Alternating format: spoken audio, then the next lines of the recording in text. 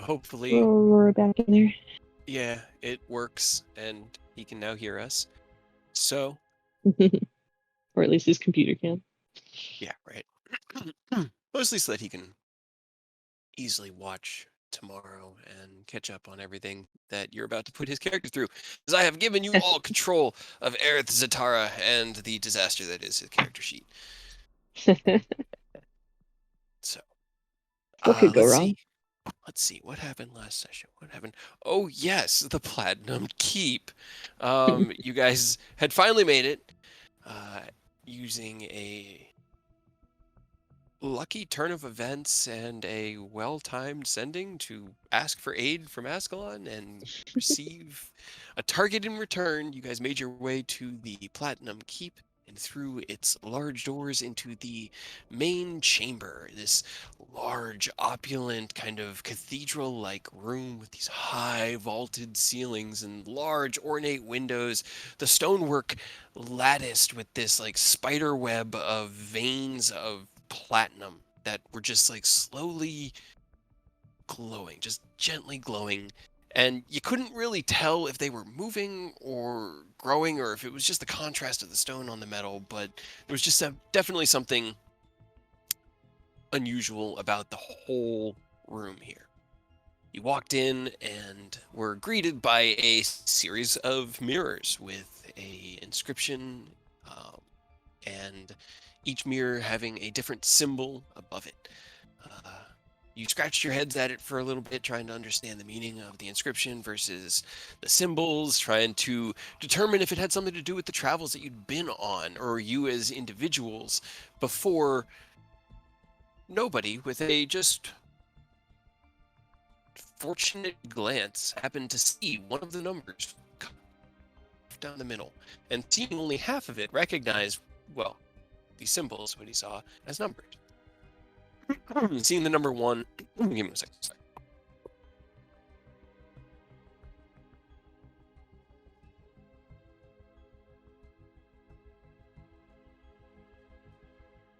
Sorry. Seeing the number 1, you guys touch the mirrors, activating them, following the sequence of numbers, having now seen the kind of pattern within the puzzle itself.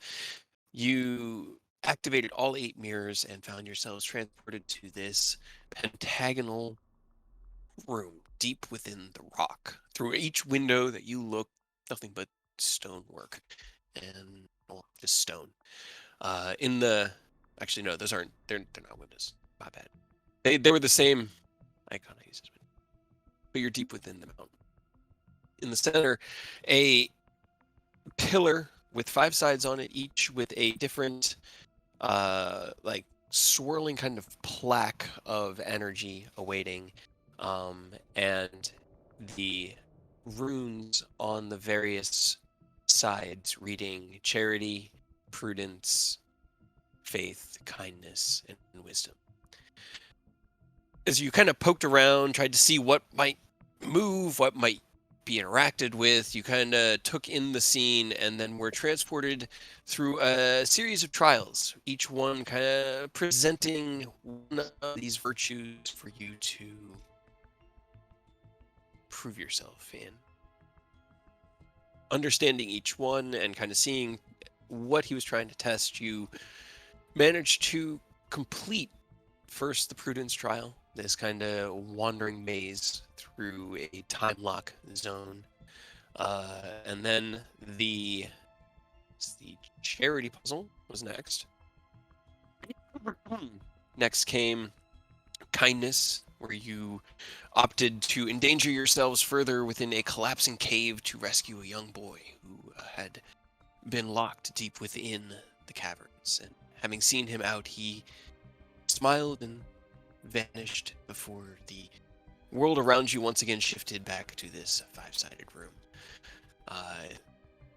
The final one that you managed to complete being the wisdom puzzle, this sequence of riddles and puzzles that you had to overcome while dodging falling rocks. It felt like the rooms themselves, the hallways that you were in, were just just throwing you around, like rocks just jutting in, the tunnels moving. It was just chaos keeping your footing while also trying to solve these puzzles, while also being on a time clock that you didn't even realize you were on. But within the 5-minute window, you guys managed to solve the 4 riddles, and through the final gate, you emerged back into this room. Aerith took the wisp of platinum energy that came off of the central plaque and walked it over to the wisdom rune as you had ascertained the puzzle represented.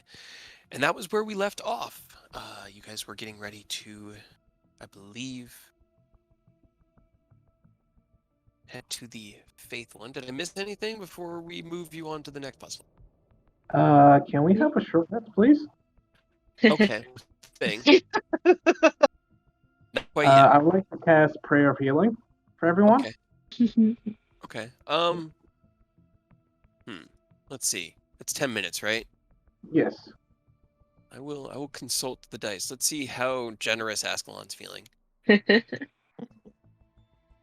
Will you allow yourself to do this, Ken? Have him give us like X amount of time per gold we put into that chest. I think we put in enough. So not very much. Although you did put platinum in at the end. I put a So. platinum piece in there. Yeah. I put 5 in. What did everybody else put? Didn't Rose only put like a silver or something? I put 2 2 silver. Aerith put like 3 gold. I put a gold. And you put a gold. Here's the thing. Unfortunately, the previous riddles didn't have time to. You pretty much went from one into the other.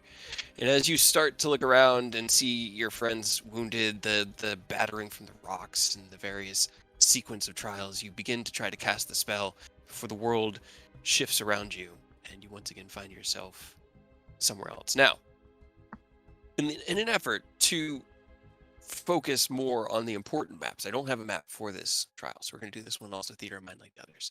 And you find yourselves emerging from a similar like misty portal, as you did the previous trials, into a large dome-shaped cavern. The tops of the cavern reaches up about 50 feet above you, and there are these small kind of swirling lights just dancing around each other up there, casting this whole thing in this kind of gentle orange light. You look around the cavern and you notice a few things. Everyone can roll me a perception check first. And the first thing that you all notice is that there's only about 4 feet of ledge here that goes out, and then it goes along the side that you're on about 10 feet in each side. As you look around, let's see, you see the lights casting this like gentle shadow down into the depths before you. This large pit that just takes up the rest of this room, and it's about 60 feet away from you. So it's let me actually do this. I can draw something quick. To the drawing board, as I'm gonna call it. So what do you stand in? The snowscape. The snowscape. I'm gonna blind everyone right now. Yep. Right. So Just a quick flash thing. You know how it is. came. I'm just gonna do this freehand. You came in like down here. Oh, changed my color. The cavern is about like this, with the distance from here to here being about 60 feet. There's a small like ledge that goes out like this along here. It's about maybe 5 to 10 feet there. You can kind of stand towards each other, but it's just a large pit. You can see that the cliffside down here just descends. You kind of peek over and peek down. You look down, and you look, and you're looking down the cliffside and kind of gauging what you're looking at. And you're good at gauging distances. You do this to fight, to gauge how much drop your arrow is going to need to hit those targets that are at, 150, 200, 300 feet. And with the light that's being cast here, you can't see very far, but you can easily see 300, 400 feet down that cliffside. and it just goes into darkness beyond what you can see. Oh boy. That's death. Mhm. What side are we on? We're on this You side? are over. Yeah, this is where you guys are. You came in through like a shimmery kind of shadow portal over here, and you're just kind of all standing at this cliff face, essentially. Is Standing on there the ledge. another cliff face over there? There is not. You peer across, and you can see it's just this kind of dome of like somebody took an ice cream scooper upside down and just carved out a piece of the top of this cavern, and there are just these 4 lights just slowly twisting around each other above you. So there's no other door or anything that we can see, just the lights. Just the lights. You gotta have faith, man. Bro, I don't even know my name. That's why I said man and not whatever your name is.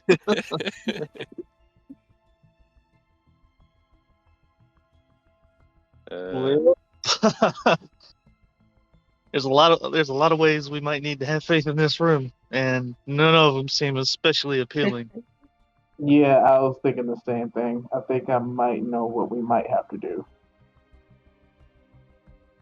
jump? I don't know. That just seems like death. I don't want to go Kratos on this. Yeah, we can table a leap of faith for right now. We could come back to that. we could keep that in our back pocket just in case, you know, you never know, it might end up being a leap of faith, but maybe there's a path we can't see. Yeah, is there? I was about to say, is there like an invisible pathway across? Are there lights? Like, I know you said there were 4 lights. Are they like spread out? Are they like together?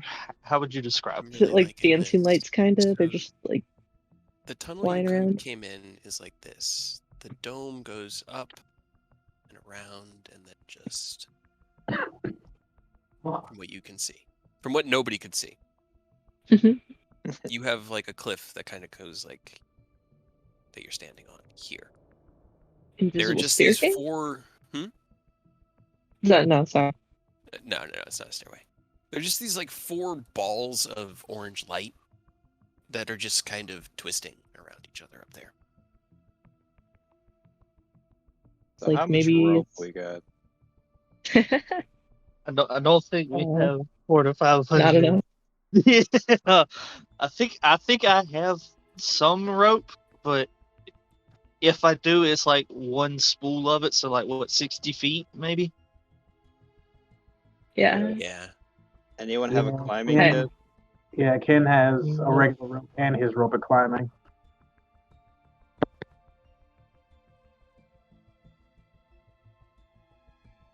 But unfortunately, I do not have a climbing kit.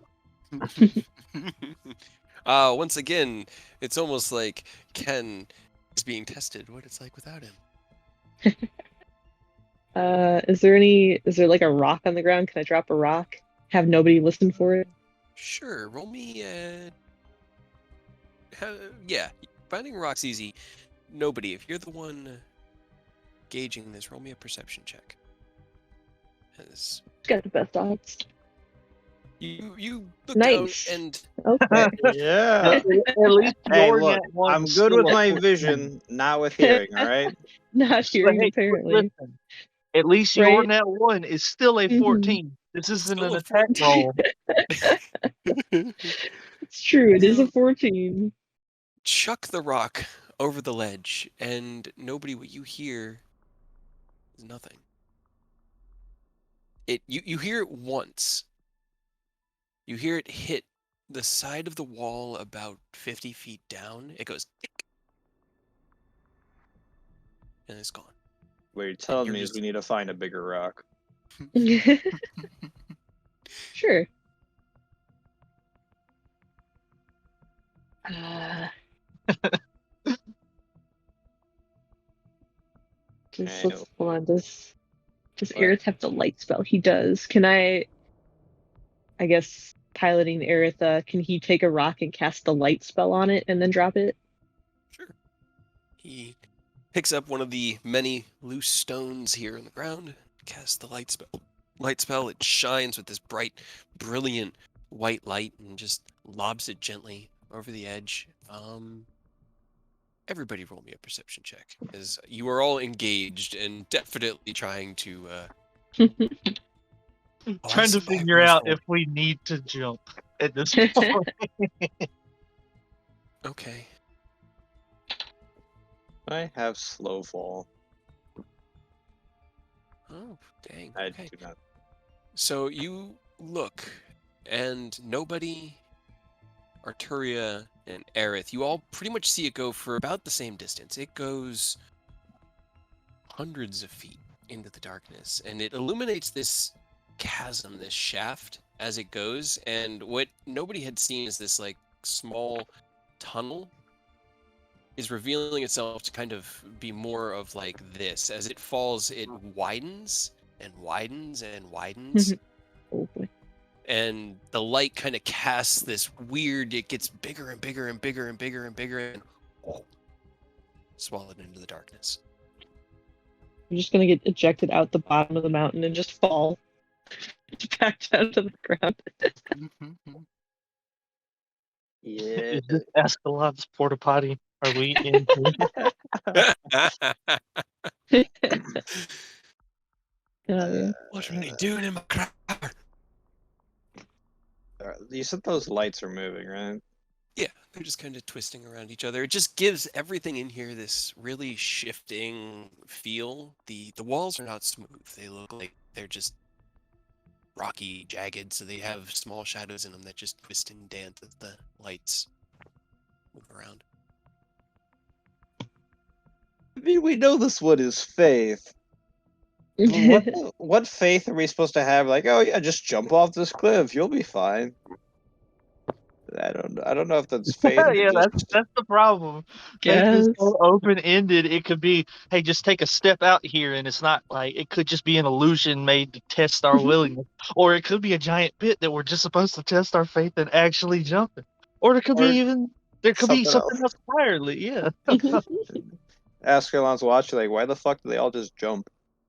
Artoria, you're like probably the one most in tune with their faith. What are you thinking about this?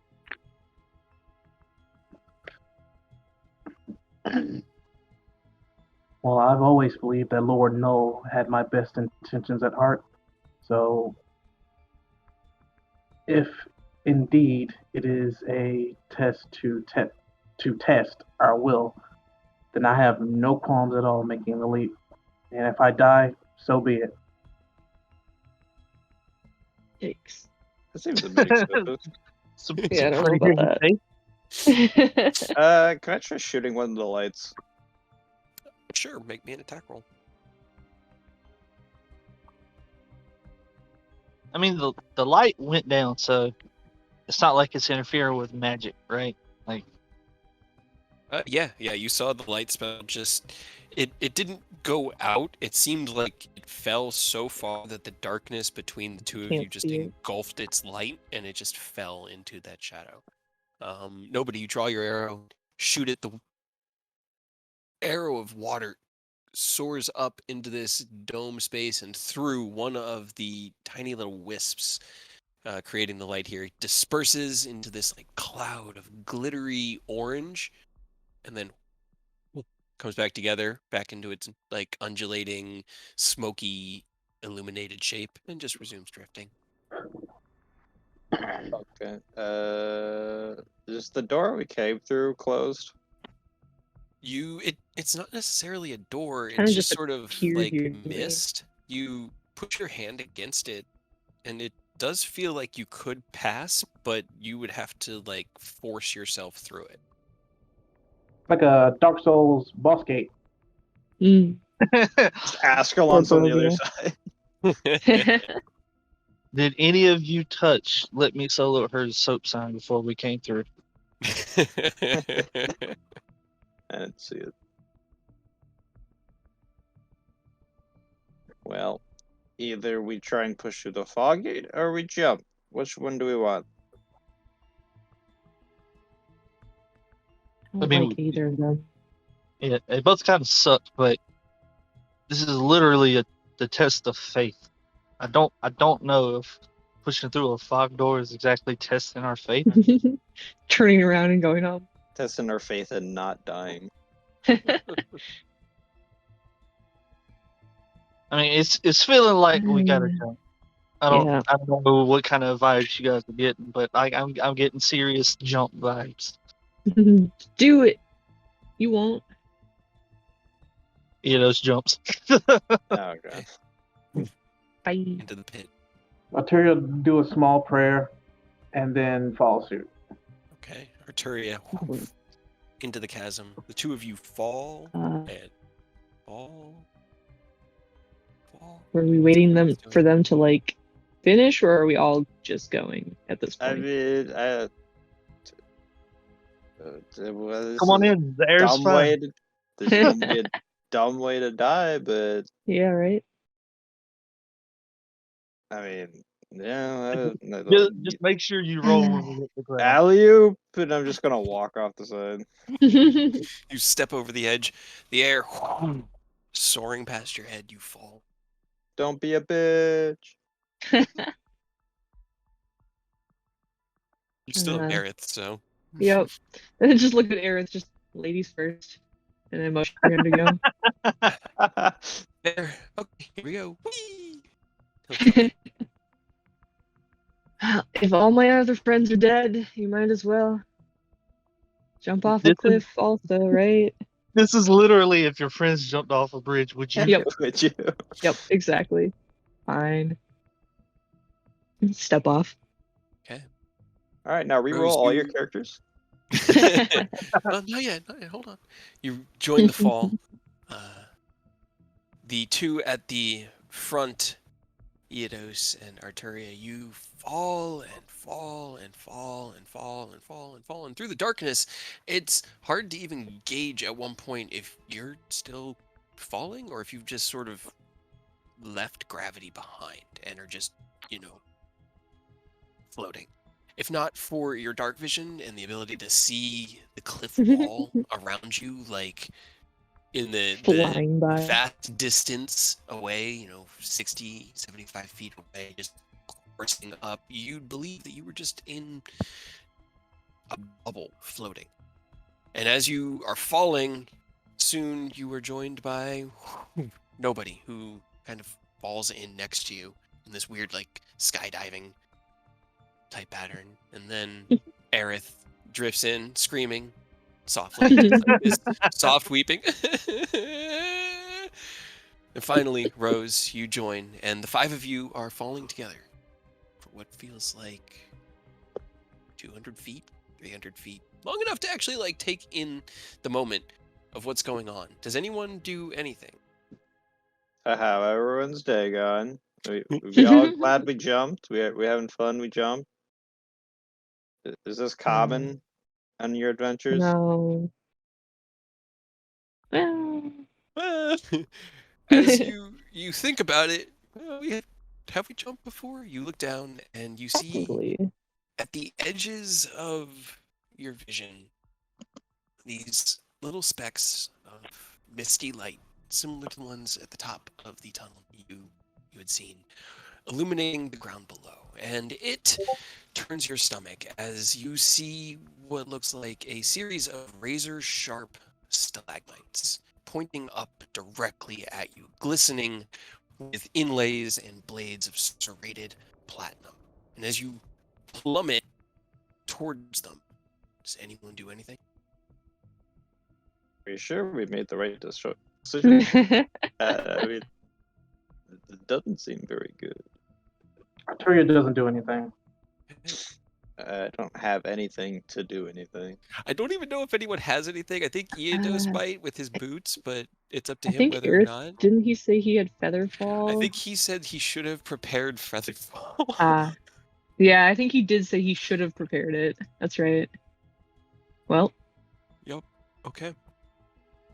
You fall, and the blades soar towards you, the lights reflecting their glistening edges. You can't help but feel like this pang of unease, this like, oh shit, is this how we're gonna die?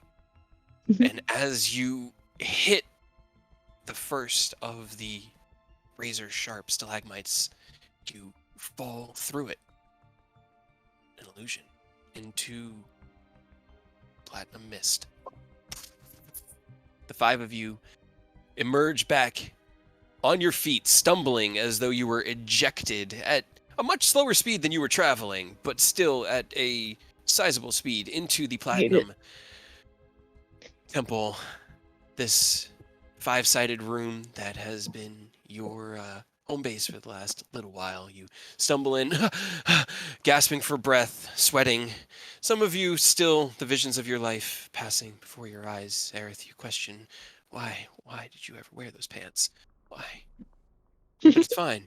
It was an illusion, and as you look up, you see the Fuck you, telltale Ken. shadow of one of the smoky clouds. I can't remember which five of these I used. Off of the plaque.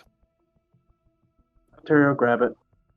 Maria walks up, and with a hand that is steady but still a little shaken, you take it in your hand, and to the one remaining plaque, you bring the wisp. Hold your hand up. The energy streams from the wisp into the series of runes representing the draconic word for faith. And as they come to this soft glow, you hear what sounds like the rumbling of stone on the southern edge of the room.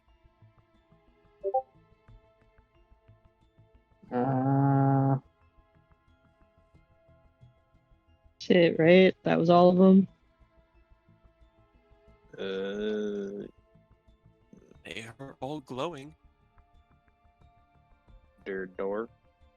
You peek your head around the corner to the south side of this interior pentagon, and you do see that has now changed into the shape of a door kind of carved into the side of the stone with the plaque now removed. I don't actually have the token ready. I was going to, but things. But There is a door. you look, it is a simple wooden door with this kind of like band of iron around the center and a handle that looks like it can be turned to unlatch and open it. Well, that's simple enough. I think this is the worst thing that one of our friends has done to us.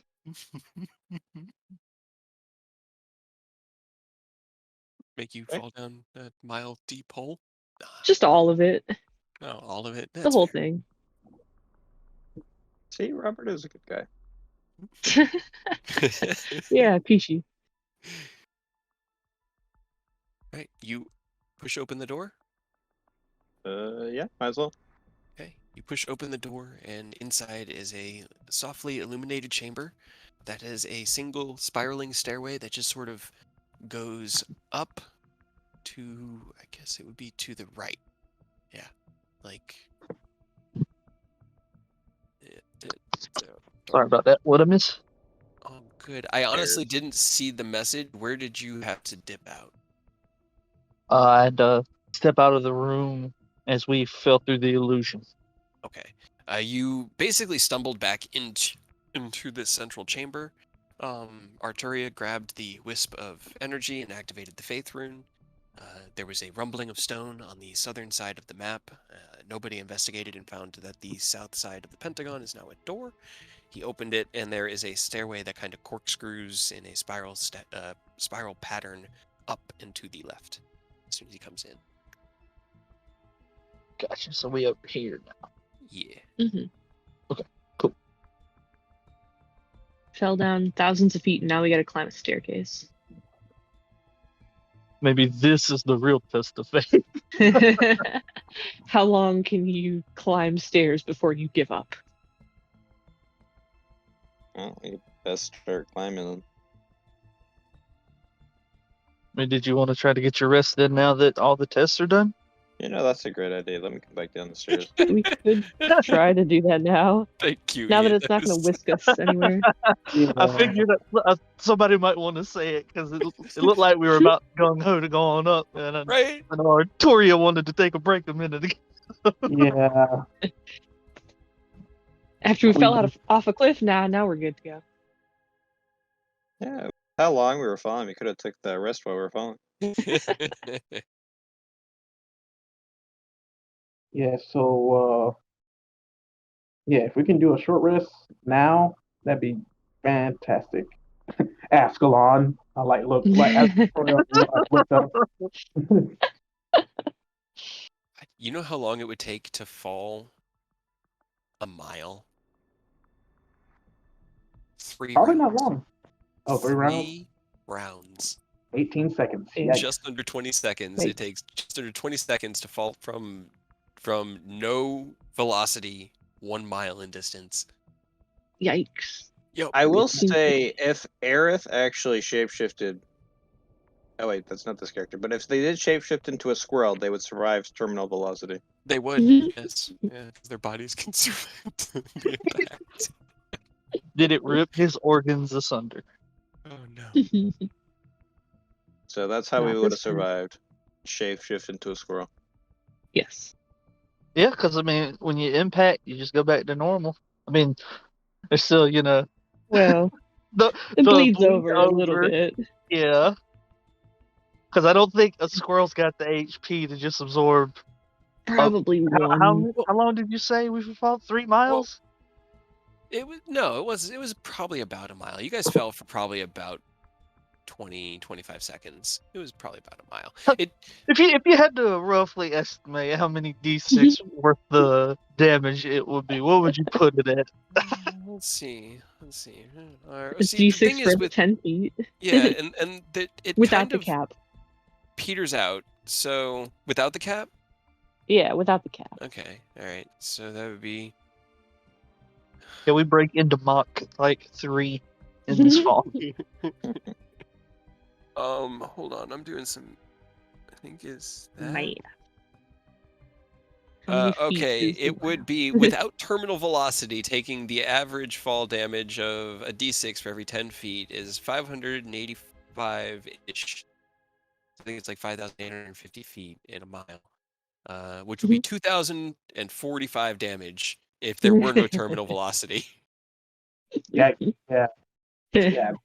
Or if you were falling and just happened to hit something every 200 feet and smack off of it and just keep falling another 200 feet, Yep. that would also function in D&D rules. Hell yeah. That was kind of how Keyleth died.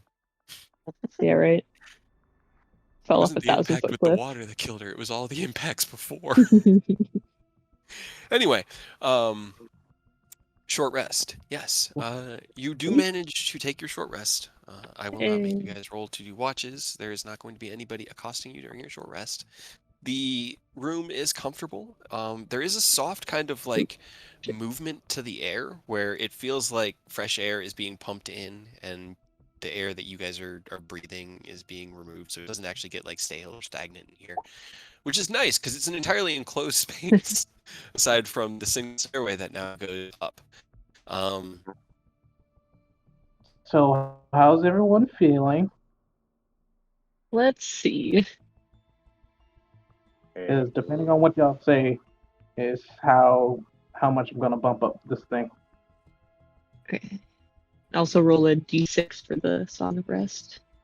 Yeah, okay. 2d10 and I got 4. You know what? I'm feeling pretty great after that little fall. It kind of loosened me up.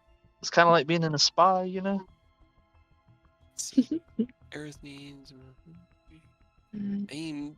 Oh, I was about to cast Prayer of Healing at level 5. Oh, that's right. You were gonna do that. Yeah. I'm gonna stop there then. Modifier too. It's to you whether or not you guys want to use your hit dice or spell slots. I probably still need it because I was down a bit, but I'll wait to roll Aerith's until after that. All right, well, I'm gonna do it. I mean, I'm good. 26. Dang, that's a beefy. I mean, even with 2 1s, 26 for everybody. 26. I am at full now. Good. You're a little bit over. Yes, I'm getting it. I just can't do math. And then 26 to Aerith. He still needs a little bit more, but he can use one hit die and he'll be fine. And the D6 as well, since he's rolling a hit die. Yeah.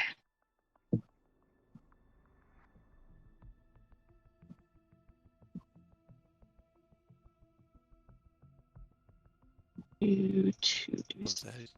You wanted it so badly to not just be the fall to doom. Yeah, that's good enough. All right. Everybody good now? Everybody all right? How we feeling, gang? I'm Yeah. good. Aerith's about 8 down. I'm full, I'm full. so. All right, cool. All right. Well, as the hour passes, you conclude your short rest. You regain your abilities and things that you recharge on your short rest. What is the marching order for heading up the stairs? I guess Arturo can go first. I shall go second. Okay. Rose and Aerith in the back, I guess. So, All right, then Eidos will sit right in the middle of himself. oh God. Let's get on the march to Ascalon. Go tell him what for. All right. Excuse me, Says sir. you- Do we have a moment of your time? Why didn't it update? You guys just healed yourselves. I watched your numbers change, but your tokens on the other page didn't update. Oh no. Boo. Oh no. Everybody's moving. Oh no. Trying to grab everybody. No, There, stop. I think I got everybody. Okay. All right. So as you step up the stairway, it goes on for, God, Rose, it feels like it's forever. It's just, this is absurd. Yeah. Ken must hate you. It's really like 40 feet, Probably. but that's just because the ceilings around here are really tall. So it's like 3 or 4 stories, but by the end of it, Rose, you're just like, I didn't sign up for cardio. You emerge into a small room, probably about 10 feet to a side, that has a single door on the southern edge of it and a sconce.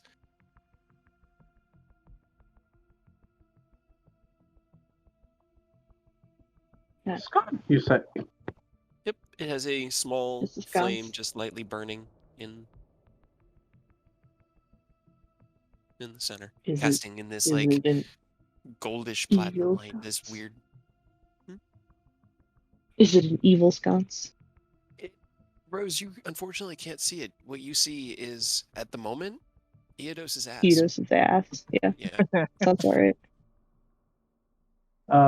Yeah, Arturo step up a little bit and then off to the side so everyone can file in. Eodos manages to get in. Ironically enough, Aerith can't see right now, but that's fine because he's not here. So you all look into this room, and the door looks similar. It looks identical to the one that was at the bottom of the chamber that you had walked in below. And as you look around this room, the room looks pretty similar too.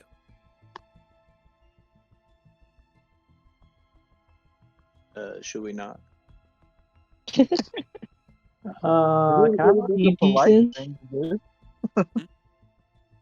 I was going to ask if I could roll a perception. Sure. Roll me a perception check. Are you dressed, Ascalon? You take a look around. You don't see anything that might look like a secret lever or anything. You also don't see anything that looks like a lock on the door itself. It's just sort of a small room here. I'm trying to get the map because I had the map. Is it like a our size door or his size door? No, it's a your size door. It is a normal human size door, about 10 feet wide here. As you guys are in this room here. Do you think he has like a human-sized dragon form. It's like a hybrid.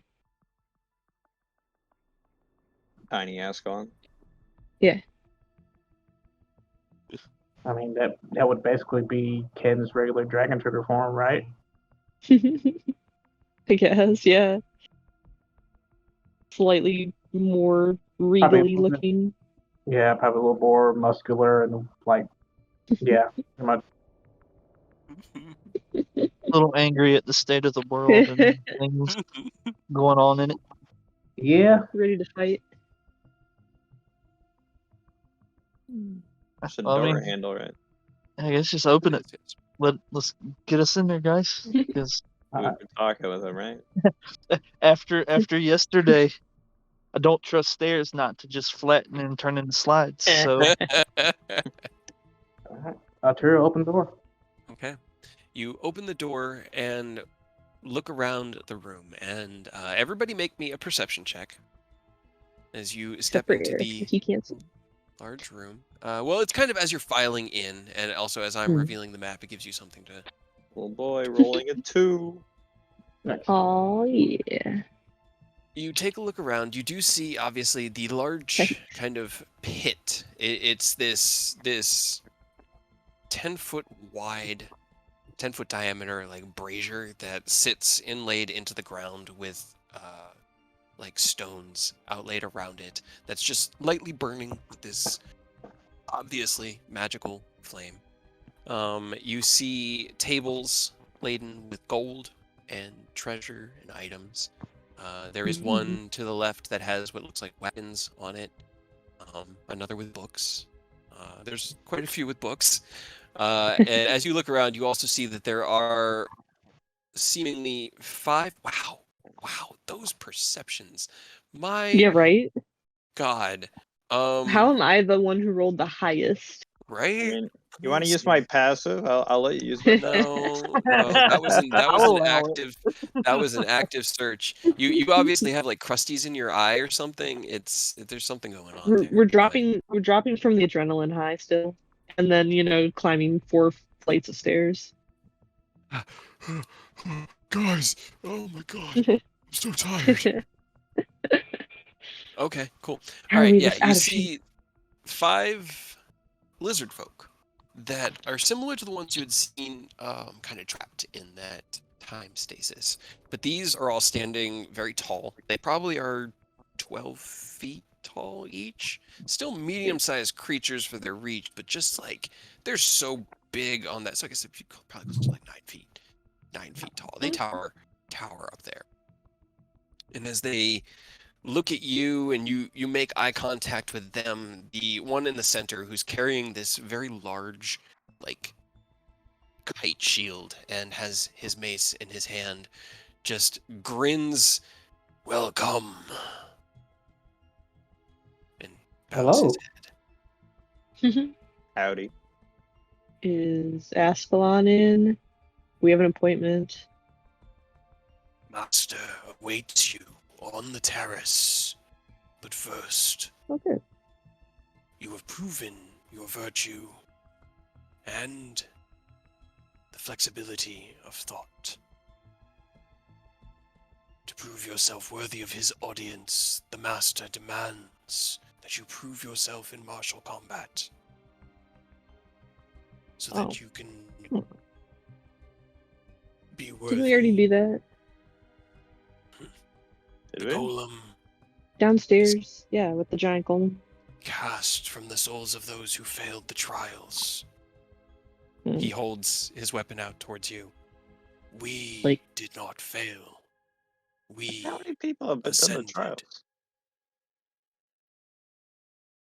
When the Master arrived, the surrounding lands were touched by him, and those of us who lived there were called to serve. You were touched by him. Purified and made better. Arturia, roll me an insight check. Inside.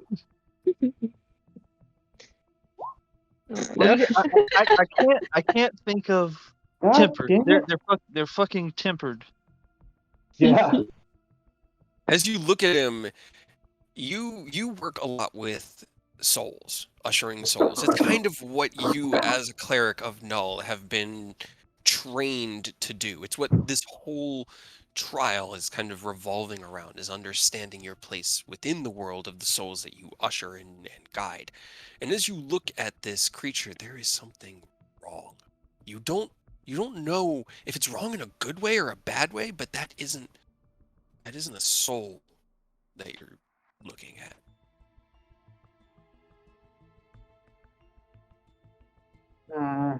There's something And as you off. look around, they are each carrying different weapons, mostly. The one to his left has a very large. It looks almost just like a plate of steel with a small handle. Think like Buster Sword levels of size of great sword. The one to his right carrying these two long, elegantly curved daggers that are just drifting around his hands and as he twirls them. The flanking him in the back, obviously casters, one carrying a staff with a book in their left hand, and the other one with some sort of casting focus, just sort of drifting, like undulating between their hands. Do we have to fight yet? Like, can we talk this out? Like, we fought a lot of things before. At least they have. They've killed dragons and stuff. I feel like that's pretty good, right?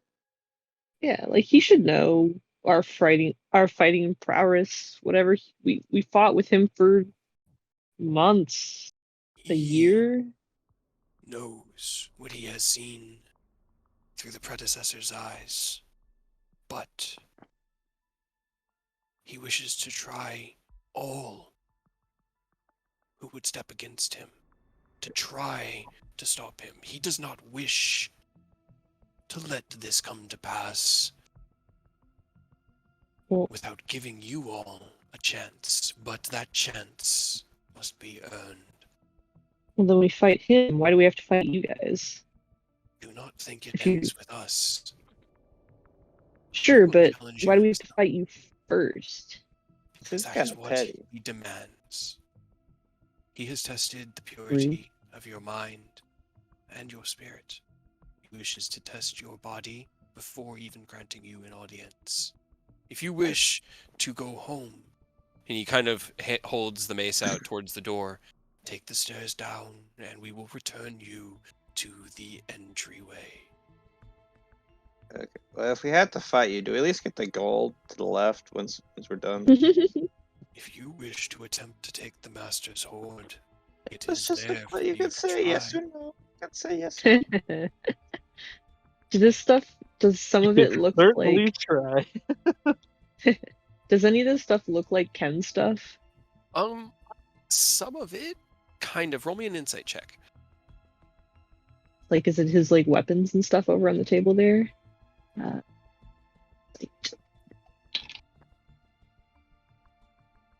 You glance around, and you do see some things that you've seen him tinker with, but nothing that has actually been completed. You know, there's like a magical grappling hook that he was working on that as you look over there, you could see that there's something, you know, that resembles a grappling hook, but it wasn't what he had made. It's closer to like what he had designed. And as you glance around, you do see one thing that looks familiar. And unfortunately, the map making software I had only has one sword that's stuck in a table, but you do see Aerith's rapier kind of driven into the table over here. Oh, shit. Okay. That does look familiar. I was gonna say, you could just yell at him like, "That's not yours." But not like... That's unfortunate because we got him a belt just so he can overcome that. Yeah, right. There. Well, I mean, if everything goes right, we work things out with Ascalon, he can get his sword back, and we can just pass that belt on to somebody else, I guess. I guess. Give it to Unless Robert. he wants to stay. We're not give giving it to Robert when you see it. We're not No. giving it to Robert. Use it as like. The only thing we're giving to Robert is a piece of our mind to see if he'll calm down, and if he's not, we're gonna have to throw hands. And some Yeah, if he stabbies. calms down, you can give him the belt. No. Damn. Even then, I don't trust him. So, I like, mean, what kind of we still need somebody to use the belt because it's too good of an item not to use it. It's Yeah. just if Give he it gets to his Rose. intelligence That's thing, funny. he doesn't need it. Rose just randomly becomes buff and punches people? Super swole. Rose just I has mean, a beard even- at all times now. God. I mean, they could have a beard whenever they want, That is true. technically. But what I mean, kind of combat? even with his, I mean, what? is it I was Mortal Kombat? Like, Yeah, is it just like- like a test? Because we're fine killing bad things, but like Is this sentient honorable things that's combat? yeah, if you're just trying to test us, it's not Mortal Kombat, right? We don't have to kill you to prove anything. Roll me a persuasion check. Just seems Is it like unnecessary. anything goes? Like everything under the belt is good to go? All right. Yes, nut kicks only. It need not be a battle to the death. We have no intention of dying to test you. Just know that if you were to stand against him beyond here, you would face us. Who So we who have even are you guys? He kind of like looks to the left and to the right to his compatriots. We once had names. We are now the vanguard. We protect the master, serve master. And So we Dear lackeys. have to fight you to go through the door? it is what he has Apparently. demanded. And it's anything goes. As long as we don't kill you, or we have to kill you, you have to kill us. Well, they said we didn't have to kill him, but not that it wasn't an they said they don't want to die fighting us to Okay. test us. We But they will also bring- said if we have to fight him and they aren't dead, we would still have to fight them again. We Gotcha. apologize. Ah, damn it.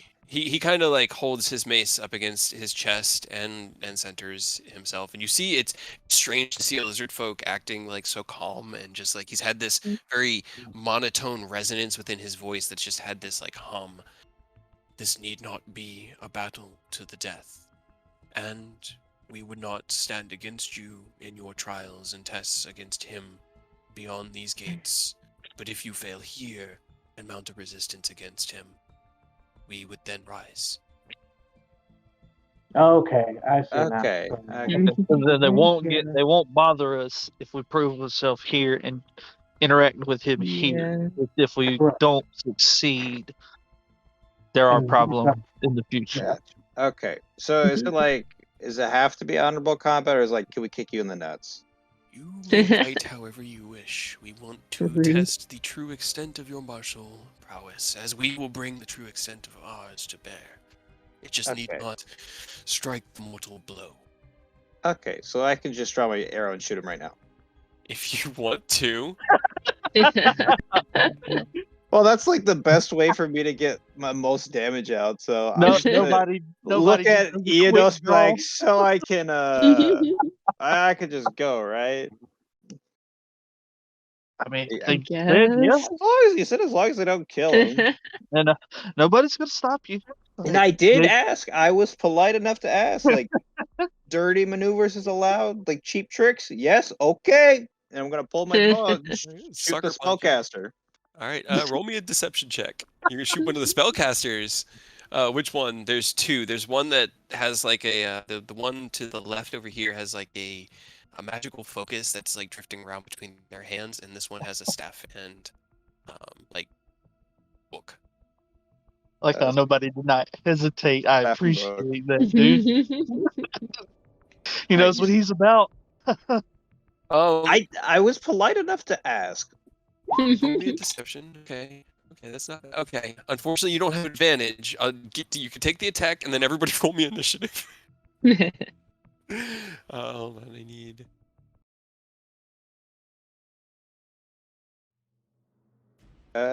Would I have advantage? I gotta double check. really quick. Hey, dude, don't feel bad, AJ. I rolled 2 back-to-back nat ones on initiative yesterday, and Yeah, like right. back to back. And it's slightly better tonight. All right. So, okay, that's the initiatives. Nobody. I need to get nobody's token in there. Yeah, I'm sorry about that. Forgot to All click good. it. You said I get one free attack off, right? Yeah, you'll get your one attack on that one.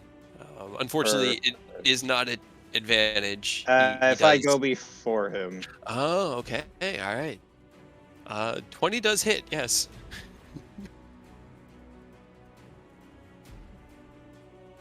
Just sucker punch him with an arrow. 29. Yeah, That's I'm more or going, less. I'm going to let you know, like, all my attacks are going to be, like, non-lethal. Arturia's not going to try to kill. Okay. I need to roll. some- Enos has got his hands up like, sorry, he's an intern. Hey,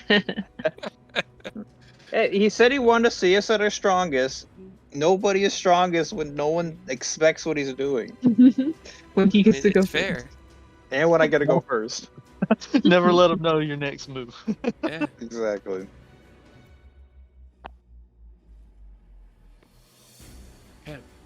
Okay. All right. Cool. Nice. That was what I wanted to see happen. Okay. So, as you release the arrow at the caster, you look around as your allies spring into combat, taking their weapons, drawing them, and getting ready to fight. And as you look back, you see something that you had missed as you came in the room, and that is that there is another one. This one carrying a bow and arrow that had been hiding behind one of these pillars, listening to the conversation, Shoot you waiting first. for the moment to strike. And as you reach for your arrows to draw the next volley on your turn, he turns and releases his two at you. Uh-huh. And because he had advantage on the first one, that is a... Oh, are you kidding me? This is an 11 to hit with advantage. It doesn't hit. You love to see it. You love to see it. And, oh, God, guys. Well, we guys. love. We To love. be to see fair, if he did hit me, I would have just caught the arrow. Yeah, that is true. The second one with a 15 to hit, I don't think that hits you either. Nope, I am not rubber. Okay. Both arrows clattering past you. He kind of twists behind the pillar again and pushes up against it, just taking in the cover. He's not hidden because, obviously He's a big old dragon he's a boy. big old dragon. And then let's see. You guys are all sorts of, because you haven't really had a turn yet, and that's just fun. I need everyone to make me a dexterity saving throw, please. No. Actually, no, sorry, Constitution saving throw, and it's not Rose or Arturia. I had forgotten that he had a different spell for Okay. this. Just that line then. Hmm? The like line of three people up the middle. Yes, nobody, Eodos, and Aerith. Okay. As he takes the one to the left, the caster swirls his hands around and takes the arcane focus, holds it out in front, and you feel this like sucking tug in between all of you.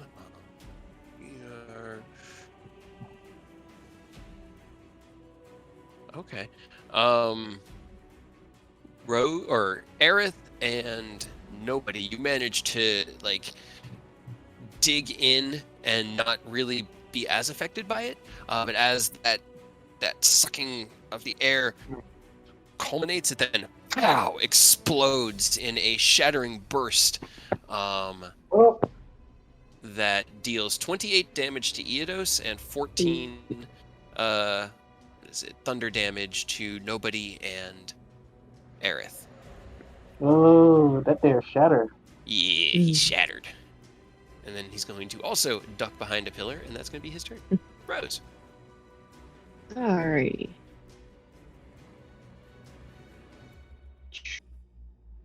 Oh, I didn't mean to click that. Oh, no. I was trying to check something else, but it was already open, so I was trying to close that little tab and it linked.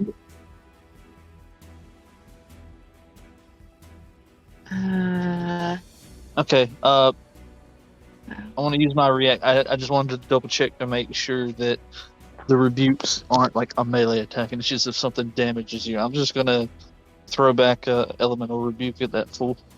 Okay, which element are you using? Probably gonna be cold. All right. So as the implosion in between all of you finishes, you feel this pulse of thunderous damage just wash over you, and in that you twist, grab the cloak, and focusing on the ice gem within it, release this stream of cold wintry blast across the battlefield. He does not get out of the way and takes It's just 23. The thunder and 23. necrotic are from the melee stuff, so that'll count. 23 cold damage. And as he does, he and kind of pulls himself behind the pillar, and he's like holding his arm that's now half frostbitten. Rose. I am going to reach out and catching as many of them as I can in a 20-foot cube. I'm going to go ahead and drop Nather's Mischief. All right, so let me draw you a 20-foot cube.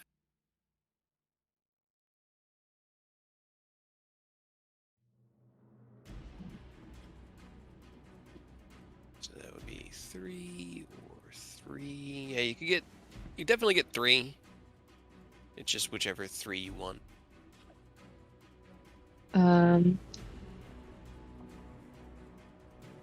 So it's okay. Or that would be focused Definitely on like the big one in the middle. I'm gonna do one to the right to catch the caster instead. Okay, that one right there. Yeah. Got it. Okay. And they have to make a wisdom saving throw. That is a 8 and a 12 and a 10. So they are charmed by you until the start of your next turn. Yeah. Okay. If you hit them, does that charm effect end? Let's see. I mean, it only lasts the one turn anyways, so feel free to hit them. But I'm not entirely sure if it's anybody hitting them or... Let's see. A charmed creature can't attack the charmer or target the charmer with harmful effects or abilities. The charmer has advantage. Okay, so it's just Rose. Got it. All right, cool. Okay. Yeah, they just can't do stuff to me. Yeah, they can't affect you. Okay. Okay. And then I guess use my bonus action to summon the chakram. Okay. Just so like as you single charge. No, just like one charge. Okay. As you cast Nalthir's Mischief and see the kind of wafting, it looks almost cartoony, just like these visible airlines of just delicious smell fill the area, and the 3 lizard folk kind of just start like leaning forward and sniffing lazily. You step over, keeping your eyes on them, and as you summon the chakram and look around at the end of your turn, you realize that there's one thing you didn't look at. You look to your right and see, just as this guy jumps out from behind the pillar he was hiding behind with 2 daggers, jumps out at you, and he's going to make both of his attacks at you. Guys, come on. There's a 10 and a 12 to hit you. I will also, as that goes out, I do the bless. Oh, okay. You're blessing. So that's 3 people. Me, Eidos, and Arturia. Okay, you are all blessed by the chakrams. I like how our poor perception rolls let all of these people hide from us. You're right. They're still not able to hit you because, like, he had to drop his stealth to move. You weren't close enough for him to just stab you and get advantage. But they still cannot hit you. It's fine. All right. It's fine. That's his turn. This one. 1, 2, 3, 4. He levels his greatsword and runs straight across the stonework here, and as he steps on it, you can see the bottoms of his lizard folk feet, barefoot, sizzle on the like hot burning stones that make the outer side of this circle. But he's going to run just straight ahead with 30 feet of movement and make 2 big attacks with his big honking greatsword on nobody. You shot. You broke the piece.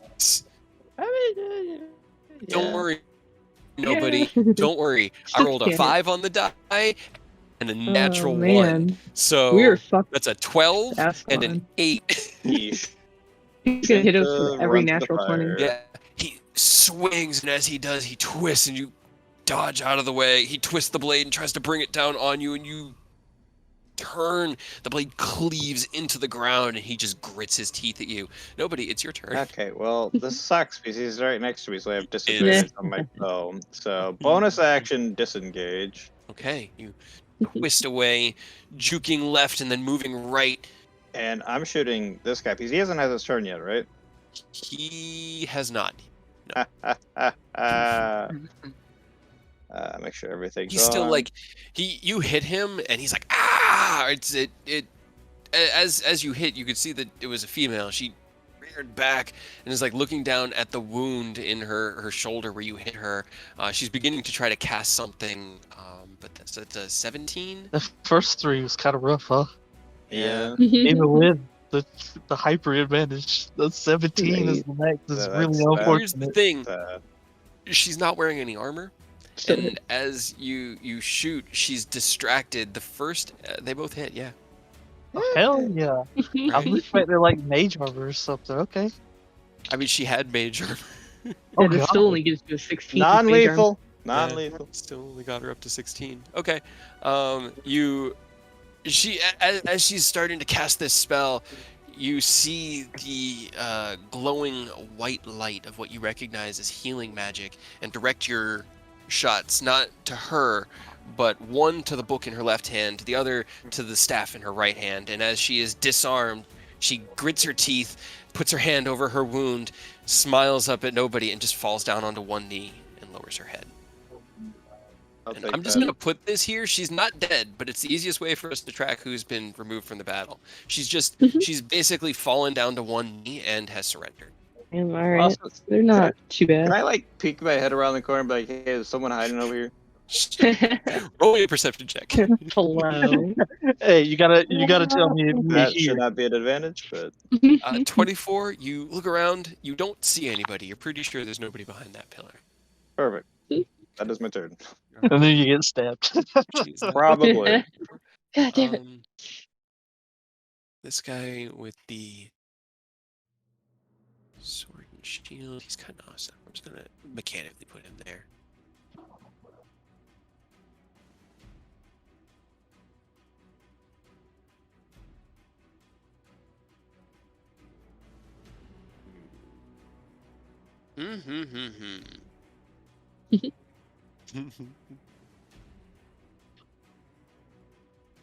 Just gonna stay there and enjoy the apple pie, right? He's going to, no, he's definitely going to step out of that. 15, 20. He's going to kind of step up next to this guy, the other caster that's pushed up behind the pillar, and he's just going to lower his kite shield before him and take on like this defensive stance.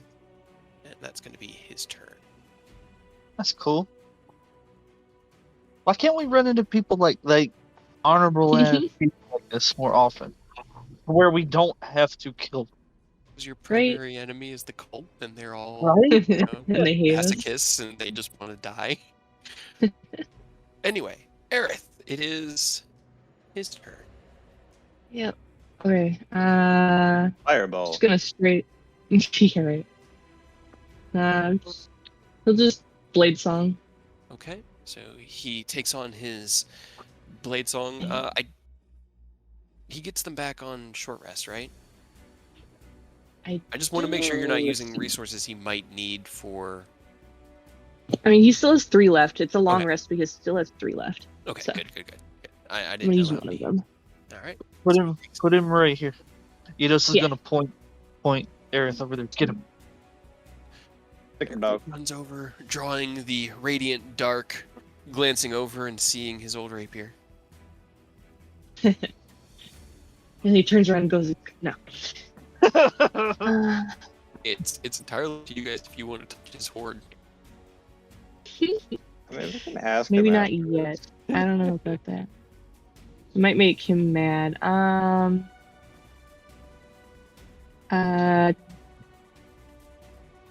there's so many things. Just 2 hits on him.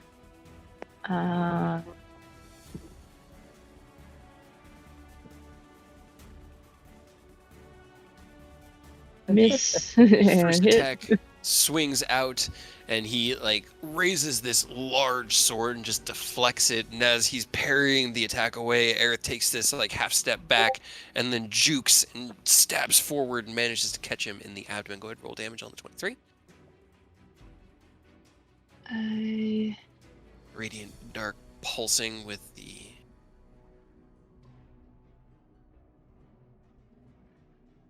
there. 14 damage. Got it. All right. And then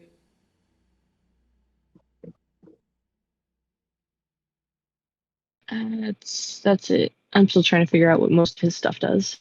So. Right.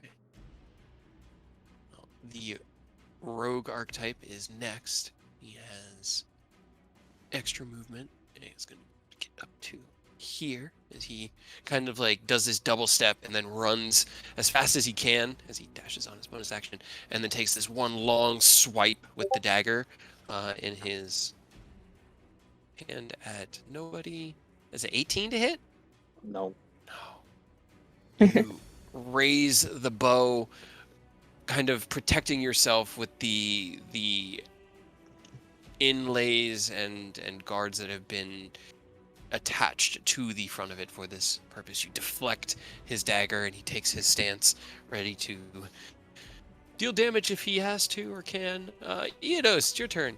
You bonus action Blades For on, blades on. remember? That's Yeah. okay. Got it. Okay. Thank you. Mhm.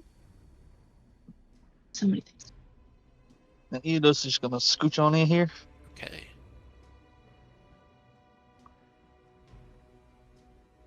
And, fish for either actual damage or misses either one because I don't have any charges right now. So, well, that's unfortunate. That does hit. Hell yeah. 33. Let's see. Literally, it went up by 2. Okay. I mean, that's 2. As you close the gap, he's still looking over at Aerith, like leveling his blade to take an attack at him. And you close in, he looks over at you, and you strike, and you cleave down into his arm. You can see, definitely cut something important. But he's still up. 19 just misses. As you drive the blade down, he twists and manages to kind of like push you just enough away to dodge it. 26 definitely hits. From Take off the 6 because Booming Blade was on that first swing. So it would be. It doesn't. Damn, man. Whew, just a monster. As he pushes you back and like leveling the blade, he looks down at his arm. You strike out with this final blow, this like back step twist, and drive the blade back, and it catches him, and he kind of like staggers back. And he drops his weapon. And as you pull the blade out, he kind of like holds the couple of non-lethal, just like harrying wounds. Yeah, I'm sorry. It's just like, sorry, bro. I really am trying to be non-lethal. It's just you know how it is. You've got a big sword, dude. You know how it is. He falls to one knee and lowers his dragon head. You have defeated the great swordsman. And I guess I'll just kind of scooch up into the fire. Yeah, because you step into the fire and feel nothing. The air around you, strangely enough, feels thin. It's kind of like being outside when you guys landed on the sides of the cliff, except for like the moving air. It's just not as thick because the air is constantly rushing up, but you don't feel any heat or warmth. The fire does radiant damage. Platinum damage. Platinum fire. I'm gonna take a swing in with Shoulder Shatter, but I'm gonna try to aim for his weapon arm. Okay. Try to knock it out of his hands. Okay. All right.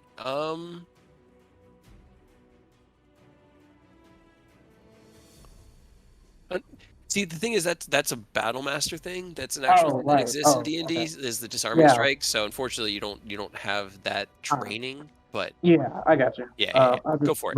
Narratively, I hear what you're saying, and we'll see. But unfortunately, he hasn't been hit yet, so he's still looking pretty chipper. 14, unfortunately, does not hit. You strike out, and he twists out of the way. The large hammer just soaring through empty space. Oh man. Bonus action. I just realized I can do bonus actions.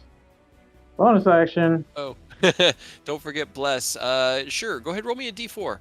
Oh yeah. With the 14. Yeah, I remembered. I kind of want to get at least one miss a turn so that I can try to build charges. Because if things go south with Ascalon, I feel like we're gonna need damage. Yeah. But for Arteria. Yeah, unfortunately, a 16 is still not enough to hit. Anything else you wanted to do on your turn, Arteria? No. Okay. Let's see. He really is just... There's been two big threats moving around right now. Does he just have a vendetta with nobody? Because he's... I need to... Well, here's the thing, is they don't really have vendettas. Because of what they are. Okay, no. He looks over and sees the one being harried by both, the large hammer. He's gonna put the first one into Arturia. The second one is kind of gonna go by Arturia and towards nobody. As he releases, the first attack is a 21 to hit, and the second a 25 to hit. 21. Oh, is that for Arturia? Yeah. 21 on Arturia, 25 on nobody. Not the spell that improves AC, does it? No. No. I'm trying to remember if I had a shield charge. Yep, I got one. I think I had one shield charge, so I'm going to use that.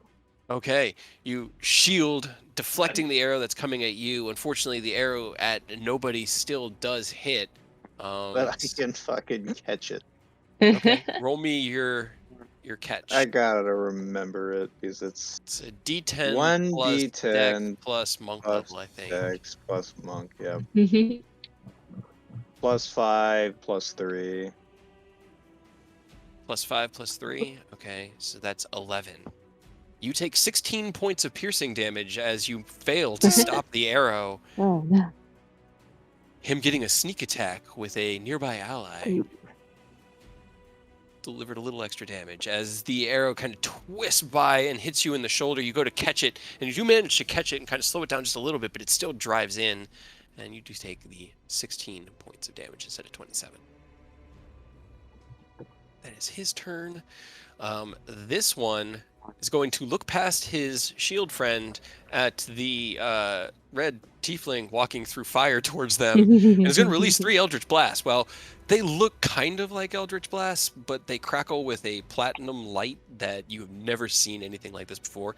He just throws out his arcane focus. It splits into 3 different parts, and each one releases this lightning bolt of platinum light at Eodos. Okay. Dope. It's a 10, a 12, and a 22 to hit. Yeah, the 22 hit. The 22 hits. You take 6 force damage from the one blast that gets through. The other 2 hitting into the stonework around you, the flames obscuring where you really were, and making you harder to hit. Rose, it is your turn. It's a pretty fucking cool focus he has, though. Yeah. Pact of the It then snaps Divine back together Dragon. and starts drifting between his hands again. Is it Pact of the Divine Dragon Warlock? Question mark. Pact of the I make the rules, I make the classes. I am God here.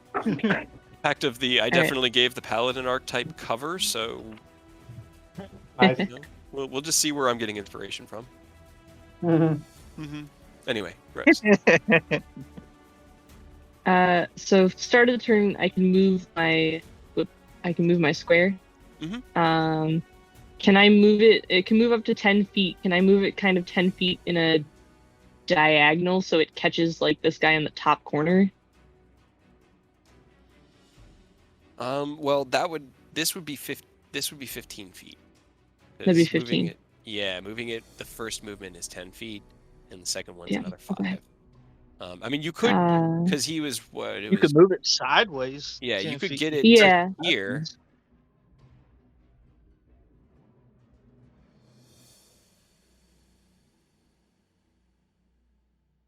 Each one of these. This is a weird question. Are you able to can you cast that on the ceiling so people don't see it coming and then just drop it on them?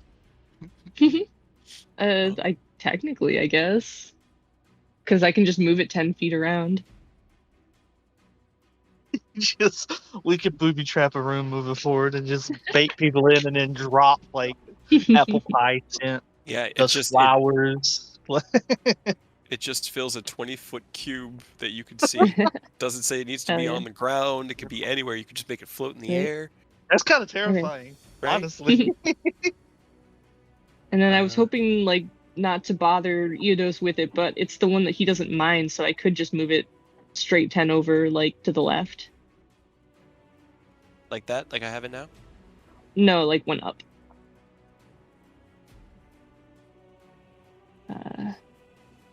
I thought it was right. Was it right here? No, it was right here. No, it was right. Yeah, it was right there. So I can just do 2 squares to the left. Yeah. Okay, cool. Got it. All right. Close worst case scenario, I've got stretchy arms. Yeah, that's true. But it makes it difficult terrain, so if you want to use that. Hell yeah. Then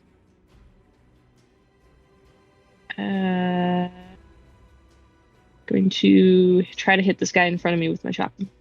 Okay, go ahead and get out of my face. Attack.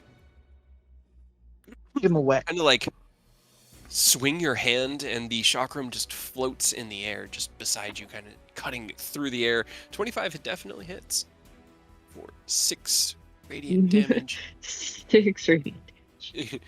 Carves through, cuts up against him. He kind of like pulls back and then smiles at you. Anything else you want to do? Don't smile at me. Don't smile at me. That is a 23 and an 18 to hit with the 2 dagger strikes. Did he pass the vicious mockery as well? Oh, the vicious mockery. I didn't see that. Sorry. And the cloak of displacement. And the cloak of displacement. I didn't actually do the cloak of displacement. It's a 19 on your save, right? Yes, for spell save. Then yes, that is a 21. Okay. Okay, so he manages to rebuff your vicious mockery. Strikes out at you the 18 to hit after the cloak of displacement. 18 misses. 18 misses. Do you still have the mask on? No. Okay. All right, at least not currently like engaged. Yeah. I'm sure they would not be. Right? They would really not be thrilled if they saw you with the mask on. Yeah. I kind of assumed it was sheathed, like at your hip. For the moment. Yeah. Okay. All right. Second attack. That's double 11s. Neither of those. Yeah. So step back out of the way. He slices out at you twice with the dagger, then kind of goes into a defensive, almost. Stance, waiting for the attacks to come back at him. This guy is no longer in the battle. Nobody. It is your turn. Bonus action. disengage because I can't attack people at close range. Okay. Nobody's like, get Yeah. off me. Hey, Rose, I'll help you over here. Take off sharpshooter. Pew, pew. Sure, it's not normal. 24 hits, yes. And 25 hits. As you twist out of the combat, removing yourself from his melee range, running across, you draw out both your arrows, release the first, second. Let's see, so that's 18, 26, 27 points of damage. Okay. That is my turn. Splash into his side, leaving these brutal-looking welts. So this would be 10 feet, 15. Does he want to come to you and take the fire damage for ending his turn there? I was wondering if they had resistance to it or if that dude was just willing to run through it. That's why I stepped into it to test it. Yeah, he was just willing to run Find out. through it. He looks over his shoulder and just sort of like nods at the one behind, and he's gonna run up to right here. He's not gonna go into the fire. He's standing on the stones, and as he stops, you see like the ground beneath his feet just start sizzling. But he is gonna make his 2 mace attacks at you. Should not be a disadvantage. It's a 21 and an 11 to hit. The 21 will hit. Okay, so first attack out, you take 12 bludgeoning damage as the mace catches you hard in the shoulder. He then swings down at you, and you duck out of the way. All right, and from in the fire, there's just going to be a quick burst of frigid air because okay. Cold. I got my reaction back. So my turn came to win. You did. Let's see, that is a DC 18. He got 18, so he manages to twist out of the way of the brunt of it, but does take half damage from it. So it's 11. 11? That's not bad. He has a nice kind of like, at this point, it just sort of like, it hits him. You see this like mist wash across the front of his armor, and then it just sort of turns into dew, and then it sizzles away in less than 3 seconds. But that's going to be his turn. Aerith, it's his turn. He can move 40 with Blade Song, right? Yes. So 5, 10, 15, 20, 25, 30, 35, 40. Trade places with nobody. Hell yeah. Swap. Like tag team out. Yeah. And then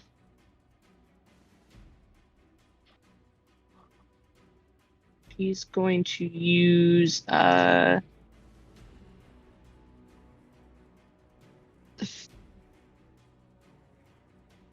of the action. Okay, Radiant Blade is kind of like Booming Blade, right? Mm-hmm. It's just a radiant booming blade. So yeah, the first one he's gonna Radiant Blade. Okay. He does have advantage because of flanking. Oh, that's right. Yes. Good. He rolled the same thing. Still a Very 16. helpful.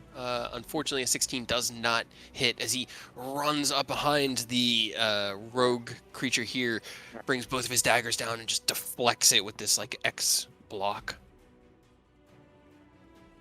There was no swing up. Yeah, he does have extra attack. Yeah.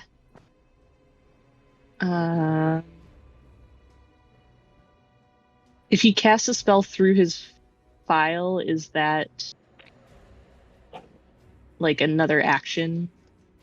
He has to, so the spells that he cast through it, it has to be activated.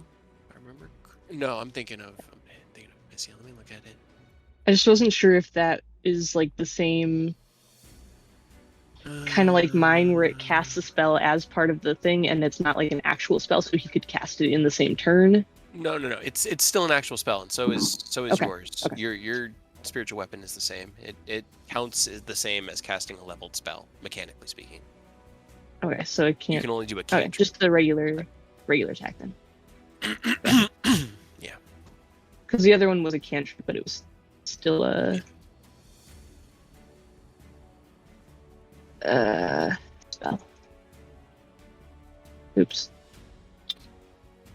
24. 24 does hit. 12 damage. 12 damage, alright. Got it in. Let's see. Next is going to be his turn. Ooh. I mean, like... Let's see. Hmm. I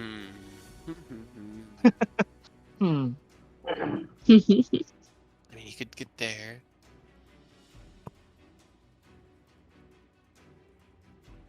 Could get... 30. Ooh, he's not in a good position right here. Not where he wants to be. No, just stick around.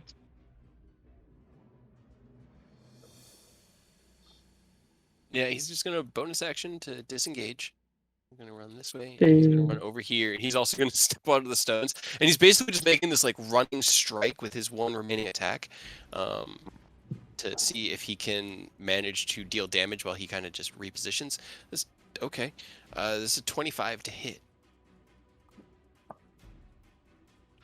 which I am relatively sure. Oh yeah. Yeah. You're kind of like focused on the one who has come to meet you in the fire, and you don't necessarily hear it. You hear it right at the last second, this like sizzling like slap, and you look over your shoulder and there's just a dagger driving down. You take 31 points of piercing damage. Jesus Christ. Sneak attack, man. As he drives it down just between like your collarbone, and then he's gonna get over to here to try to not end it on the fire, but he definitely is still gonna take fire damage for running through there. Okay, it's just 1 point. But that was all his movement. Eidos, it's your turn. Well, I was gonna have this honorable cool duel with this dude with the shield, but now Eidos' entire attention has been shifted. And he's swinging at this motherfucker that just stabbed him in the shoulder. You were the only one in range. It was so unfortunate. Okay, 25 does hit. You twist and swing down this crackling as you hit the lizard folk that had snuck up behind you and dishonored the combat. 33 points of damage. You definitely felt it. All right, let's see if it might go up. Oh yeah, it went up. Oh boy. Hey. So that went up by 11. Hell yeah. Yikes. Okay, that hit a lot harder. He is still up, but as you cleave down, you kind of like carve into his left arm, and he drops one of his blades and is like looking down at it and looking up at you like, ow. I mean, there is no like actual exclamation because he's kind of, 29 hits. Made him mad. 23 points. You like look him in the eye, and I imagine... what is the look on Eidos' face right now as you knock the sense out of this man? Because that's enough to knock him down, and you can either knock him unconscious or he can submit. It's up to you. Yeah, he's just gonna... When he swings, he's not swinging the edge this time. He's swinging the flat side directly across the side of this man's head. It's still non-lethal, but he is fully intent on knocking him out for what he just did. There is this like look between the two of you, and for a moment you almost see... Oops, sorry, right before crack into the side of his head, and he just onto the ground, off of the stones, unconscious, drops both of his weapons and his nose.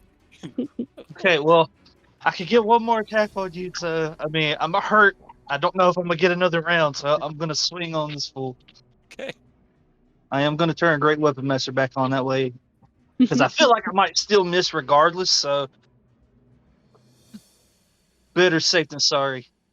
That was so good. 20. Unfortunately, as you bring the Fate Render down, he raises his shield and 24? 24 does hit. Yeah, you You feel it, this like tug at the blade. No, this way. And you twist, and it's almost like directing fate render using inherent abilities. You drive it down just past his guard, where it almost looks like he should have blocked it, but didn't. 31 points of damage. Got it. He kind of like looks at you like, good. All right, Arturia, it is your turn. Okay. Well, since he said to fuck off, Right? Bitch. I'm gonna let Eodos have his honorable duel, and I'm gonna start Well, making. you might want to get into a position to get ready, because Eodos' honorable duel got interrupted by 31. Eodos is probably going to go down this turn, so make sure you're somewhere that he's not going to be able to get to you immediately. He's still holding his blade. He's got it in both hands, but you could tell that his left arm, there's a little bit of weakness there. Like he's like trying not to use his left shoulder, and he's bearing most of the weight with his right. Like he just took a pretty bad wound in one spot. Yeah, so give yourself some space that you don't think that guy will be able to reach you. Okay. All right.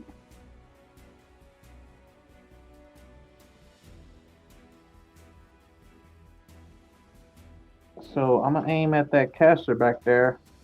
Okay. Oh wait, darn it! I don't think any of my stuff reaches back there though.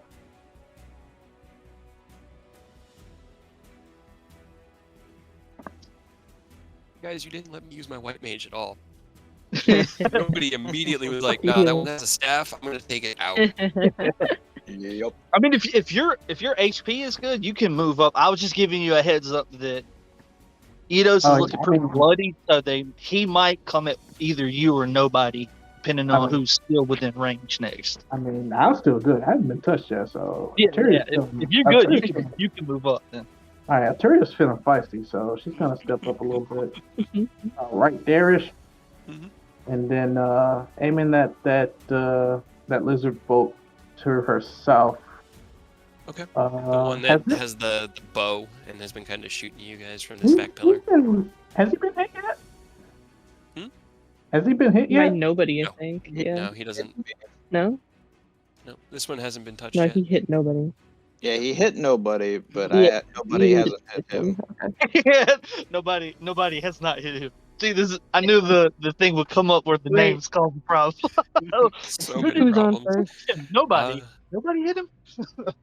That is a 12 on the deck save. You coalesce your dark inverted fire, and then it winks out of existence. And as you look over at him, you see it snap into being right in front of his chest and just burst over him. He takes the full brunt of the 13 radiant damage.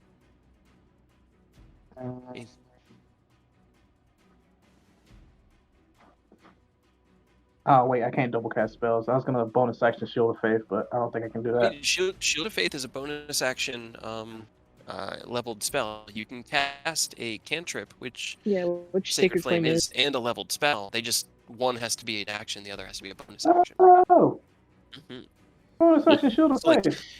Healing Word, Shield of Faith, a lot of those. There's just not a whole lot of bonus actions. I am going to give it to Eidos. Okay. So Eidos, you have a +2 to your AC. Well, Shield of Faith is active. Okay, alright. That'll help a little bit. Appreciate you. This one with his longbow is going to make 2 attacks at Arturia. That is a 15 to hit on the first one and a natural 20 on the second. Natural 20, you say? It is a natural 20. Yes. Yeah, no. Okay. Not in his house. You feel this devastating attack, this on-point strike bearing down at you. And as you look, you see the flash of the arrow, hear the twang of the air, and you manage to redirect your own fate just enough to make it not a critical hit. It still hits. You take 11 piercing damage. It is not a critical. Unfortunately, they don't get sneak attack because he doesn't have a friend nearby, and y'all know where he is. So No friends. that's going to be his turn, his second attack, or the 15 miss. So yeah, next is going to be the Warlock, who is going to kind of twist around this way. And then I need nobody and Rose to give me a Constitution saving throw, as we're going to go ahead and do another shatter. No. No. Man, More noise. I You moved hear- over here to get out of the damage. You hear this like whine, this, and as you both look at it, you see this Ah, fuck. condensation of energy in front of you, and kind of like tighten up your body and put your hands in front of your face as this of thunderous energy washes over both of you. You both take 11 points of thunder damage, but you We both high save. five because we got both 23s. Right? I like how ready Rose was for it. Even with the nat 20, they still rolled that more. They really didn't want to get shattered. Yep. Just in case. Fuck that, just in case. All right.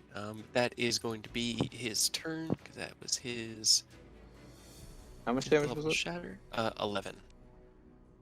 Rose, it's your turn. Ow. Fuck you. I'm gonna move my square over the Warlock. What's the number? It is a 3, which is wisdom saving throw or be incapacitated and use all your movement to move in a random direction. That is an 11. So it's at the nope. beginning of their turn they make that save, right? Uh, Can you link it yes. just again? I know you did earlier. I just don't want to scroll. Yeah. I don't know. It doesn't really say.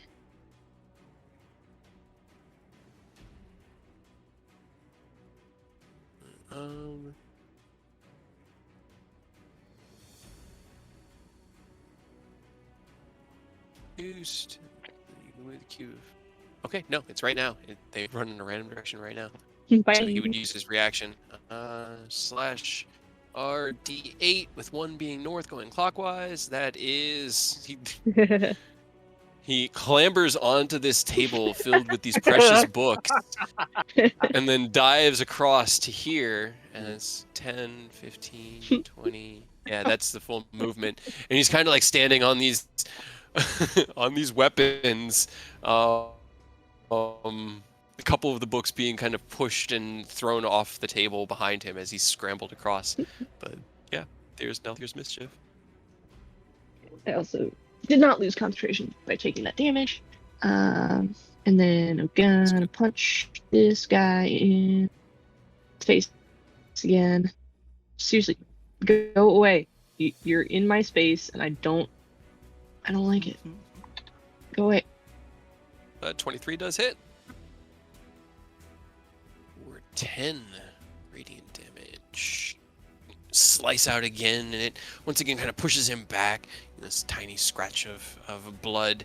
You release your vicious mockery. That is a 16 to save. That does not save. You 9 see the psychic magic damage kind of also. sink in, and the wince of psychic pain on the strange kind of like glowing eyes of the creature before you. Anything else you want to do? I will kind of like scoot behind him just a little bit. Okay. Maybe if I'm no, it doesn't do flanking for ranged characters, right? No, that's melee Okay. only. Just kind of scoot behind him a little bit. All right. Next round, he swings out with both of his daggers. That is a 16 and a 23 to hit.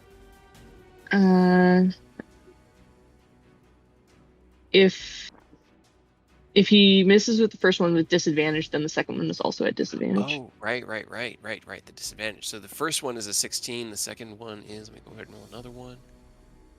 11. Both of those will miss you.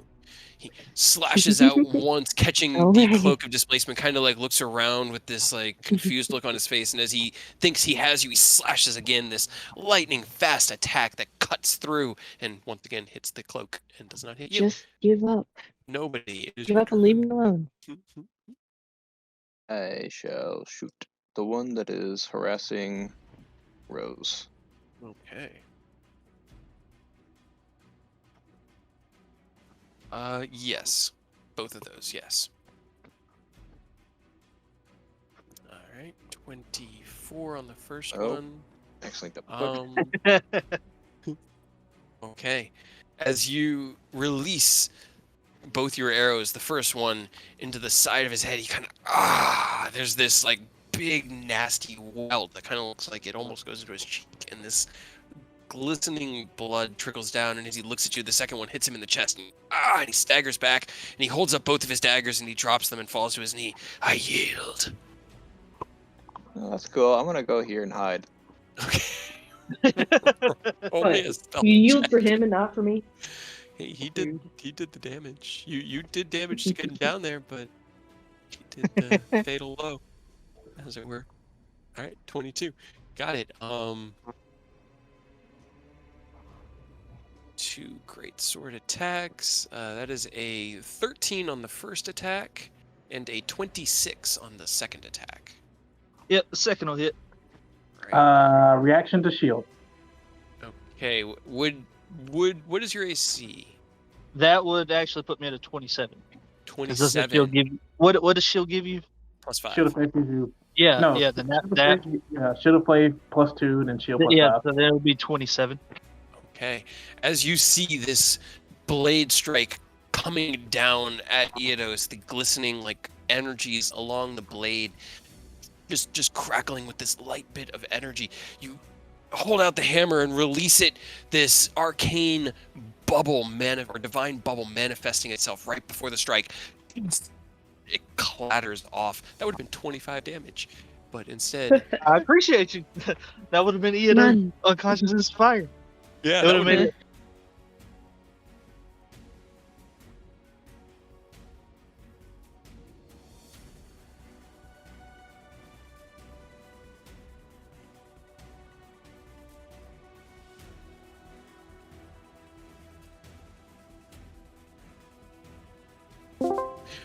All right, sorry about that Yeah. momentary interruption.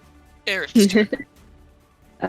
He 5, 10, 15, 20, 25, 30, 35, 40. Okay. Run across the map. Yep. Gonna try to do the Radiant Blade again because hopefully it'll work this time. Damn it, Aurora. He dances and darts across the map, swings out. The archer that he is currently fighting steps back, getting just out of range of it. He does have a second attack. He does. But it still sucks. 18. But maybe 18 does hit him. He sees the moment, this kind of like unsteadiness on his feet, and strikes forward with this pinpoint lunge attack. Go ahead and roll damage on the second strike. Get him, Marith. 14. Hey, 14 points of damage, not bad. Not bad. All right. That's it. Okay, Eidos, it is your turn. All right, well, don't think I got too much longer, so I'm just gonna start swinging. 18, unfortunately, does not hit him. Does a D4. Oh, D4, yeah, go ahead and roll a D4, because it could. You have a 25% chance. Yay! There you go. Yay! As you strike out again, you feel that tug from Rose's bless as it redirects the attack just ever so slightly into a successful strike. 37. Kind of pushes the flames away, makes them dance away from him momentarily as the thunder's energy just radiates off of him. Try again. You're still blessed. So. Roll another 4. Yay! Oh my god. Okay, we're gonna try to re-roll those 2 ones. Went up by 2. It went up by 2, so that's 18. There we go. Okay, all right, 18. Something. You strike out again. He readjusts his defenses, gets his shield into the perfect place, and then, as if by trickery or magic, your blade is past his defenses. He starts to fall, shakes his head. I still have more in me. No. Anything else you want to do? Nah, because I want to save stuff in case we have to fight Ascalon. In case. In case. Yeah, I'm trying to be optimistic. Maybe we don't, but I'm almost positive we do. All right. Arturia, it is your turn. 10, 15, 20, 25, 30. Okay. Swing on that dude. Go ahead. Hey. Okay, that does hit, Oh, yes. yeah, dude. Level the large maul that is Soul Shatter in both your hands and bring it down like one of those carnival games at where you hit the hammer and it sends the little weight up and it hits the bell, and for a moment there's a part of you, this deep part in your souls where all of you are like, I recognize the sound of that bell. Past life, maybe, who knows. But in this life, you deal, is that 21 points of damage with that? All right. Anything else you want to do? No. Okay, let's see. Who do I still have? I still have that one. And that one. The two that are next. Neat. Okay. So, Archer Man does not want to be here. Like, What? at all. This Why is not? not his jam. So, he's also going to bonus action disengage. Oh, stay in the party. 10, 15, 30. Seeing the weird kind of, what is it? Right now it's just probably like it's just like laughing gas. Right now it's just like a cloud of gas-ish. That's like he's just gonna sort stop of short and turn, and he's just gonna fire to it at Arturia. Natural 1 and a 12. Yeah, neither one of those hits. He aims. The first attack, the arrow just flies way past you. The second one, Arturia, as the arrow is coming towards you, you swing the hammer and just deflect the arrow out of the air, like hitting a bird. The next one is going to... he like looks down. He's like, huh? How did I get here? Let's see. He will allow for the honorable combat that's happening within the fire. But he really, this is probably going to be it. So, what's the distance there? Yeah, that'll work. I need Aerith and Arturia this time to give me a Constitution saving throw as he gets down off of the precious table of his master. Will use a counter spell this time. Okay. He's filled with it. He's go had ahead enough. and roll me intelligence because he's casting these at higher level. Okay. You need a 16. 16. Great. Intelligence throw. 13. You reach out with the counterspell, but the shatter that is being manifest is too strong and overcomes the counterspell. They both take 31 points of force damage, or thunder damage. Yeah. Hold on, I didn't make a con save for Aerith, but Oh, I'm sorry, I saw the 13. Yeah, give me a con save. Yeah, I can't remember how warlocks work. Do they cast this stuff at like just a higher level, or he could, but everything he does is third level because he's multi. Okay, that's how he's multi. So he only has third level right now. Con save. If his warlock was level 9, he'd have 5th level warlock spells, but he'd still have control because it's still a 6th level. It was like that's his biggest spell slot he has. Yeah. So yeah, 31 points struggle. of thunder damage. 30. How many? 31. 31. Blast of thunderous energy. And that's going to be his turn. Boy.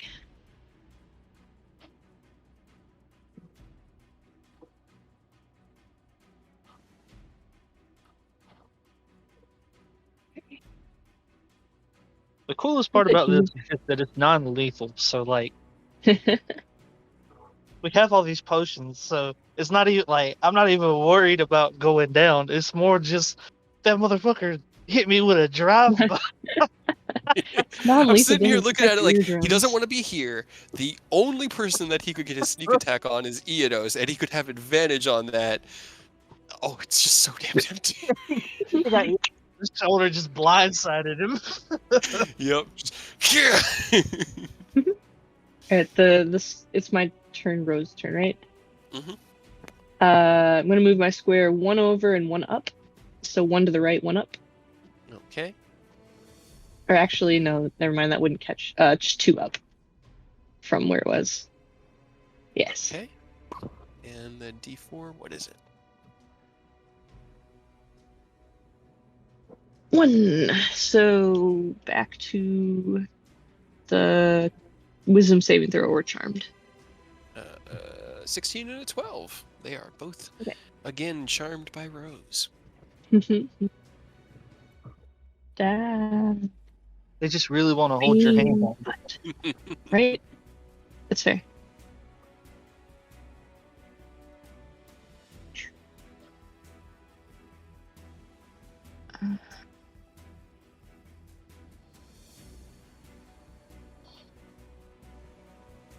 Shock him on the warlock.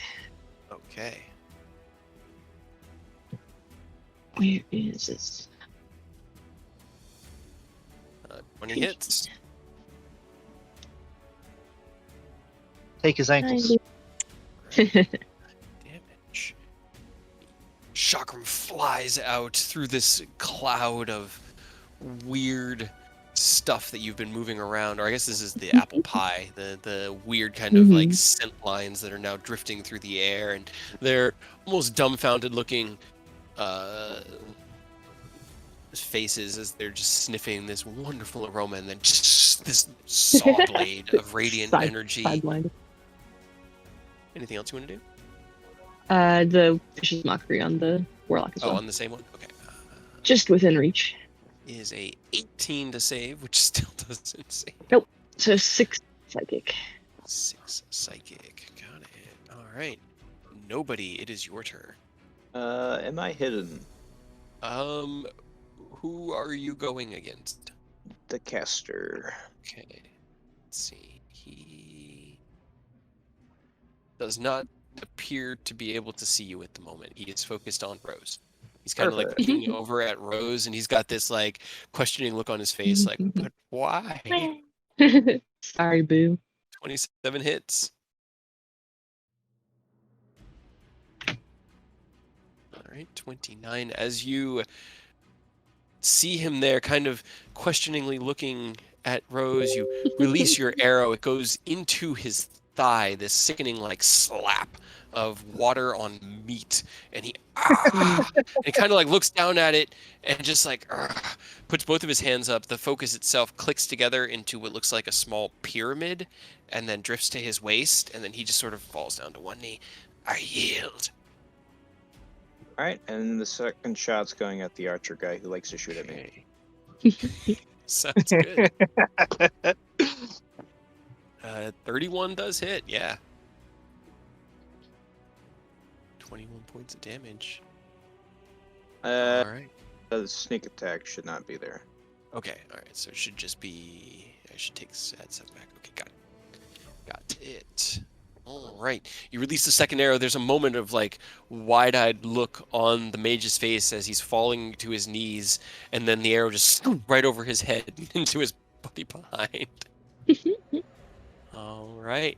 Anything else you want to do?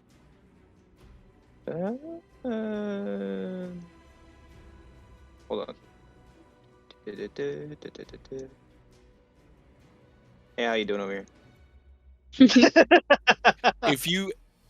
If you end there, I was gonna say it's hot there. You will take fire damage. I will end my turn here. Okay, you end your turn there. Next turn, he. Like, hey, how you doing over here? Hi, how are you? He just is like, oh yeah, hot, but not. It's fine. Can't feel it. He levels his sword and grins at you, Eidos. You have been a worthy ally or enemy, foe. I hope to have you one Definitely day ally. as an ally. And then he's going to try to make both attacks at you. That's an 11 on the first attack and a 24 on the second. Yep, that'll hit. Well, actually, shield's still up because it hadn't got back around to his turn. So Oh, that's true. still 27 right now. It is still 27. He slams down against the divine barrier and then grins at you. And your allies show their strength as well. Aerith, it's your turn. They're good people. 10, 25, 30, chasing bad guys across the map. Maybe one of these times, Radiant Blade will work. Snapping an arrow off in his chest as Aerith runs up along the wall, the blade kind of trailing behind. He strikes out. There's this moment, it looks like maybe, but no, unfortunately, a 16 doesn't hit. Steps out of the way. Swear to God. It's just Aerith. Takes another, He's got Aurora's luck, dude. I know, it's his character. It's not even who. It doesn't matter who plays it. It's cursed. It's just him. What's the point of having the belt of fire giant strength? Right? You can't use it. Oh no. Oh man. He takes this over-exaggerated lunging step, and all you manage to hear is him go, ow! Hold a hammy. Eidos? Well, I'm gonna try to keep not dying just yet, and just he's gonna mirror his stance and basically swing exactly how he just swung at him. Okay. Oh yeah, that'll definitely hit. Let me make sure Booming Blade was on. This guy's the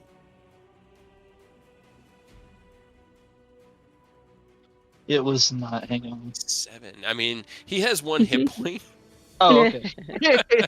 So as long as you hit, you drive it down, and he raises his shield and blocks it, but there's this like buckle as your blade hits the shield. You feel it, and you can see his knee give way. And he falls to it, and he kind of like casts aside his shield and drops his weapon. I yield. Well struck. Whew. Eidos is just breathing heavy, like, man. You did it. I feel You like didn't die. it would have been more enjoyable for the both of us had that guy not almost killed me with a dagger to the like carotid artery. Good Lord. In battle, all things are fair. Arturia.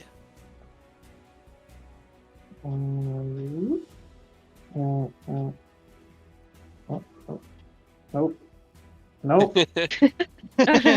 Oh no, you pushed it. Get out of the way, Aurora. This is my space. Hold up. 5, 10, 15, 20. Oh yeah, I think that's where I'm. That's all my movement right there. Oh, shatter. 18 just hits him. Yeah. Run get up him. next and swing the soul shatter around with this large haymaker. There's a burst of light, and as it hits him in the chest, his feet kind of go out from beneath him.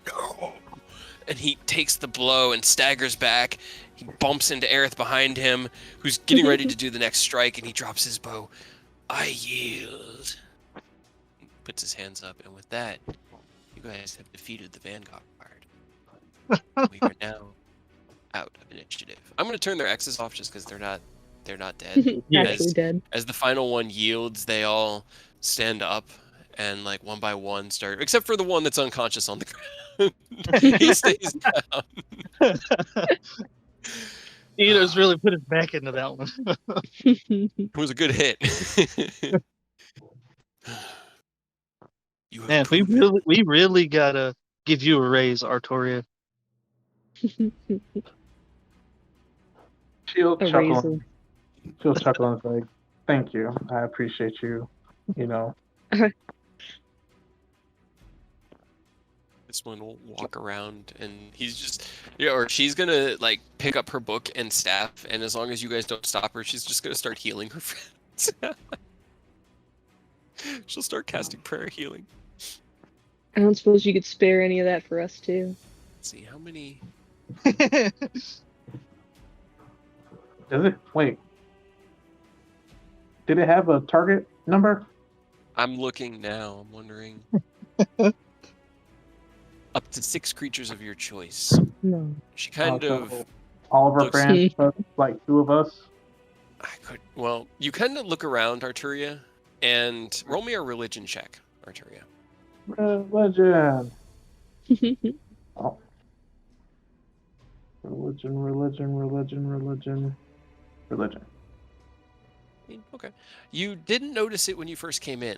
There were 5 of them there, but as you look around this room now and see them start gathering up, there are 7. 7 platinum lizard folk acting as the vanguard.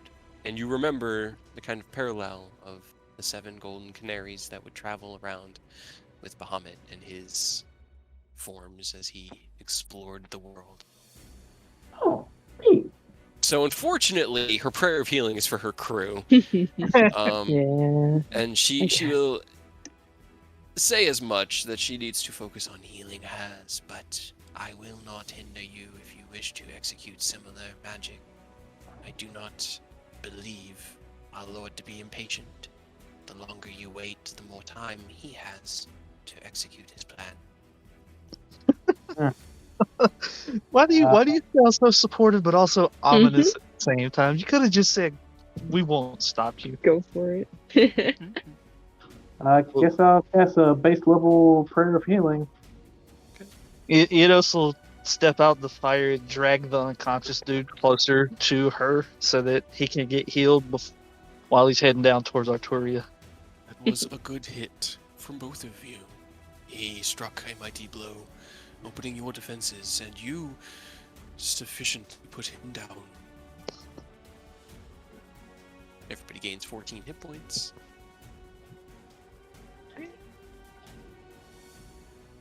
We wish you... Aerith is also going to use a couple charges on his vial to upcast a Cure Wounds on himself. Okay. Sounds good. Do you guys want to do any other preparatory work here?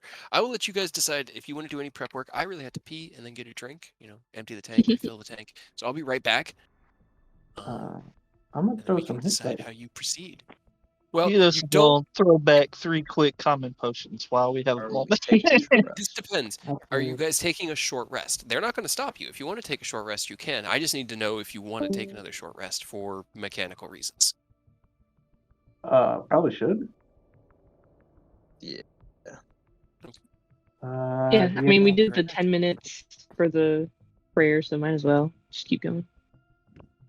I'm also gonna knock back 2 commons.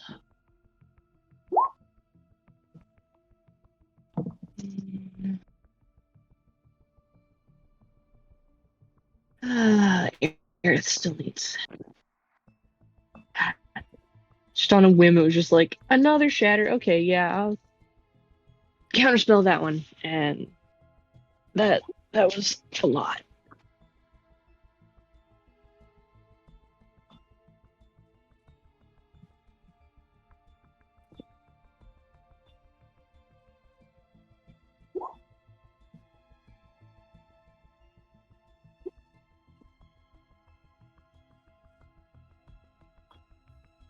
Good enough.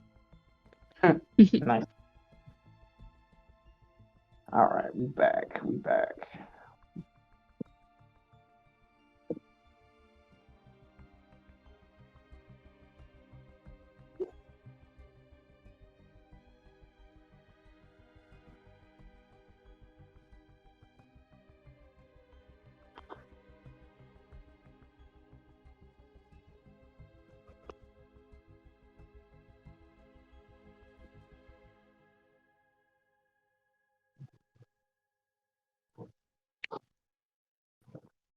Alright, so what's the plan? We talking with Ascalon? Right? I'd like to talk Yeah, first. we can try. See what he's willing to talk about.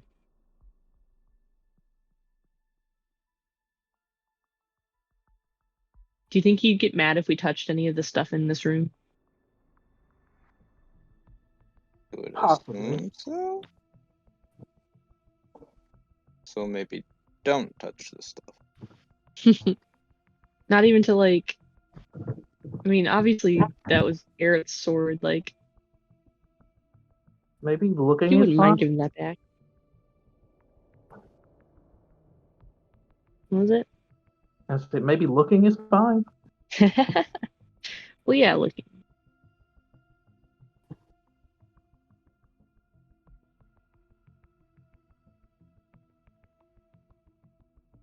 Fair. I am curious about some of this stuff.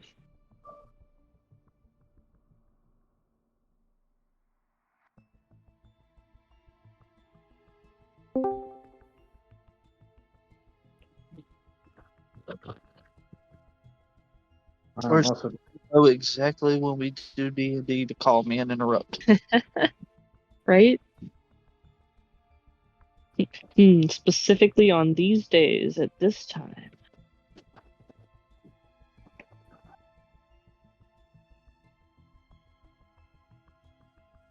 Oh, are we getting another short rest then? Yes. Yes. Yeah, he said Ascalon wouldn't Oh, hell yeah. care, I guess, if we do that, so.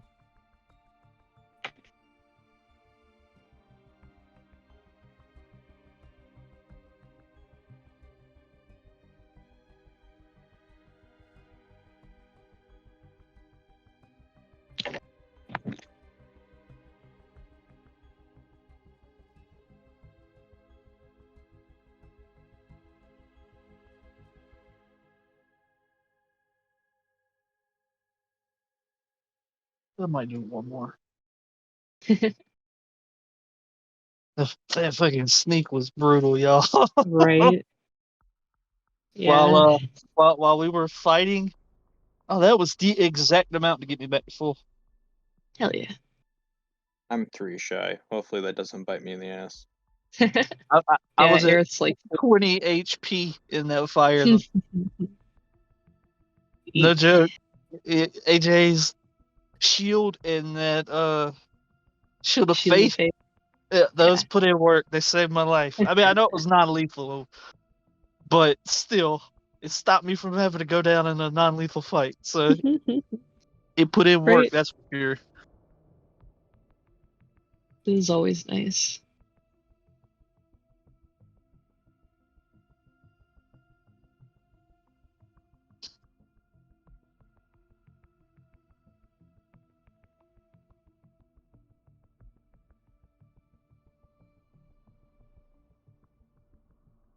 Well, now that I'm off the phone and I'm all healed up, I will be right back. I'm gonna go pee.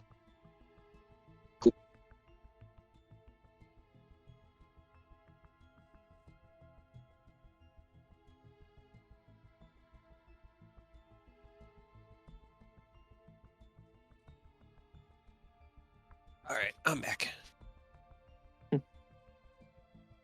Earth went to the bathroom, but he'll be right back. Okay, cool.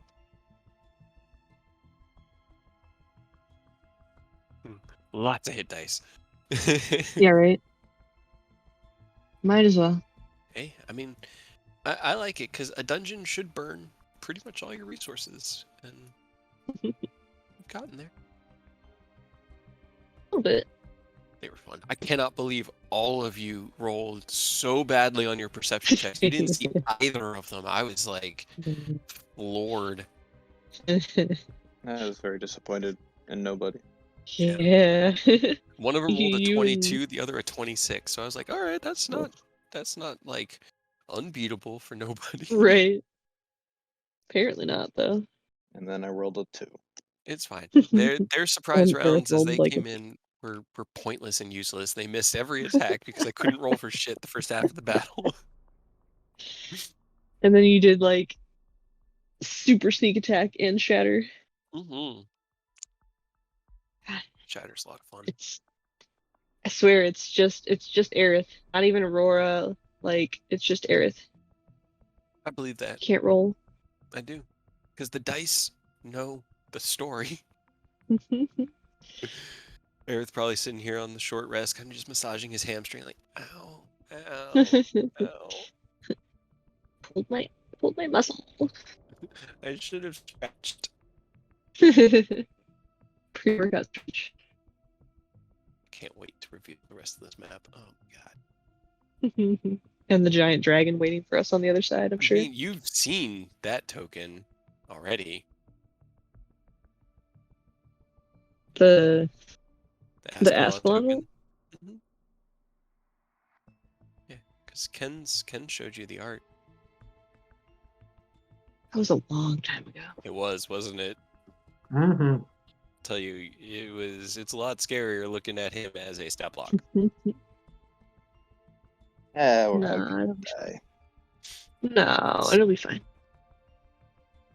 Most of us will die. Some of you may die. That's a chance I'm willing to take.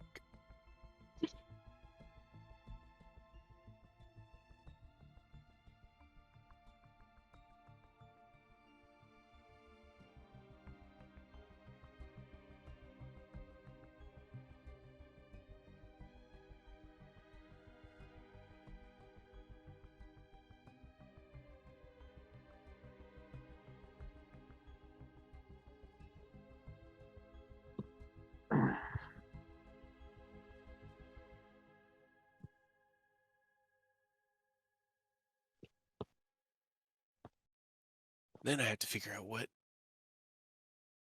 we're doing when Ken comes back. I guess because I'm pretty sure I know what Ken as the player is going to choose to do.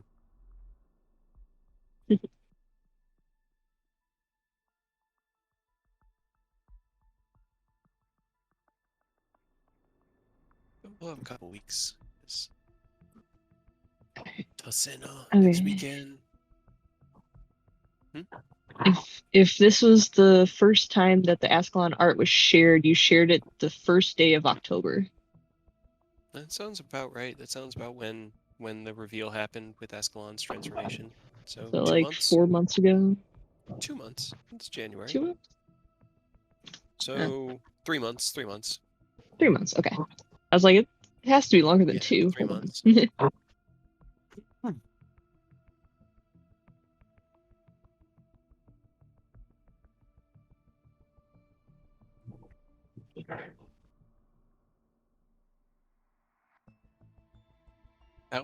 That was when he transformed. That was when he broke the guild hall and flew away with Eodos on his foot. Bye. Yep. Ah, that was such a good scene to play out. The whole arc has been so good, man.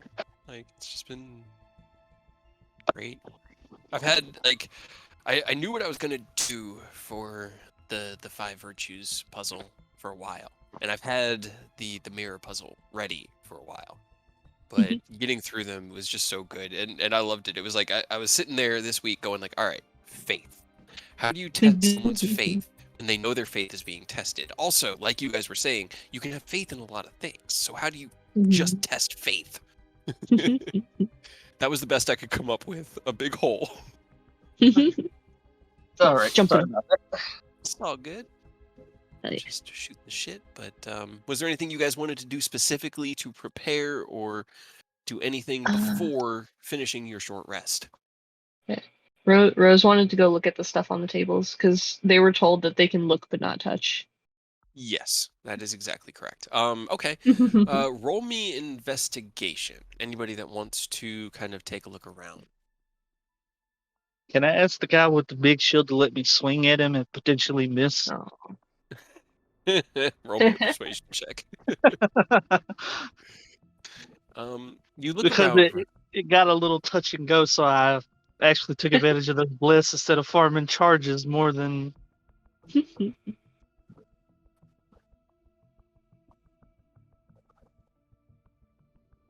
Okay. Let's see. Go ahead and roll me.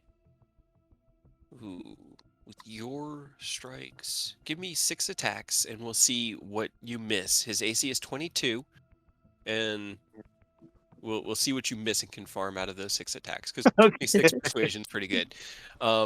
Rose, as you look around, you see the stuff's all kind of arranged by what it is. You know, there's these guys are they're not really in any one specific place. I'm gonna put them up here so you guys feel free to just explore however you want. Okay. Okay, that's all I needed. Okay, you swing and you basically just clang, clang, clang, and he looks at you and like bows. The master wishes for you to fight him with your full strength. Best of luck. I mean, full strength, we'd have to go to bed. Not that full. All right. I'm a weirdo. My full strength is already good to go now after a short. Yeah, you Can take a I- nap and you're good. Cast Pass Without a Trace. Okay, before you guys head out. Can I do it before the short rest so I get all my key back, or do I have to do it afterwards? I'm It fine only doing it lasts either way. 10 minutes, I think. An hour. It lasts an hour. Okay, it unfortunately would wear off right as the short rest concludes. If you take the Okay. yeah. I'll do it afterwards then. Yeah. Okay, but you can definitely do it before you guys step out. Is anybody else doing anything else? Rose, go ahead and roll me an investigation with Aerith. He'll help you. He'll Okay. help you look at stuff Watch me get another nat one. Here we go. because you both have the same kind of insights in here. Eodos is a little bit busy for the first little bit, just kind of wailing and building up the Fate Render. Okay. There you go. A 9. So these are old. These are like old tomes, and as you start to flip through them, you realize you've seen something like this before. These seem to be like textbooks almost, but they're really old. They don't have anything that you would recognize. Roll an Arcana. Actually, roll an Arcana for both of you, or one of you can give the other advantage. I don't really care. Let's see. 3 versus 9. I will give Aerith advantage.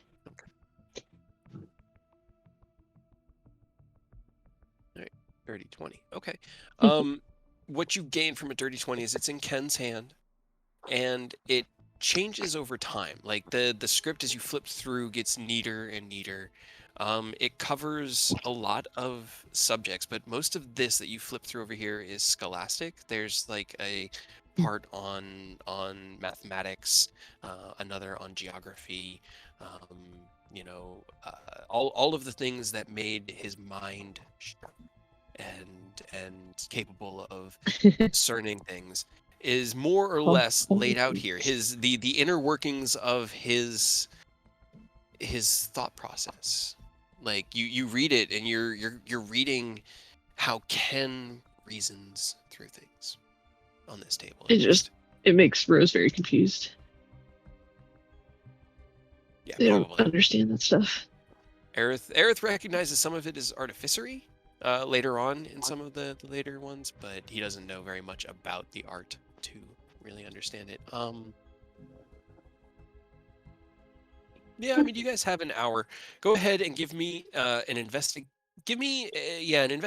for. We'll do an investigation for each table. Arturia or nobody? Are you guys doing it that I should be aware of? Arteria's kind of curious now, so I guess she'll start looking as well. Okay. And what did you say, nobody? I said I'm just doing the Pass Without Trace, and that's it. Okay, so nobody is more or less. At this point, you're probably meditating, regaining your key points, and focusing like, I am the water, I will become the water. You know, investigation. Okay. This is a map. It's a map of the Sword Coast and surrounding regions. There is a lot of blank space, but what you do see is there's this kind of like shimmering line that comes and goes as you look at it from different angles.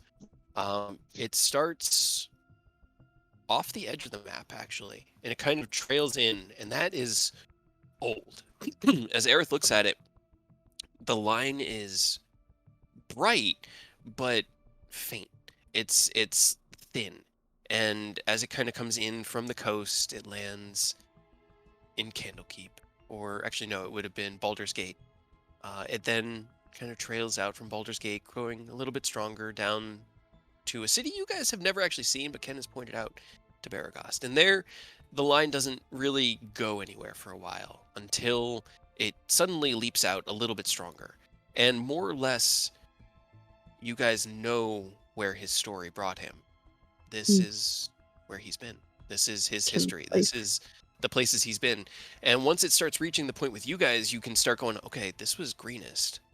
This is where we met Rose. Erebor, El Terrell, the White Dragon.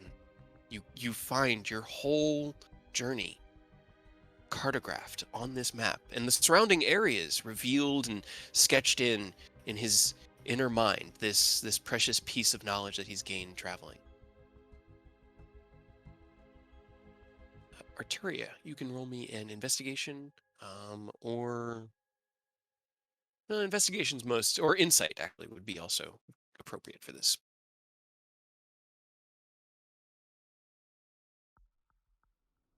Thank you, because I have a 9 in Yeah. I'm trying to work with you guys. There you go. I mean, that's still an 18 on the die. That is a good roll. You open up a couple of these, and a couple of them are already open, so you can kind of just like flip through them. And they're not in a hand you recognize, but they are a journal. And as you kind of look at them, they're chronological, and it is the most mundane details of a person's life. There are exciting bits that then, follow into, we walked then for 8 hours. And while we walked, Eodos told that same story that he was told when he was in the mercenaries that he said helped kill the time. And it's just like, it's literally his life. This is his life in written form, down to the most mundane details. Oh, wow. At least you'd be able to kind of surmise that. You don't really know Ken, so as you flip through, you read things that you're not familiar with. You read things that you have seen them do or have heard stories about. But with a 27 insight, you would pretty much be able to understand what these are. I seem to have found a life diary. I'm like saying that, like trying to get Rose's attention, because I know they have a thing for diaries. So you're saying you want me to read Ken's diary? I am down.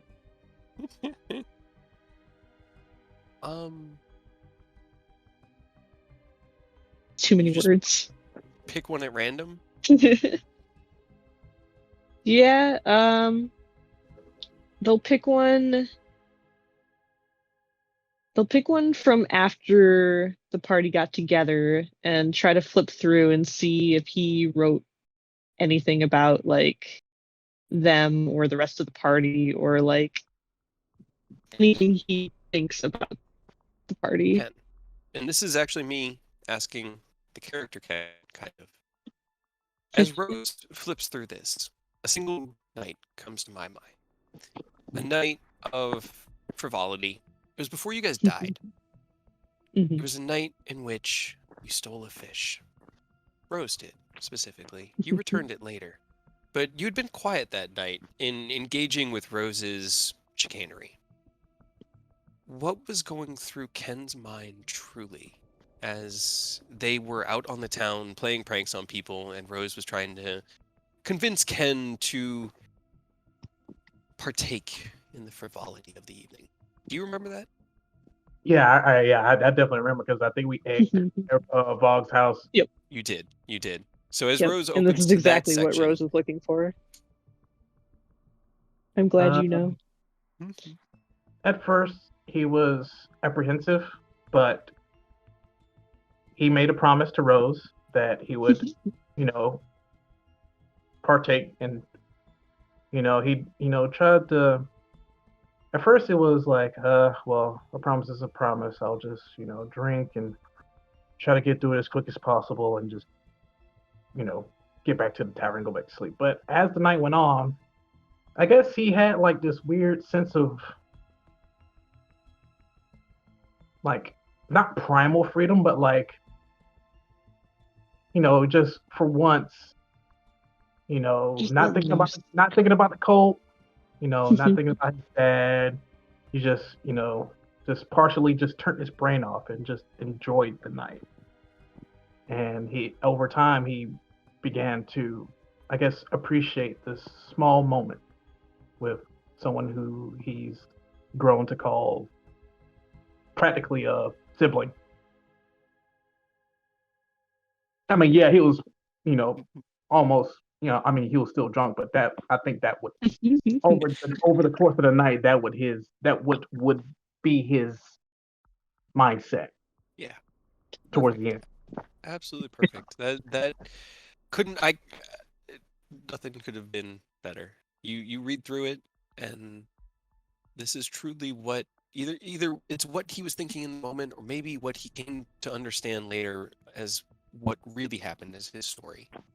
But you look back at that same night of frivolity, and you can remember that kind of like, all right, yeah, I guess I'll drink. Well, they do have this. This is good at least. All right, well, I'll try that. And you kind of chuckle to yourself remembering that, and then you remember where it kind of turned a little bit more into him wanting to have fun, and there was still that line. He still didn't really want to, but yeah, they kind of just like stare down at the book for a couple minutes, and then it's kind of like a half smile, and then they shut the book and walk away.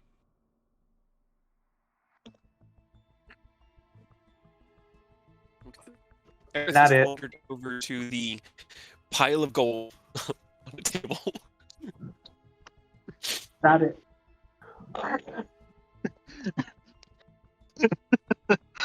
Ito's just still swinging and clanging with this guy, so somebody will stop Aaron so that he doesn't cause problems by stealing some money. I mean, Oh. at this point he's just looking at it, and he looks at it. And he goes, "There's a bunch That's of a lot of money. gold over here. What? Why does he?" Probably because he's a dragon. I mean, Ken did have a bunch of gold. We all had our shares. He- I You don't know, remember when we how were much. actually getting money. mm, I don't remember how much he had left. I will also say that because it was only the 4 strikes. So as Aerith shouts that, Iedos, given the time that Rose flipped through the diary, you're probably all charged up on the Fate Render, and if you want to participate, you are more than welcome Yeah, to, however you would like. Don't maybe don't touch the stuff just in case. It is still a horde. This is still his lair, and he's chill right now, but we do not need to anger this man preemptively. Yeah. Um, After the book, Rose kind of just goes and leans against this pillar and just sits. Okay. Are we gonna talk to Ascalon? I guess nothing left to do it but to do it. You guys investigated the important ones and are ready to make your way out. Anything you guys want to do before going out? I'm good. Okay.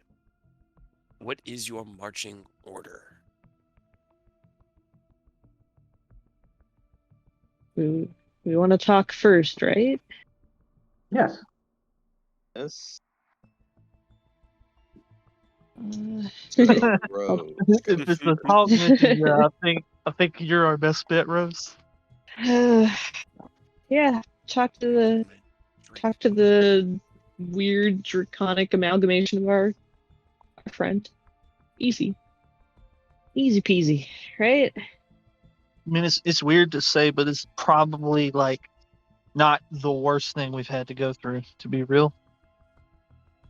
You know, in some ways, no. You remember having our essence plucked from nothingness and working for God knows how long to The gods. regain ourselves in that little void? That sucked, huh? That was pretty awful. Or dying by a giant dragon. image in your mind of Rokai just standing over you for a moment. Less than ideal. At least we get to negotiate with this one. Yeah. I'm sure it'll be fine. And hopefully he's not quite as murderous. He didn't seem... I don't think he wants to hurt us. He literally gave me the way to get here. I mean, He you just said doesn't... he was your friend. Yeah. Well, what's Maybe left Ken of has a little. him? Maybe Ken has a little bit of pull right now, so maybe we should really take advantage of that before Yeah. Ken's completely dormant in there. Let's go say Yeah. hi. See them later.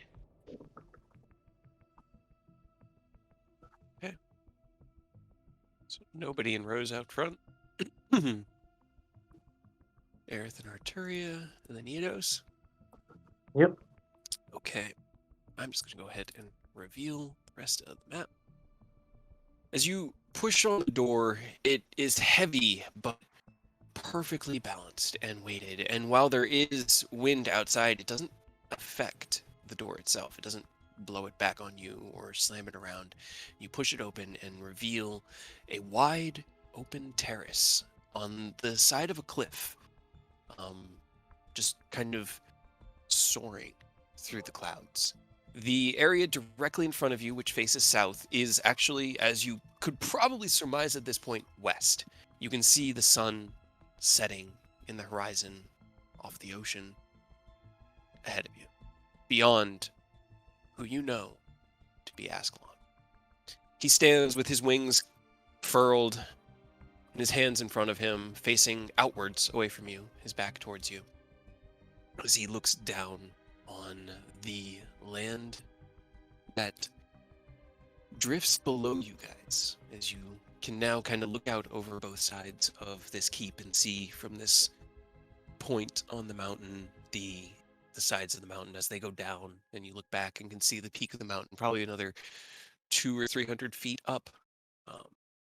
Clouds beneath you drifting.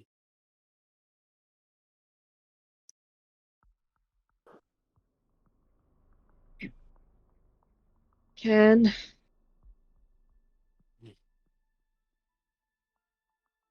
we talk?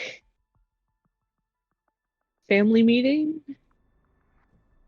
Make me a persuasion check. Actually, give me a persuasion check. That's a good one.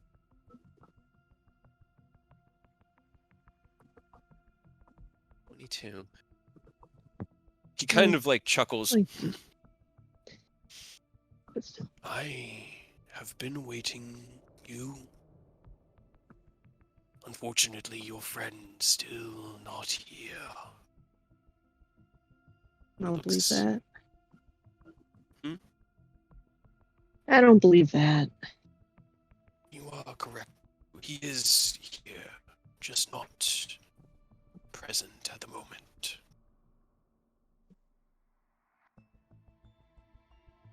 He looks back, kind of over his shoulder at you. Come. Then are you willing to talk? Of course. We must be prudent in our actions, must we not? Sure. I did learn recently what that word means. He chuckles. There's this like low kind of bassy like rumble. Almost sounds like thunder. I saw you are all very clever to have surmounted my trials so well. Clever and understanding of the true nature of the heart. Yeah, we did your trials. We proved ourselves, I suppose, in whatever way this was testing us. I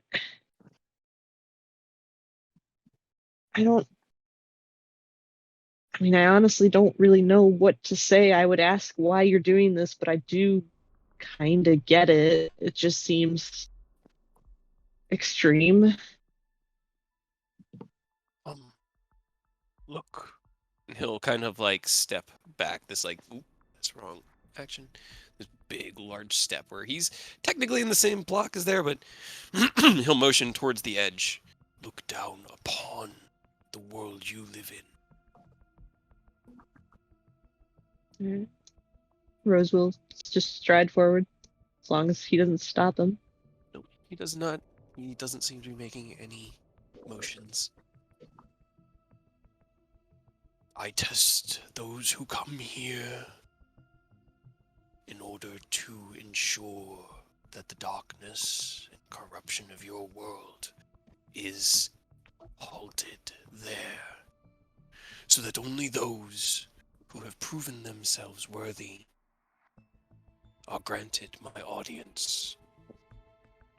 Your world is one that is filled with this filth, this corruption. And he puts his hand out over it, and as you look down over the edge, you see a city that you've only seen from the inside once, I think. It is a city built Baldur's Gate, I think. into the coast. A large city with smokestacks of industry and sprawling lights now flickering on, streetlights, small candle lights, as the day turns to dusk. Probably about... Actually, you probably... Eodos, make me a perception check. I don't think Rose would be able to gauge the distance here. No.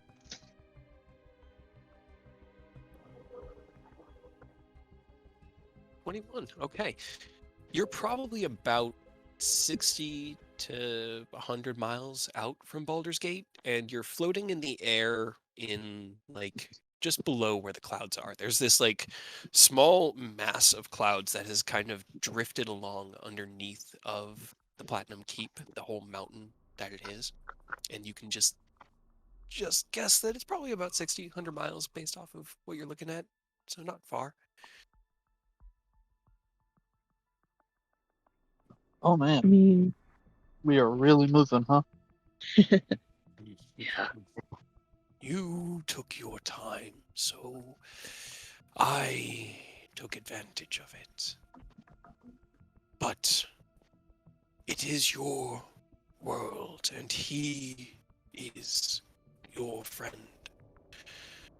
So, the reason that you are here... He looks down at Rose. You cannot convince me that my path is wrong. I will follow it until all corruption is removed from the garden below us. What that does to the world, I cannot say. I mean, honestly, personally, I don't really care about stopping your plan. I just want my brother back.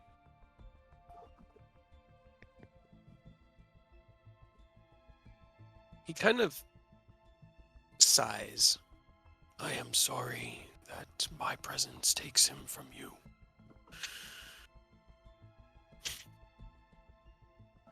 If you choose, I offer you all position among the vanguard.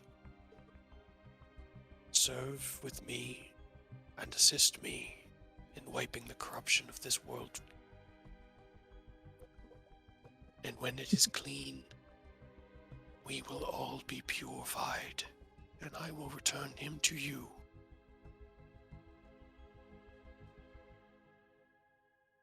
That's... I don't do when things are done. We're gonna get him back because that's what he'd do for us. I believe Yeah, you I are don't correct. think you would ever forgive us if we let you do that. He kind of looks down and grins. That is what I expected. In which case, I must be sure completely that you are capable of the task before you. Capable of not only dealing with this cult enemy of yours, but all of the corruption within this world. You prove to me your strength. I will give him back and dwell within a small piece of his heart to exist as a flame that will burn. But he will be yours again. He kind of like flexes his hands, his claws. If you can prove to me that you are strong enough, powerful enough, to take my place. He looks at Arturia, Rose, Eodos. Do you think you can do that?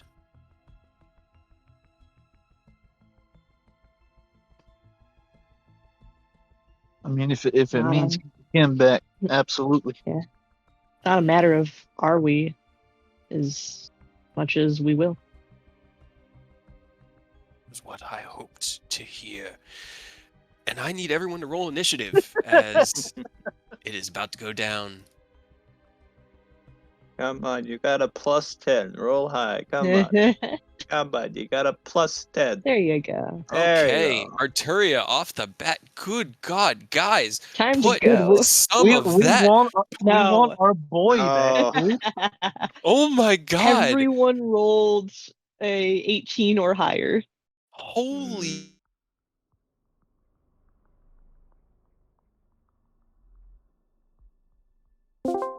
He'll give them back. Everybody, like, the fire just got lit under All right. everyone. Yep, everybody is just going hard. All right, well, let's get this good bad box music going, and we will start with nobody off the bat Fucking go. as you hear Rose say, "It's not a matter of if we can, we will." What are you doing? Action surge, because I gotta go first, which means everything's gonna be a crit. Yep, go for it. 1, 2, 3, 4. That's one. Gotta count. You have what? 2 One attack, more. 3 attack? 1 more attack. Okay. Oh, hold on. I turned the music a little too I loud. believe. There we go. So 1, 2, 8. So the 5. first one's a 26. One more, I think. Second one's also a 26. Ah, yes, because it's action surge. 19. All right, and then 20. All right, the 2 26s hit.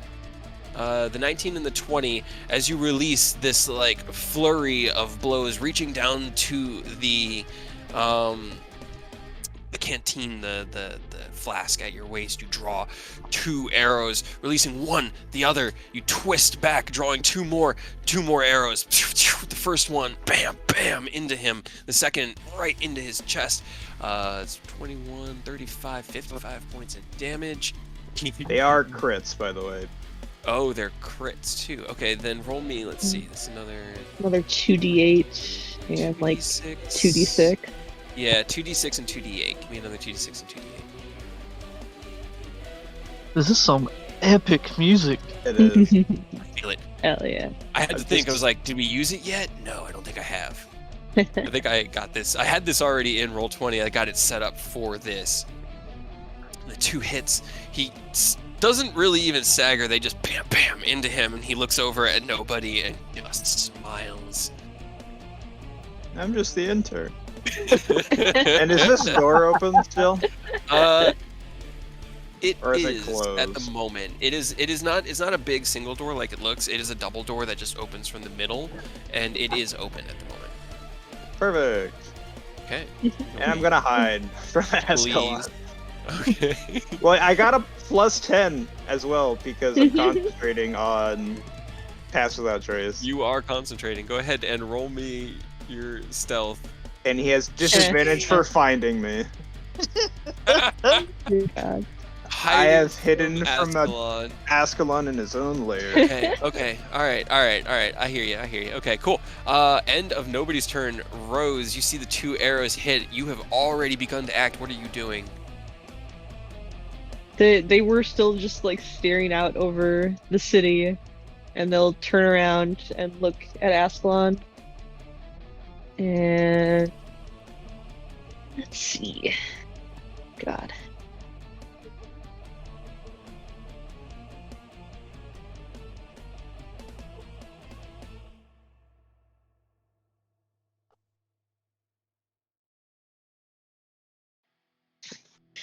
Okay.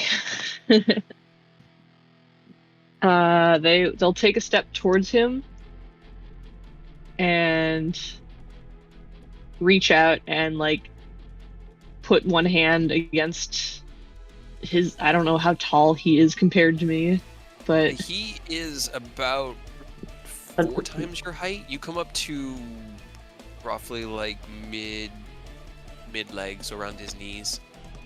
Like when you saw Enos was standing on one of his large claws and holding onto his leg, like. Yeah, I think you said he's 25 feet tall. Yeah, he's about 25 feet tall. He's at the high end of gargantuan. All right, they'll just reach out, put one hand against his knee, and look up and just give him back. And I'm gonna use unsettling words. Okay. And I'm gonna try a bestow curse. Okay. Give me your unsettling words. Roll it for me. It's a D10, right? 10. Yep. You need a 10. He rolled a 28, so it could have worked. Would have got him down to an 18, but unfortunately, yeah. He kind of looks down at you and he grins. Earn it. Anything else you want to do? Bonus action. No, I used everything, so I'm just gonna kind of shift a little bit this way. Your bonus action? Yeah, to unsettling. Words. Unsettling. Yeah, unsettling words. Got you. All right, Eidos, it's your turn. You were. All right, well, he was kind of leaning on the rail, looking over here. So, as soon as the fight starts, it kind of pushes off, and as he summons Fate Render, he just gives it a flick, and he's immediately in executioner mode. Okay. And then he basically dashes, like runs as fast as he can without actually taking the dash action, just hauling ass towards him. Mm-hmm. And on the way, bonus action, gonna apply my Hexblade Curse. Okay. Right. And then he's just swinging. As you hear the twang of arrows from your left, you lean back, push off the railing, twist with your left hand, release the curse from the pact you made with the Raven Queen, pick off the railing, and just, it doesn't even look like he touches the ground. He just soars across the stone here. The Fate Render flipping out with this large axe. Go ahead, make your attacks. That hits.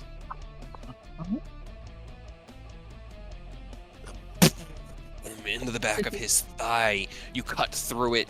This glistening, it's hard to even describe it as blood. It's almost clear and shines with pure platinum light dribbling down his leg. 38 points of damage. Well, got another charge back. There you go. 18, you swing out again. He steps back, kind of looks down at all of you, smiling. Arturia, it's your turn. He is wounded.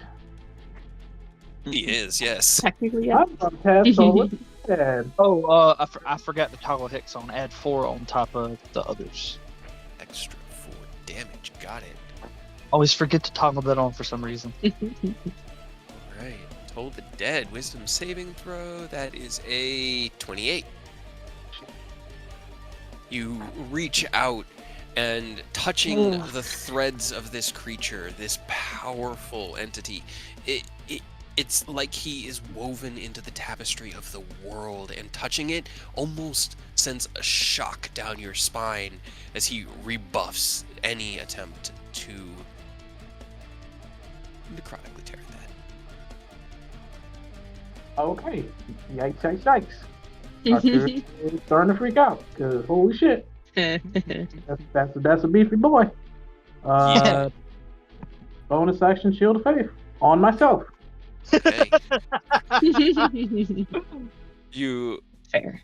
cast your spell, engulfing yourself in the divine shadowy armor of... No. Anything else you want to do? Any movement? Nope. Okay. Stand right hold there. on. I need to do one thing to help me remember things, so just stand by for 2 seconds. Need to put a token on the GM layer to add in called layer actions. No. You can't do that. Layer actions. Okay. It's not allowed. It is though, because this is his lair. No. Let's see. He is going to. Oh, he needs to. Oh no, there's no way. Even with a plus 18 to his perception, he cannot see. Nobody. See, 43. Then what you see is he looks down at Eodos and holds out one hand. Eodos, you see what looks like this massive amalgamation of energy coalesce above your head, and as you look at it, you recognize it. It looks like one of Ken's thunder gauntlets, but it's about 8 feet wide and about 10 feet long.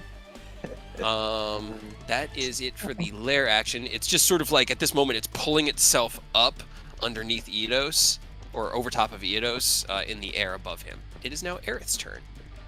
You don't love to hear that, especially when your name's Eodos. Man, I just realized that the way that I designed this fight, it's really bad that all your initiatives are so... Go ahead, I'm sorry. Probably expect bad, yes. Alright, just for the AC bump again, I'm just gonna preemptively Blade Song again on Aerith. Yeah, Okay. probably good call. 10, 15, 20, 25, 30. Is this flanking with Eodos or not quite? It is flanking with Rose. It is not flanking with Okay. Eodos. Okay, that's good enough. Well, actually, I still have movement. Can I flank with Eodos? With Aerith? Yes. Yeah, you'd have to get right there. Okay, perfect. Yeah. Yeah, here, let me... Better to I'm- put it I'm for not- Eodos than on Rose, because I don't really need it. So think of this box as his token size, and you need to draw a line through parallel Perpendicular sides. line. Not Or the opposite sides. Yes, the other one. The other Yes. Yes. Okay. And then can I still... That was a bonus action to Blade Song. Can I still do an action spell? Yes. Oops. Whoa. Yes. You Oh, can. don't tell me he could Alright. just turn invisible at will. No. If Ken had visibility as one of his key perks, I would have given it to him, but Ken does not, so Not yet. not yet. Not He's yet. got As an orbital fortunate- laser now. Yeah, it's just I was trying to draw a big, like, it's, let's see, about yay big. It's just sort of like that-ish. Could you just not? Right? Don't? Is it possible for you to take what you're doing and not do that? And then... Aerith is going to try to lightning bolt. Okay. Through, I like- can see an angle. Okay. Yeah, like through this Doing it way, about so right. that it doesn't... Yeah. I'm sitting here looking as like, all right, he's gonna thread the needle. That's fine. Okay, so he's gonna Yeah. lightning bolt. It's a dexterity save. See what this man's dex is like as well. To be fair, with how Probably tall high. he is, he could just aim up. What? Yeah, that's true. That is very true. What is the level he's casting it at? 3rd level, he doesn't have any higher level spells. Roll damage. As Aerith falls into position next to Ascalon, he calls the spell forward, casts the spell right into his back. 29. 29 points of damage. It hits into his back. There's like this crackling sizzle. It doesn't look like it did as much as you were expecting, but he also didn't dodge it. Okay. So he's just resistant, probably against lightning. That's fair. Okay. Anything else on Aerith's turn? I think he still has his bonus, right? Extra attack. No, he used it for Blade Song. You do have extra attack. You can swing. Even when using the lightning bolt? Yeah. With Tyranny of Dragons specific rules, we can do that. And any Yeah, other game, it's a little overpowered. But we're at this point that I'm like, it's part of the game, so. It's a little overpowered, and we got like an omniscient, like, demigod right here about to annihilate Baldur's Gate. I find balance in the power. It's fine. That's why, yeah. What Aurora doesn't have anything written down about the Fang of Bahamut. Is that something he can use on an attack? It does. It deals an additional 4d6 radiant damage to the target and all targets around it that you choose. Okay, is that a once a certain number of times a day thing? It has I think it's 4 proficiency charges, bonus. And I just had to find Right, he didn't. Yeah, there's nothing written on his character sheet. I think I sent it to him after, and we haven't really had much. But I do have the. But he'll. Homebrew magic items. Where's my? If he can, I don't know if this is too many things now, but he'll add that damage. Hey, dude, do it. This is like serious shit. We're exactly. Trying to prove him that we can do what he needs doing, maybe with a little bit more finesse and less like wiping the board. Collateral damage. Yeah. There you go. So it it can be done. It's just another deck save. It's just when he deals damage. Okay. Yeah, he's gonna. He does meet the deck save. So as the radiant dark strike hits, you see it cut through, and then there's this flash from the small wrist blades or the wristlets that are on Aerith's arms, and this blast of just radiant light out from his leg that really only encompasses Aerith because he's so big. It doesn't look like it did anything. Nothing. Okay. So it was a save or so. It does do half damage, so he might also be resistant to radiant. Or immune. Or immune to radiant damage. That's also fair. Okay, well, see, this is what we're testing Aerith's. We're testing his resistances. All so right. lightning and radiant, maybe not so great. Okay, that's it. Nobody, it is your turn. I'm gonna use Strike Like Water, which I believe takes my entire action. Let's do that. It's 1 charge a day. That's the weather spell. Yeah. Okay. So, would that take his entire action, or does he still get his extra attack? Let's see. It is.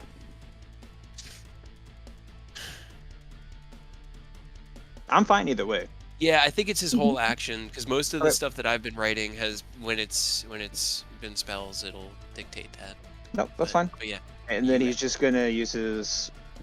Yeah, he's just gonna maintain his stealth while the rain starts coming down, and then end his turn. And that comes from your flask, right? Yes, that is my flask. What would you say, Ken? Ascalon disappeared from the turn order. Oh, yeah, you gotta put him back on when his token fell off. He had an AC of 6 or an initiative 16. I remembered he was there at the end, and that is true.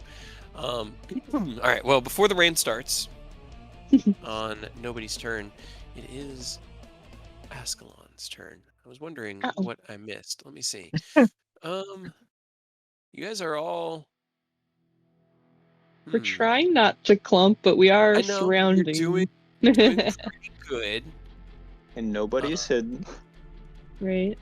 We hear Eudos's constant reminder in our head, not to clump up. Yeah, don't give up more targets in one area. Okay. As the fist is materializing and pulling itself into the air, and kind of just like it looked like it's gathering up light energy from around over top of Eidos and just like shimmering. He is going to strike out with a claw attack at Arturia, according to the dice, with a 17 to hit, apparently. Oh, you love to see it. In that same motion, he's going to slam his tail down on Aerith for. Oh my god. With a 19 to hit, Hey, miss. Aerith twists out of the way in his blade song and manages to dodge the large tail Hell as it yeah. comes crashing down. All right, that's He's not so bad, Ascalon's right? first turn. Then we find out Nobody. when he puts one hand on us instead of 41, it's 81. He immediately die. Was it 2 or 3? 1. 2, okay, it's just 2. Okay. Yeah, because I did the tail. Got it. Okay. Nobody. On your turn, you release the cork from the flask. The water just like dribbles out and then drifts out and dissipates into the air. And moments later, it just this light rain begins to fall. You said you're falling back into your stealth. Just maintaining the same stealth. Okay, maintain the same stealth. Alrighty, got it. Rose, it is your turn. Actually, end of nobody's turn. He's going to. Okay, I got 4 around me. Let's see. Legendary action.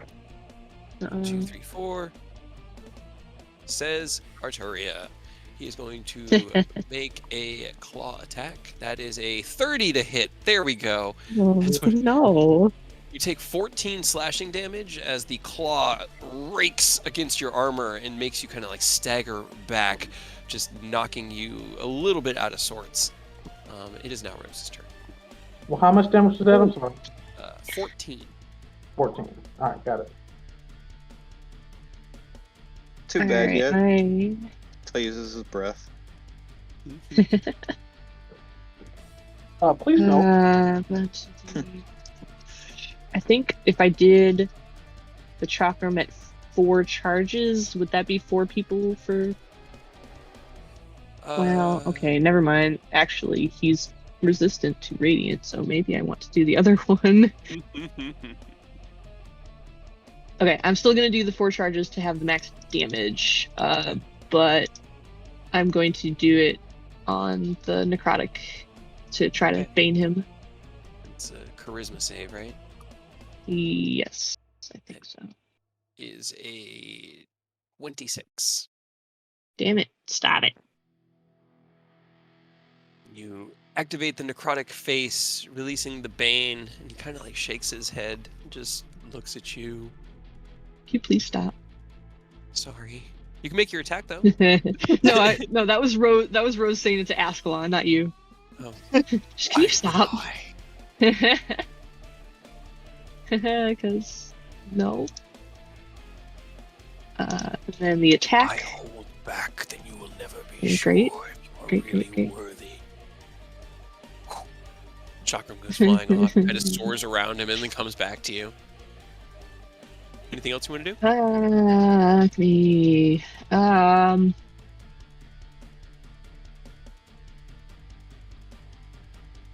Action. God damn it. There's just my fuck you. Fuck you. It's a 31. No. It's fine. I know what I'll do next round. Fuck it. Yeah. It's all good. Just banish him like you did Cremata and Zen Island. I mean, that would, Right? 31 was Get a rid of him good for a roll. minute. That was a 19, so, you know. I know. No, it's Too bad, but it's fine. it's fine. Anyway, all right. End of Rose's turn. He's going to use 2 of his legendary actions to bite one of you at random. Let's see.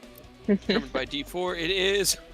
I'm sorry, Arturia. The dice are really after you tonight. He Fucker. can sense the dragon in you. 21 to hit.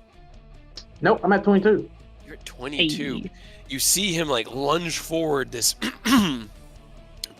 like large creature leaning down, the hair drifting behind, flowing like mist. Bites down at you. You basically raise the raise Soul Shatter and stop him like it's a big toothpick, and push him away from you so that he cannot actually bite down on you. Eidos, it is your turn. Now, is this thing just a construct above me? As you look at it, you kind of like sway back and forth. It seems to be following you, and it seems to be made of just energy that's coalescing and getting stronger. Like So if I it's move, looking it like it's follows both me? solid. Sorry? So if I move, it follows me? It looks like it as you kind of sway around in the spot, moving just to stay in the battle. It kind of adjusts slowly with you. So if I dart around it, does it follow me? It does, yes. And it stays center. Ooh, grabbed. As Okay, well, then I'll stays probably centered. get right here then, just so I don't want it to be too close to anybody else. But as he loops around, he's just gonna like. It looks like he leaves the Fate Render hanging because he's gonna turn on his Eldritch Claw, stretch his arms out, Okay. and just use that run to drag and like try to carve across his legs as it like Okay. snaps back to him. Roll your attacks. I dig it. But getting over here, I got advantage now. I mean, I already had it, but do I still have it flanking with Rose? Yeah, With those yes, you do. With Rose now, yeah.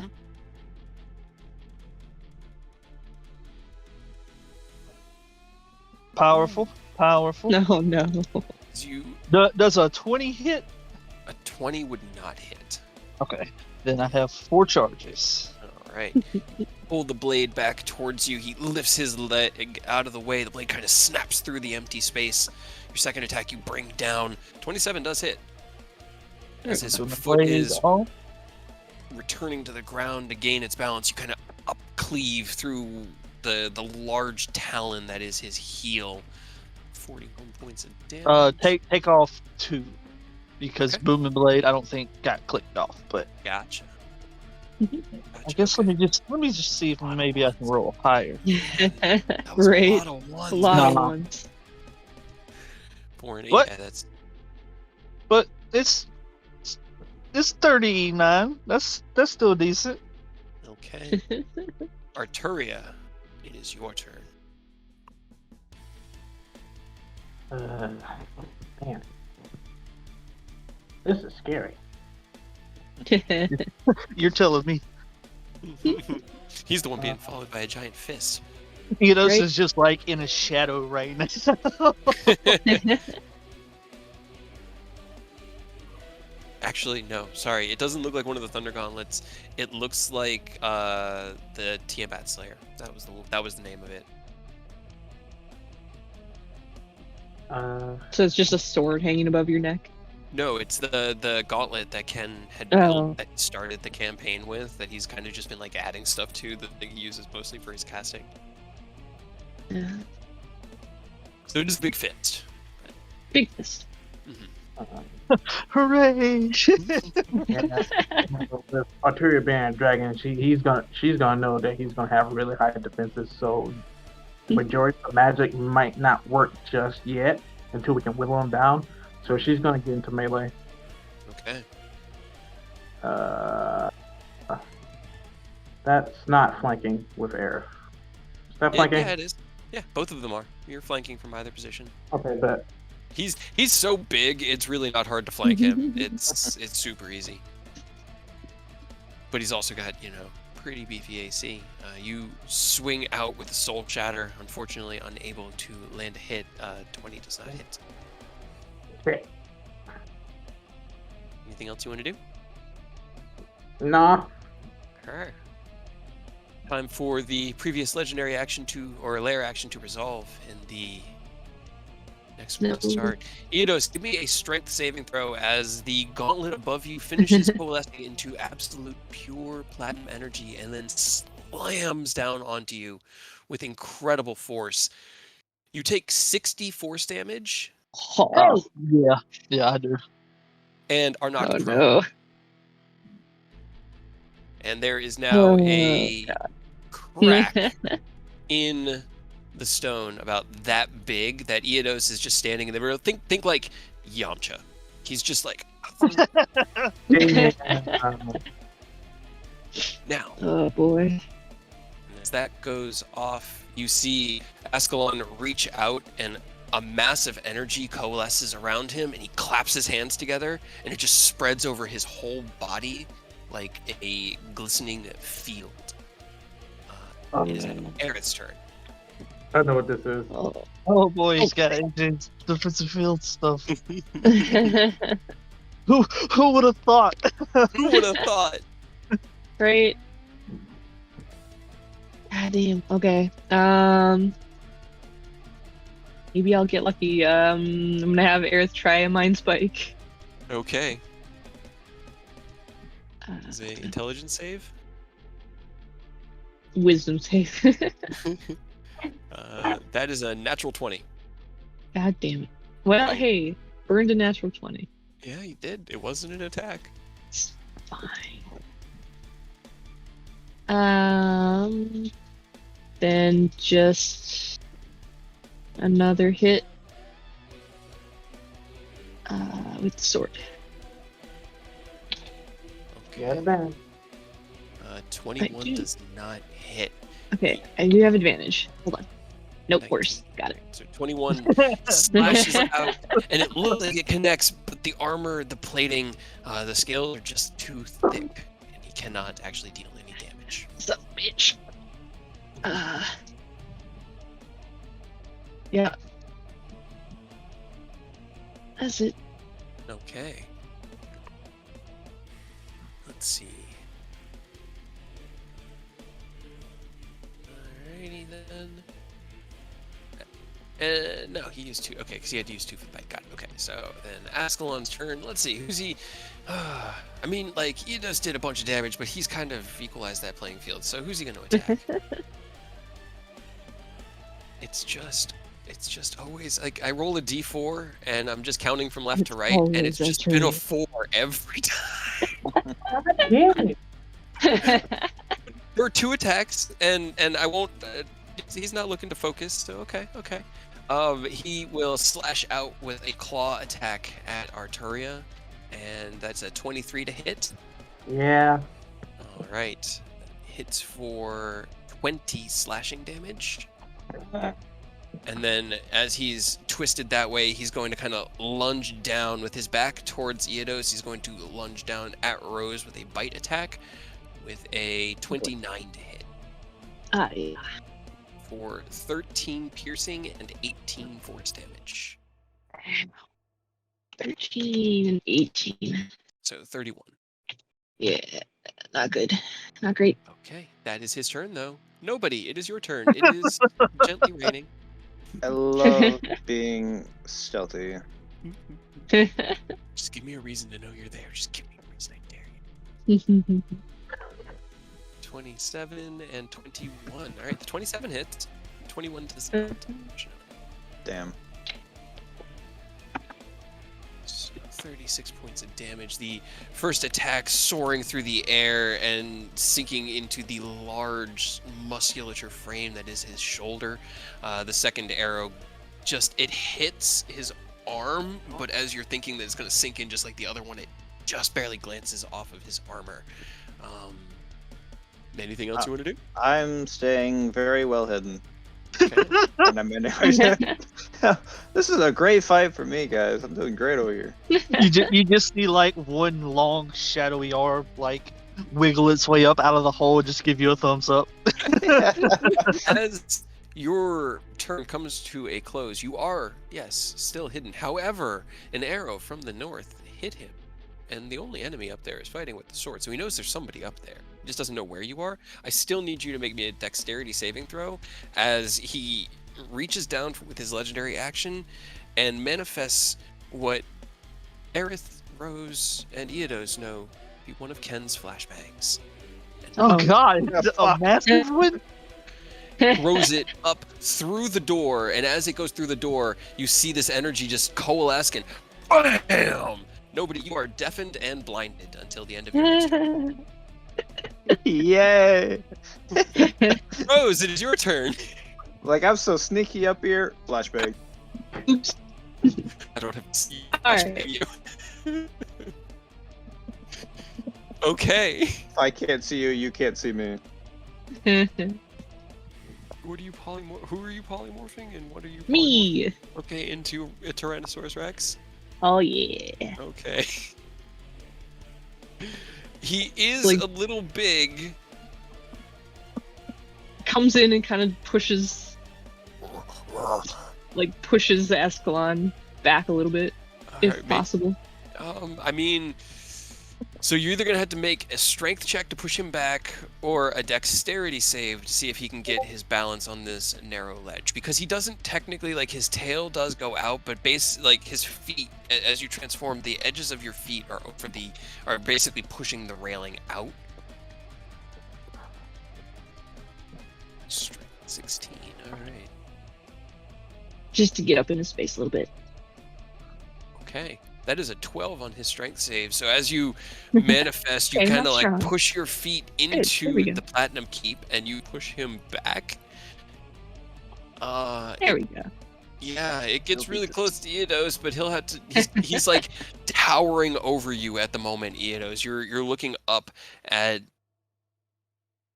the Ascalon ass. Yeah, I was trying not to say it. It's more his taint. 'Cause it's kind of everything. He's just Dragon so big. balls. But he does wear pants, so you find that to be a gentle blessing in these trying times. That is your action to transform, Rose. Yep. That's pretty much it for the T-Rex, because I need actions to attack. Sounds good. Eodos, it is your turn. Oh, I'm gonna scramble to my feet in this little hole. Yeah, you pull yourself back to your feet. I kind of scooch back in it, closer to the wall going up right here, just so I'm not directly under him.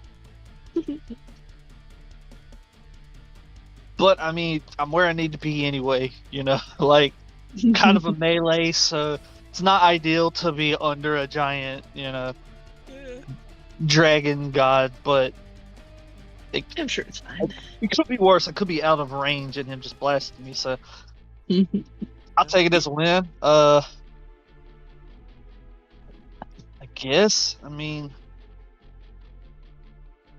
I have to use my bonus action as he stands, because he's pretty bloody already. As he stands, he just kind of makes sure he slathers the blade of Fate Render in it. He's gonna cast Banishing Smite just to get some really damage, some big damage hopefully in. Right. And he's just gonna keep swinging. Let's see it. 28 hits. All right, I mean, fuck it, we're in here. Eldritch Smite too. Let's go. All in, let's fucking go. Ooh, Jesus. Okay, so hold on. That's... Hell yeah. Alright, wow. Force and Thunder, okay. Well, the Necrotic, so... Life Drinker's the Necrotic, right? Yeah. Okay, so 3. So 79 points of damage. And then Banishing Smite... I don't think he's under 50. You watch. So, yeah, I'm sure. As the smite hits, and all of these energies coalescing around the Fate Render, this massive twirl of blacks and shadows and light just crackling between it. You slam against the body of Ascalon, and the energy that is making up this shield crackles as you hit it, and there's like this pulse of like the wave through it, and then just as you think you're about to be deflected off, you shatter through it and manage to carve a little bit into him, but most of it was eaten up by his shield, but you managed to destroy his entire shield. Yeah, okay, let me turn Booming Blade off, and my other attack. Okay. 27 hits.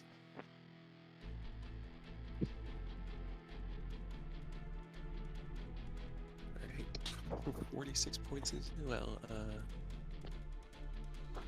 Yeah, because it's all force. What type of hex? Is hex just the damage, like? It just, let me see. It just does damage.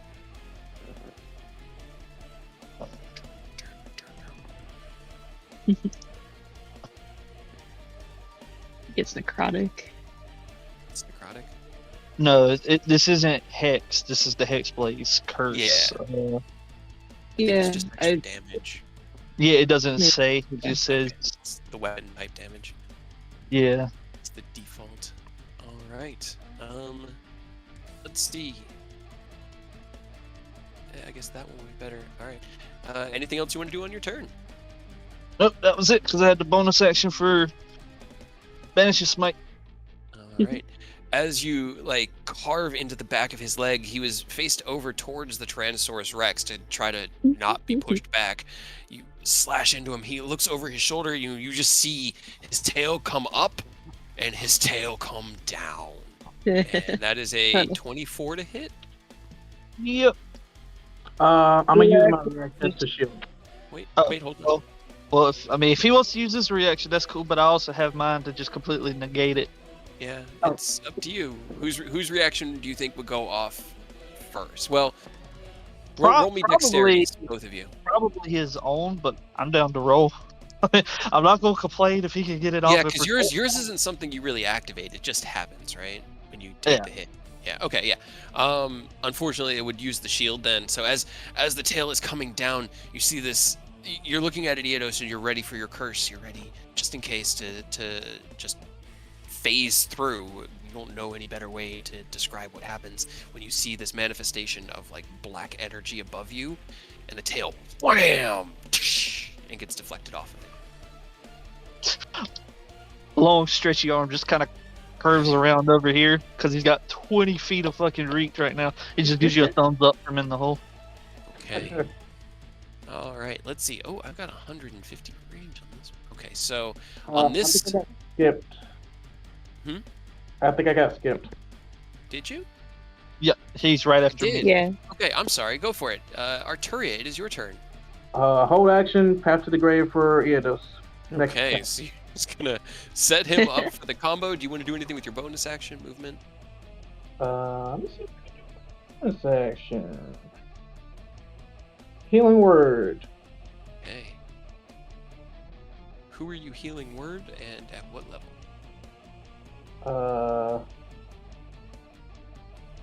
Let me check my spell slots. Level 2. 2. Okay. Can I do a quick scan of? Well, shit. Ascalon's big as shit, so I can't really see anyone. I'm He's a big boy. He's a big boy. He's so big. His token is big, but he's not really big. You can see through his legs. You can see everybody technically. You can't see nobody, but you can see everybody but nobody. All right. Well, Nobody is railing in pain. So level 2 It's healing like, word. I needed those. Yeah. My well, one good quality. Level 2 healing word on myself then. Okay. Nah. All right. Let's see. So I've used that one. So I got that one still to use. So Arturia, you regain 9 hit points. Let's see.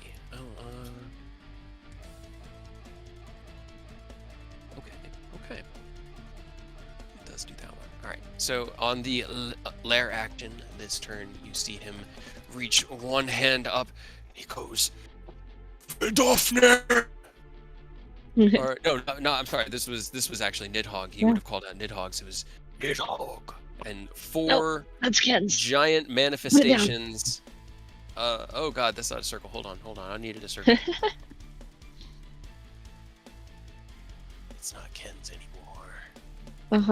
One manifests itself right here in the doorway, and then the others, he's gonna put one here, one next to the T-Rex, and one next to Aerith. And I need everybody except for Eodos to roll me a this dexterity saving throw. Would I have disadvantage because I'm You blind? have disadvantage because you are blind. Yes. You have no idea that this is even coming. You feel a disturbance in the force. Yep, got that nat one. Oh boy. God damn it! I don't have Flash of Genius. Can't flash juice What yourself.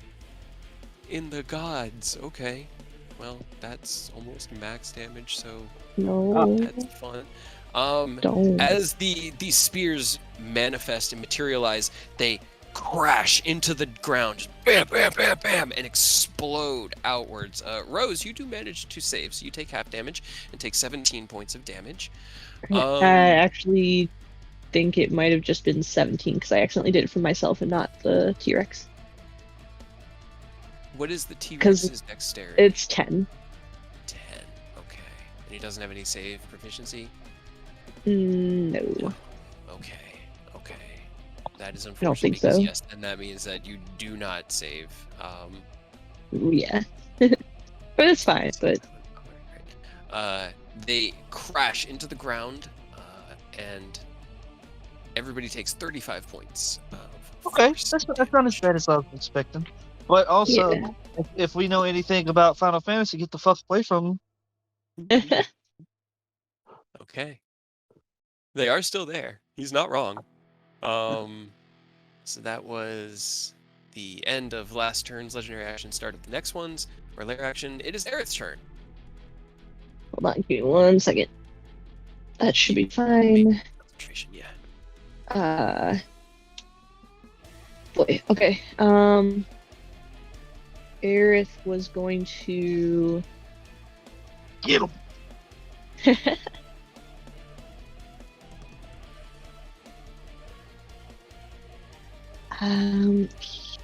He will try to. He's gonna try to hit one sword strike. See if I can actually hit him. Do I still have advantage? I should, but I think that hits. But Never know, you might get that crit.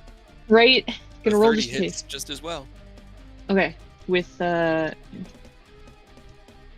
Booming Blade, and he was gonna Eldritch Smite on that too. Okay. So I think those are good for this. Okay. Okay. Well, the tiny sparkle of radiant energy obviously does not. Yeah, But, that's just inherent in the sword. Force, okay, so 28. Got it. And then instead of Solid the second, strike. Go ahead. instead of the second hit, he's gonna use Wither and Bloom. Okay. On Ascalon and give Eidos. Did he use Booming Blade? Because he can't cast two action length spells. So if you did use Booming You're right. Blade, Never mind. Yeah. Okay. I'll just regular hit them. Cool. Okay. Because you definitely can. You know, you could hit and then Wither. Yeah, and Bloom, yeah. But yeah. I forgot 27 that. hits. I mean, you do have advantage, so you can still fish if you'd like. You could always get a crit. We could definitely benefit from some crits. 2. He's starting to show a little bit of wear. A little bit. Anything else you want to do? He's gonna.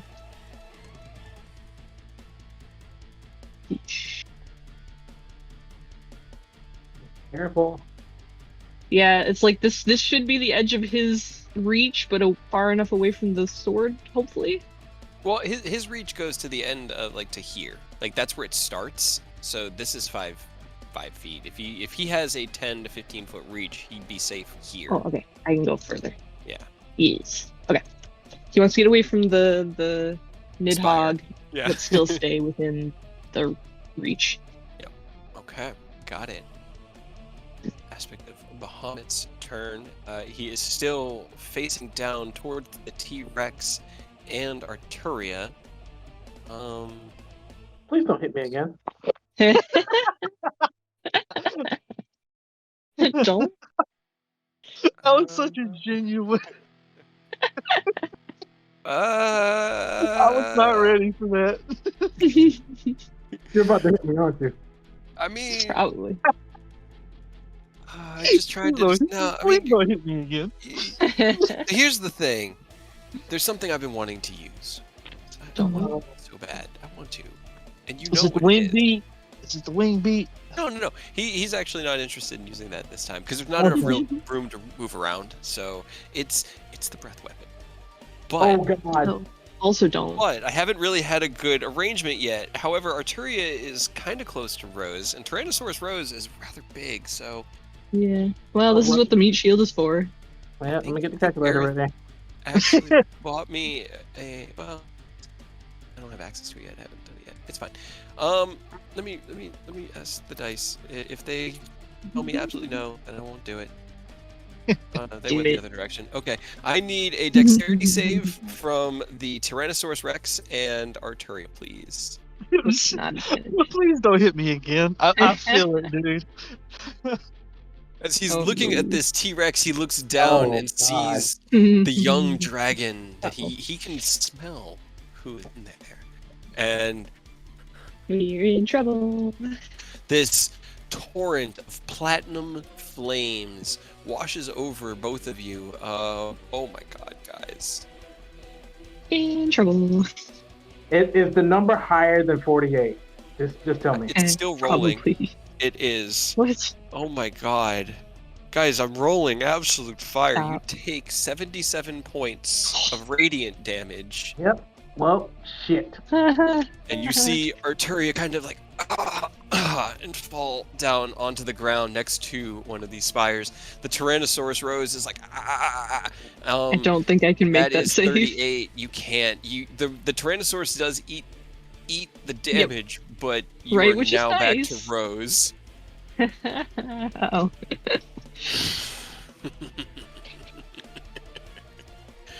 Oh, damn it. There goes the wombo combo. I am so sorry. That's Oh, his no. turn. Or you actually, right there. You kind of like shrink down into normal Rose because he can only use his breath. He uses his whole turn. Yeah. Nobody. You are Nobody is blind and blind. deafened, and you just got hit by something that like hit the ground, and you A felt train. this like static in the air, and then boom.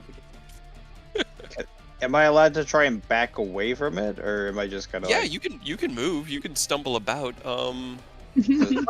stumble over this direction? Okay, you stumble back and rub your eyes. At the end of your turn, your vision does come back, and you can see this massive spear, 12 feet long at least, just sitting in the doorway, pulsing with platinum energy. Lovely. And I have a question. Mhm. If I was to end up here, would I have line of sight of Ascalon?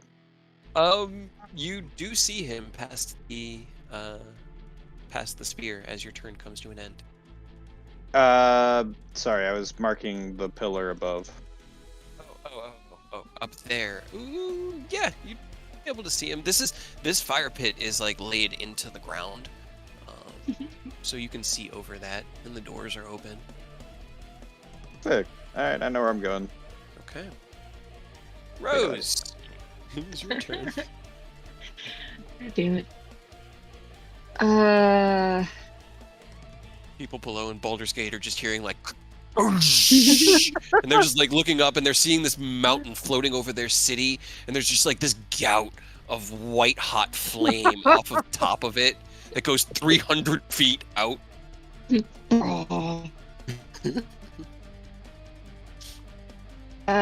Boy. Uh-huh. Okay. Well, I've got one more. But I'm gonna use, shit.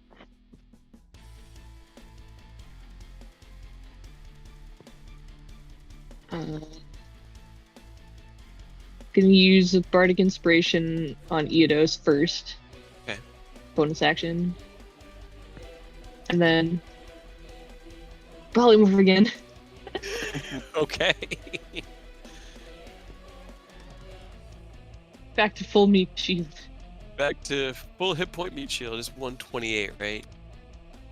So I yes. can't read No, it. 36. 136? Yes. Okay. Yeah, I can't read it. It's too zoomed out. I like being able to see everybody, and there's always somebody who's way off in the distance. But if he's off the map, I'll forget he's there, and then I won't torture him. Yep. Right. So you kind of pull yourself back and transform back into your Tyrannosaurus Rex form. That's technically in his space, so you can't really enter. I'm just gonna try to push him again. Just a little bit. Okay, all right. Make me a strength check. The 19. I rolled a 2. Okay, so that's a 10. Once again, Eidos. No, I won't. I'm not gonna punch you. You see this large foot kind of like coming down at you, and you just tuck and roll off to the side as it down into the space. I don't like punishing you for what your party members are doing. It fights hard enough. I appreciate it because I was expecting you to have him lose. I was expecting him to lose his balance, fall in the hole, and splat me. No, this I'm hole just is trying not to put him deep on his enough. back foot a little bit. It's only like a foot indentation, but it was big enough to go. I'm trying to show him who's the alpha. Yeah, I mean that's fair. You're one size category smaller than him. Eidos, you roll out of the way, roll back to your feet as the foot of Ascalon comes down next to you. What are you doing now? Guess I'm scooch on up this way a little bit. Well, the problem is I don't want to be here, like in the line of sight of this, because I don't know if it's just an AoE or a line. Because in 14 it's both. It could be either, and I have no idea. But I also don't want to be right here with Aerith and get us both blasted. I guess I'll get up and kind of scramble this way. Okay. Well, before I get there, I'll attack while I'm here, and then I'll move there so that I can benefit from Get advantage. Yeah. Yeah. Hell yeah. So he's just really leaning into the stretchy arm shit. He's just gonna like reach back, but like fully extend them backwards so that he can just use the momentum of a forward swing to try to swing as high up onto Ascalon as he can, trying to get like chest high with the axe at least. Okay.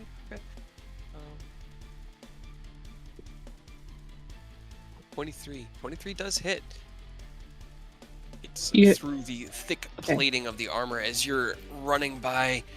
You jump up towards the torso of Ascalon, which is itself kind of its own target. It's so far away. And as you carve across your movement through the air, you do hear the blast of thunderous energy and 57 points of damage. All right, and still using those stretchy arms, he's gonna like really try to lean down, pull himself down, extend them, and then retract them so it just carves down him for the second swing. Okay. You're kind of like, I mean, the Fate Render's big, but at this point you're like hanging off of his chest, kind of like relative size. You'd be maybe 8 inches away from his chest. 28 does hit though, as you kind of like bungee cord yourself up and then back down with this momentum. You carve down another 3 or 4 feet, and there's this like spill of platinum blood out from an and then do you release from your perch on his chest, or are you staying there? I mean, I would really love to stay here, but I know that's not a good idea, so we'll just kind of scooch on. Yeah, scooch on around. Like I said, to try not to give them multiple targets and hopefully not be a direct line of that thing. You guys have been doing pretty good to spread out, I will say. He's got a lot of cleaves and things, but it hasn't been in effect. Don't think I have anything to really use on my bonus action that won't waste like one last thing I can do, so. What is it? Nope, that's an action. Okay, yeah, that's it. Okay. End of your turn. Legendary action. He's gonna make a claw attack against you because ow. 27 to hit. Oof, yeah, that hits. Let's see if it actually hits. Yeah, it hits. This claw, just as you're kind of soaring through the air, heading back to that space, You look up, and there's just a claw above you that just finishes the fall for you. You take 22 slashing damage, and I need you to make... oh, actually, no. He just grabs you. You are currently grappled by him as he slashes you and grapples you. Arturia, it is your turn. You just saw Eidos get plucked out of the air. I'm unconscious. well, I got Oh, breathe you're on. unconscious. Yeah. I need you to roll me a death saving throw. yeah. Hold on, Arturia, don't die. Okay, got it.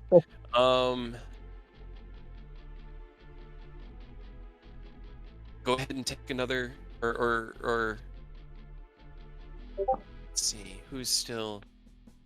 It's really just Tyrannosaurus Rose. Tyrannosaurus Rose, can you give me a dexterity saving throw, please? Probably not, but here you go.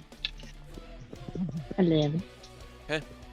As the lair actions once again resolve, the spears, as you guessed it, detonate in a burst of platinum force that goes out about 10 feet. You watch it wash over the body of Arturia and send it kind of tumbling a little bit off to one side. Rose, you take 22 points of force damage. Okay.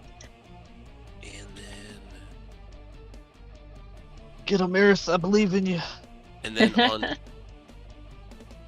this Well. one... 22? No, you saved. You maintained. What does he want to do this time?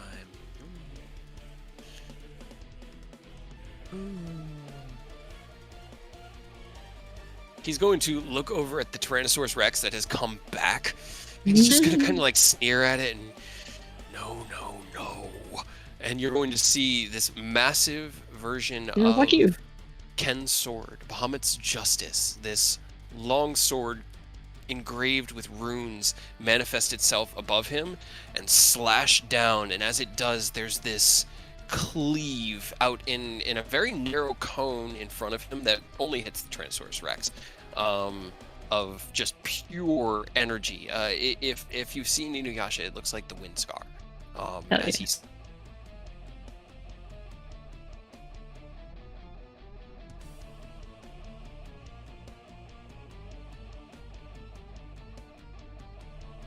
I need to reply as well. Okay.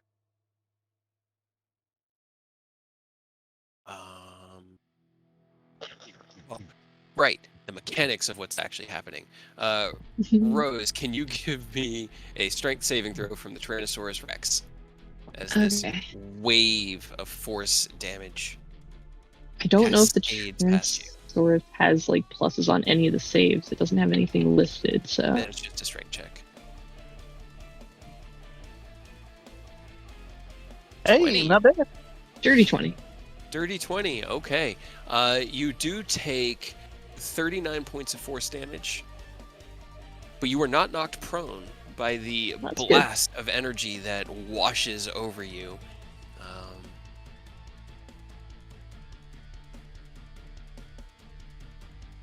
So that's a fail. You do once again resort or revert to Tyrannosaurus Rose, or to regular Rose from Tyrannosaurus Rose. Alright, Okay. lair action this turn, and go ahead and get rid of all these circles. They're not there anymore, they already exploded. It is Aerith's turn. Okie dokie. We believe you can do it. Sure. He is going to first bonus action Healing Light to throw 2d6 healing for Arturia. Okay. Go ahead and roll me your 2d6. Time to wake up, Arturia. We need you. Please get up. Arturia, you come back to consciousness, kind of face down about half a foot away from Soul Shatter. You cough. You have 10 hit points, but you're alive and you're back on your feet. Grab your hammer. Or you're at least prone right now, but you're conscious. Thank fucking God. And then also, in case, I'm going to throw a Withering Bloom to between Ascalon and Arturia. Okay, so targeting Ascalon with the Wither, with the Wither, and Arturia Yes. with the Bloom. Can you go ahead and make it for me? Yeah, I'm gonna do it at 3rd level, which none of his spells on his spellbook work, so I need to figure out what to roll manually. I think it's just a. So it'll be 3d6. 4d or 3d6, yeah, 3d6. Yeah. He rolled a 3d6 for the Wither. 37 on his con God save, damn it. Stop. so he does save. D6 half damage, which I think is halved again because it's necrotic. Yeah. Roll 3d6, please. It's like 4 damage. So yeah, Arturia gets to heal a little bit more. Yeah, and then Arturia, I think, can use 2 hit die. yes. So Arturia, you can roll 2 hit dice and add them to your total. Okay. Cool. He rolled it to DM because he was doing the death saves, but he regains more. You see Aerith reaches out, and while the spell doesn't seem to have much effect on Ascalon, the energies and just the sheer mass of his body just not really affected by this particular magic, it does have a very positive effect on Arturia, who That was the feels important a little bit part. better on the opposite side. Anything else for Aerith? And then 1 regular hit with nothing on it. Okay. I guess he needs to move within hit range. That's within But- hit range. Up there's within hit range. Think of it like a box.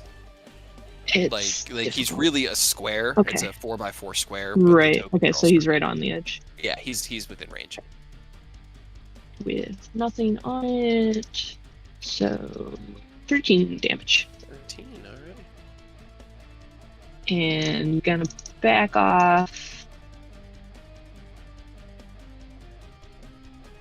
Yeah, I guess stay there. That's fine. You're gonna stay right there? I don't know if it's 10 or 15 feet for his range, so we're just gonna stay here. Well, he hasn't taken an attack of opportunity yet. Sure, but I don't want it to happen, so we're gonna just. God's Well. fishing for some evil to happen. I mean, you're still within No, it's range, and I fine. still have a legendary action. I know, so but- I'm just gonna. He's been kind of like facing down towards the T-Rex, and as this magic happens, he looks down over his right side, and he's just gonna once again try to hit Aerith with the tail. But that's a 21 to hit. Shield. Shield. Deflect the tail away from you. It is now his turn. You guys, I'm never ever going to be able to. We're going to get to Tiamat, and I'm never going to have recharged a dragon breath Good. ever. Please I don't. don't. I rolled another 1. It always happens. So he doesn't have that, which is lucky. Thank God. Yeah, please don't. Let's see, they're looking a bit messed up. I guess he's going to do another tail attack on Aerith with his big beefy AC. 25 okay. right now. Hmm? I think it's 25 right now. Maybe it should be For Aerith? 27 if he's Blade Song. He lost some AC though from switching. Yes, you're right. Okay. A natural 1 will miss that. Hell yeah! Ooh. And then Like, he- the claw attack at Rose with a natural 2 for a 17 Yay. to hit. No, you also miss. love to hear it. I heard the tough, and I thought he was gonna say natural 20. I was like, oh no. No. I mean, Natural Archer's 2. back up. You could stop it. Yeah. Kind of What? like No, natural 2. Okay, I'll take that. grimaces just a little bit and looks around at all of you. He's still not like angry. There's no malice in any of these attacks. He simply has the look of a being who is focused on the current task at hand. He's still nobody- testing us, right? He's trying to see if we're up to the task. That's what it looks like. Nobody is going to use his bonus action to use second wind. Okay. You take a deep breath. It makes you feel better, but it kind of hurts. Oh, hell yeah. Hell yeah. 10 That's plus your 16. fighter. 16. It's actually a pretty good heal. Yeah, Good- that's good max. character. That's pretty good. You're on the arrow one. You got to click onto the top Yeah. pointer. And then I do it so often. move here, and then take my 2 attacks. I'm assuming he's spotted me at this point. I mean, Probably. You were kind of staggering around going, ah! Yeah. And he has... Fuck. My eyes. What the fuck? The one thing I'm good at. How could you? You monster! All right. Then I'll just do 2 normal attacks then. Okay. The natural one Love misses. that one. The 29 does hit, though. As you kind of like focus, you're blinking away the spots, and you fire, and then you're kind of like shaking your head like, nope, that wasn't where he is. Hold on. That's not how you do. That's not how you aim. Second one finds its mark. Okay, and then means I'm already. You can see me. I moved. How far did I move? 20. I got another 20 in me. Going Alright. as far away as possible, so I hopefully get forgotten. Okay. Sure. And my dirt. Okay, yeah, we did. That was the big cleave that blew. Okay. Rose. Yeah, Rose, it's your turn. Okay. I have dick all to do on Rose. He's showing wear and tear. He's definitely like, you know, he's starting to show some wounds and there's like Just kind of trying a to- bleeding gash in his left pectoral. I'm just trying to decide if I use my last spell above 2nd level to just polymorph again. I mean, it's been drawing aggro, and It's working. You've taken like no personal damage from the Yeah, T-Rex. I have not taken any damage. Yeah, fuck it. None of my other stuff is gonna work, so It's been putting in more work. T-Rex Rose. It pulls aggro, and it's a big meat Yeah. shield, and it actually does good damage. Like you, I haven't been not able to right. hit with it yet, but You've been able to activate it and push Ascalon around a little Yep. bit. yep. Alright. As I'm going to do once again. Okay. You step forward before casting the spell so that you can grow into his space. Roll me a strength check. Oh no, I closed it. Come back. I thought I was done, but I am not. He's a +8, guys. I've rolled a 9, a 12, and a 14 to stop this Tyrannosaurus. I am the alpha. You once again push Ascalon back, and he's like, "Ah, what's wrong with you?" It's fine though. You just pushed him closer to nobody, and he didn't have to move of his own volition, so it didn't trigger any booming blades. You know. Okay. End of your turn. Oh. Legendary Oh, I action. also could I have Bardic Inspiration on Archery as well Sure. as a bonus action. Bonus action, transfer. Yeah. Yeah. Arturia is inspired. Legendary action, he's going to make a bite attack on the Tyrannosaurus Rex. you're his 30 to true hit. rival. Yes. For I don't think a, Ascalon can miss the T-Rex, but You can total always of that one. 13 Maybe. piercing and 16 force. So 29 points of damage. 29. As you're like pushing him back, he's got you like in this like lock where he's got his hands like on your shoulders because you got tiny little T-Rex arms, so you can't really like, lock hands and push. But he's pushing back against you, and as you're pushing him, he just lunges forward and bites you right in the shoulder. I can do that too. Maybe if I can get to my turn again without dropping it. 17 on 39. That drops it. It was 20. No, it was like 20 It was- something. It was 29. Right, it was 29. Sorry. Yeah. I did math wrong. I'm good. It's 13 plus 16. Each. You are good. Eidos, it's your turn. Okay, well, I mean, I'm in his hand, so I'm gonna swing on him. Okay. Well, no, I better not. I better go ahead and move so that I can. Bonus You're action. technically like over here. Bonus action. He's gonna Misty Step over here. Okay. So you He's just misty gonna step, phase out of his hand. Yeah. Just hand kind of being keep pressed that against in. the T-Rex. that was really uncomfortable. Rose, you smell like ass when you're a T-Rex. Gotta be real with you. Then he's just gonna swing. Okay. 28 hits. 56. Okay. You can also, if you ever wanted to, you could add the D10 to damage as well, but it's also there for, hitting. So either way. Okay, natural Yes. 20. That definitely hits. Okay, we're gonna go ahead and throw Yeah. Eldritch Smite on that bad boy. Hell yeah. cool. Fuck them up.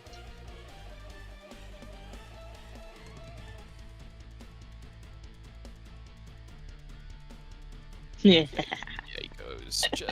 It just took that long to roll. 124 points of damage. Fuck yes. Oh, if only you had been able to get your double Right. on that with Valkyria. As you misty step to the other side of him, you materialize in the air behind him, and as you fall, you slash down once. It kind of like pushes you up a bit, and you resume the fall. You just drive the blade straight into the base of his spine, above where his tail is. He roars. You've ridden dragons before, so you know size-wise how big you are compared to him, and you can literally stand on his back.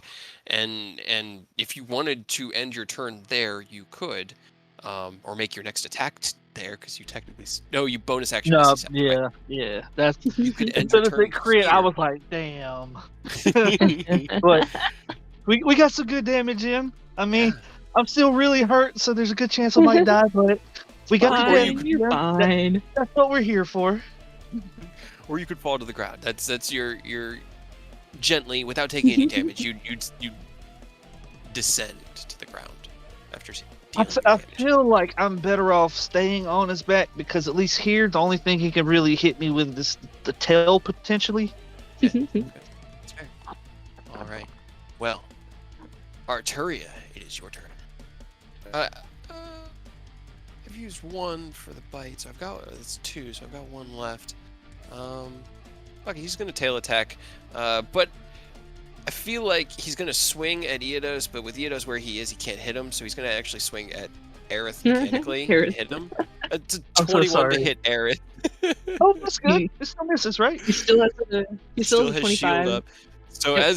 as you see him kind of like roar in pain, his tail arcs up and just starts lashing around wildly. And as it comes towards Aerith, you see him shift, and raise his arm, and the shield, bam, deflects it away. Arturia, it is now your turn. A heal. On whom? Myself? On yourself, okay. You On whom? you kind of like, because you're still prone. This is your first round after coming back to consciousness. So while you're on the ground, you utter a single word, and you feel so much better. And you tighten your grip around Soul Shatter. You get back what his breath did to you. Yeah. I feel it. I gotta go too. I'm also gonna get up and bonus section. Can I do with the bonus section? Shield of Faith is what I'm gonna use my bonus action for. Unfortunately, it's a leveled spell, and you can't do Ah. leveled spells. Yeah. You're right. Shit. Fuck. Yeah, cleric doesn't have a whole feel it. lot beyond spells with bonus Right. actions. So that's Hold also up. I didn't mean to do that. I'm Yeah. bleeding. it's all good. Stop. All right. No, that's an action. Yep, I'm good. Okay, end of your turn. This time, it is actually Vidofnir. Yeah. He, as he's kind of like arcing back, swings his tail, and he looks down at all of you. Vidofnir! And you see 7 of them manifest across his back in this wide fan. These huge That's good. versions of Vidofnir. And as they each fire into the air, each of you are hit by them. There are no attack rolls. It's essentially just magic missile with Vidofnir. And Bitch. let's see. So Aerith takes 11 damage. Rose, you take 16. Eodos, you take 11 damage. Arturia takes 14 damage. And nobody way off in the distance takes 15 points of damage. Man, I just healed that much, pretty much. Too bad. Got 1 extra HP, I guess.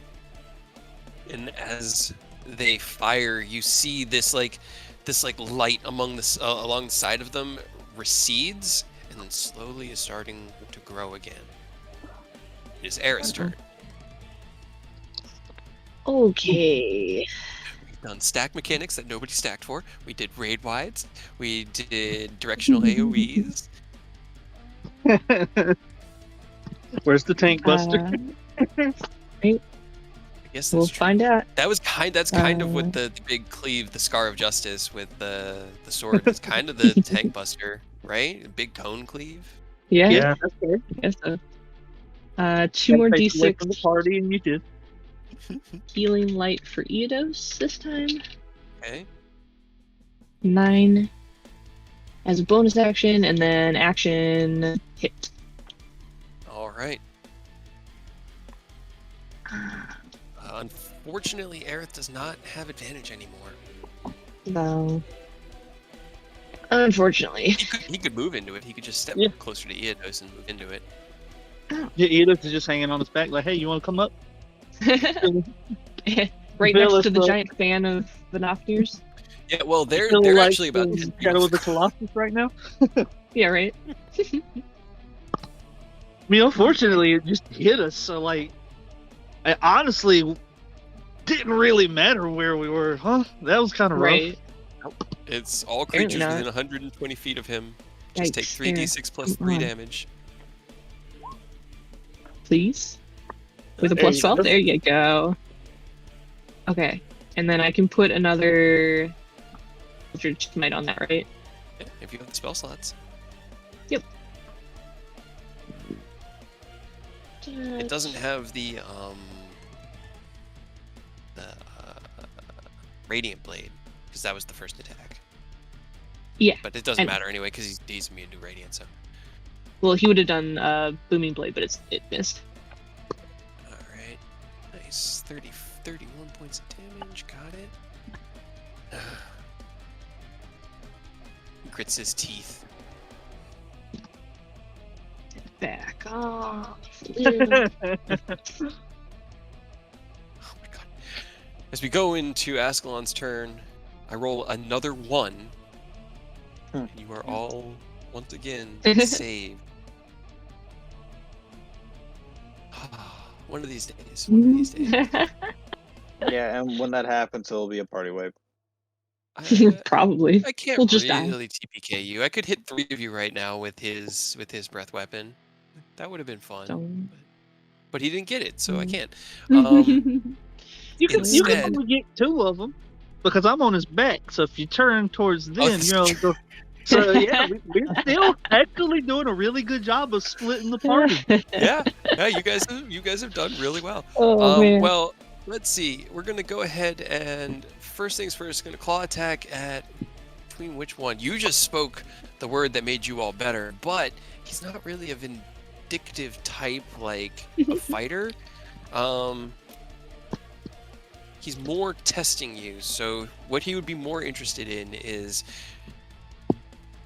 let's see how many you can keep enduring that form through. He's going to bite Rose. Challenging you, dude. It's all With up to you, 31 to brother. hit. Yeah. Wow, that damage. That is a total of 20 points of damage. Ooh, okay, that's not bad. It's 12 piercing and 8 force. I rolled like 4 1s through all of that. That's just the 10. Hell yeah. Yep. Maintain concentration. And then yeah, he'll claw attack you because he has to either claw attack you or Arturia, and 24 to No, hit keep it coming. for another 20 slashing damage. Easy, And dude. You're huge, right? Yes. You are grappled and through this grapple restrained. As he kind of like he bites down at you, and as he pulls back, he lashes out with his right hand, and the claws just dig into your T-Rex neck and just have you by the neck. I'm never gonna get to attack as my T-Rex. Nobody, it's your turn. Bonus action, fighting spirit. So I Okay. get my nice little advantage. All and right. taking All right. hits on him. Wait, that's one too many. 20 and Yikes. Wow. none of Wow. those hit.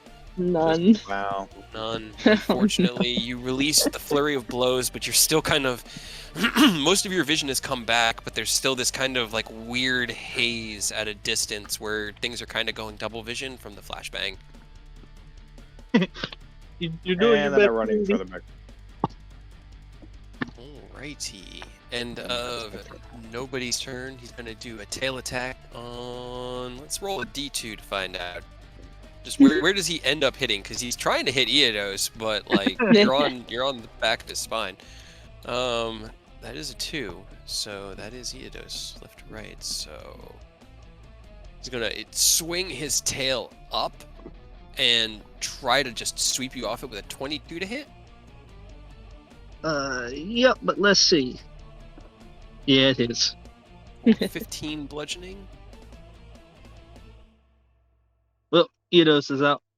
Oh Eodos god, is no. knocked unconscious as he is dislodged from the back of Ascalon and sent unconscious to the ground. Rose, it's your turn. You are a Tyrannosaurus Rex.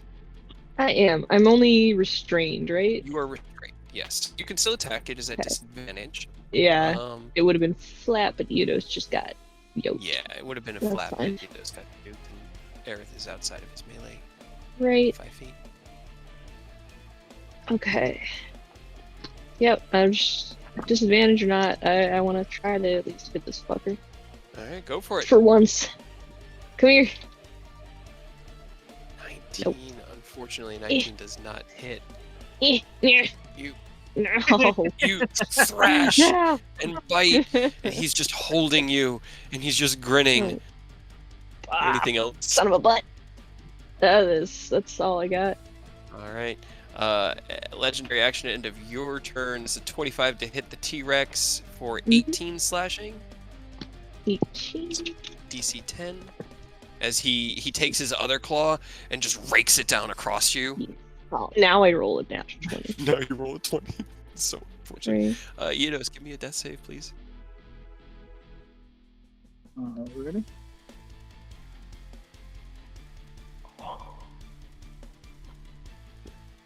Okay. That was so close. I know. Arteria, it is your turn. Alright, so while I'm running, I'm going to bonus action cast Spare the Dying on Eidos. Okay.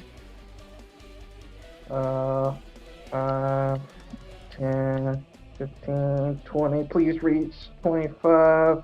And it's 5 and then 10, right? Yes, so the first diagonal is 10, and then it costs 5. Okay, level 3 cure wounds. Okay. So you utter under your breath a solemn prayer, and at the distance you feel the threads of Eidos' life that were still strong and still holding on, tighten to his body, no longer dying. You run up next to him and kind of fall down, placing your hand upon his chest. There's this pulse. The wounds heal somewhat, and Eidos, you come back with 27 hit points. Jesus. Yeah, right? Not too That shabby. That was over double what I had when he hit me. I appreciate it, dog. Hell yeah.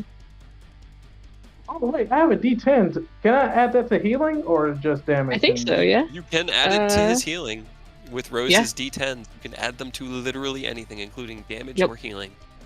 Yep. So, 33. Another 6. Another 6. Hell yeah. Alrighty. Huh. Now comes the lair action of his special. They're really not lair actions. They're special actions from him that happen on initiative count 20 because he's more of a Final Fantasy boss than he is a Dungeons and Dragons boss. I yeah. need to roll because I've done them all now. 1, 2, 3. Oh, fuck. It's comes one up? of the ones we've seen. Okay, that one is. Do, Okay. do the orbital laser on nobody. He can outrun it.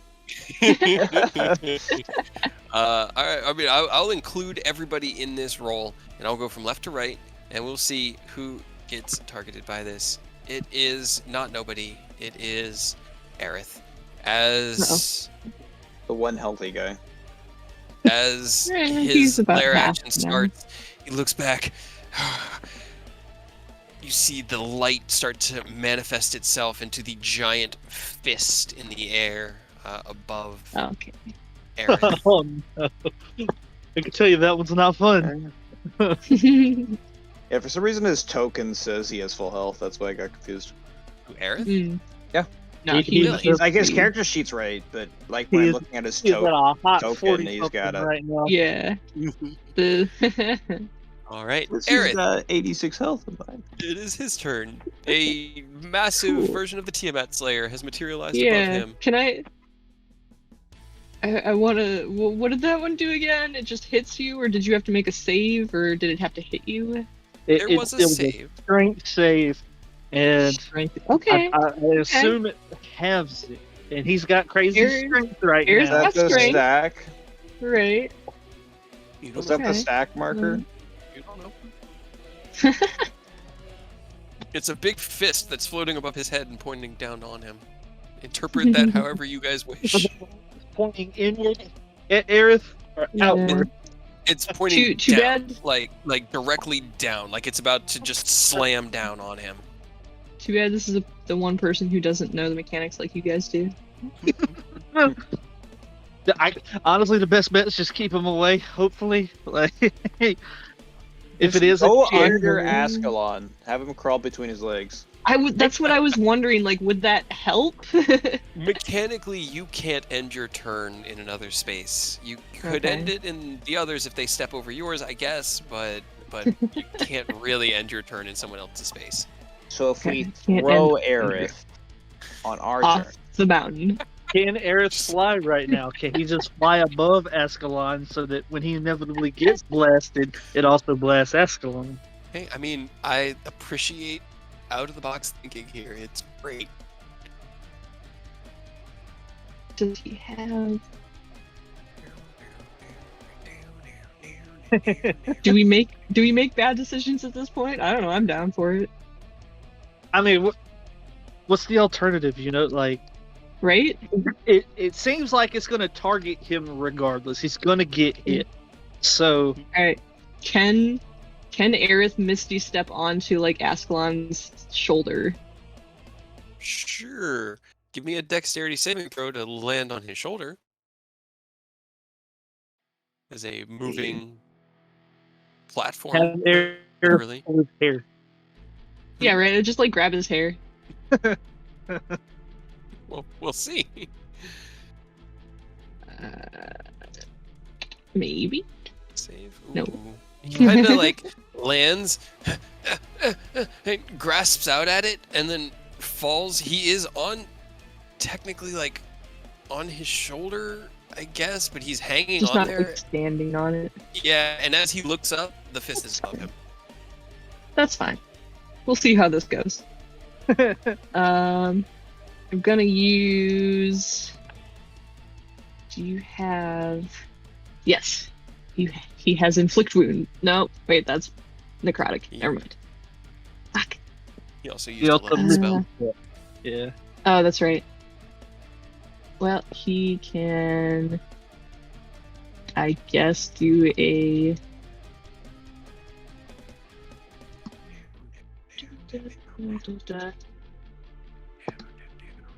Get him in the jugular. Maybe you can hit a very important artery somewhere. You know. Do I need hands to do Eldritch Blast? You need one. You're kind of like hanging there by one hand at the moment. You have one hand that you can either swing with or you can cast from his weapon with. All right, he'll cast Eldritch Blast then. All right. Pew. Three beams It's 3. crackle out from the. None of his spells work. I know. The radiant dark.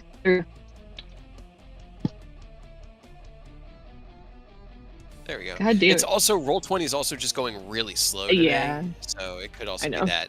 But unfortunately, they They crackle almost- out and then down against them. None of them able to find Nope. any opening Well. in his armor. Maybe just he really hold is. on. true. Yeah, I think so. Just All gonna right. hold on to Ascalon and hope that maybe if he gets hit, Ascalon gets hit too. Okay. We can test these things because Aerith is not here. Right. Right? All I can right, make bad decisions for him. Let's see. That's great. I have another. Bad decision? It better not be a fire breath. It probably is. I need Eodos, wanna say I'm hiding Arturia, behind a and pillar. nobody to give me dexterity saving throws, please. Okay. One of you has a D10. Yeah, one of you has a No. D10. Eodos has a D10. If you... As he takes a very deep breath and then turns back towards the open door and just releases this torrent of platinum flames that do not scorch the temple at all. But they don't feel good. So it's a 18 from Eodos. 20. Okay, nobody. You managed to save. Thank God. All right. Well, good news, you keep your D10 if it doesn't help you succeed. So you still have it. He doesn't But, hold on you to his know. Bad news. So- There's a very Bad real news. chance that we're about to go out. Nobody. You take Arturia will 30. probably still be awake. Maybe. Yeah.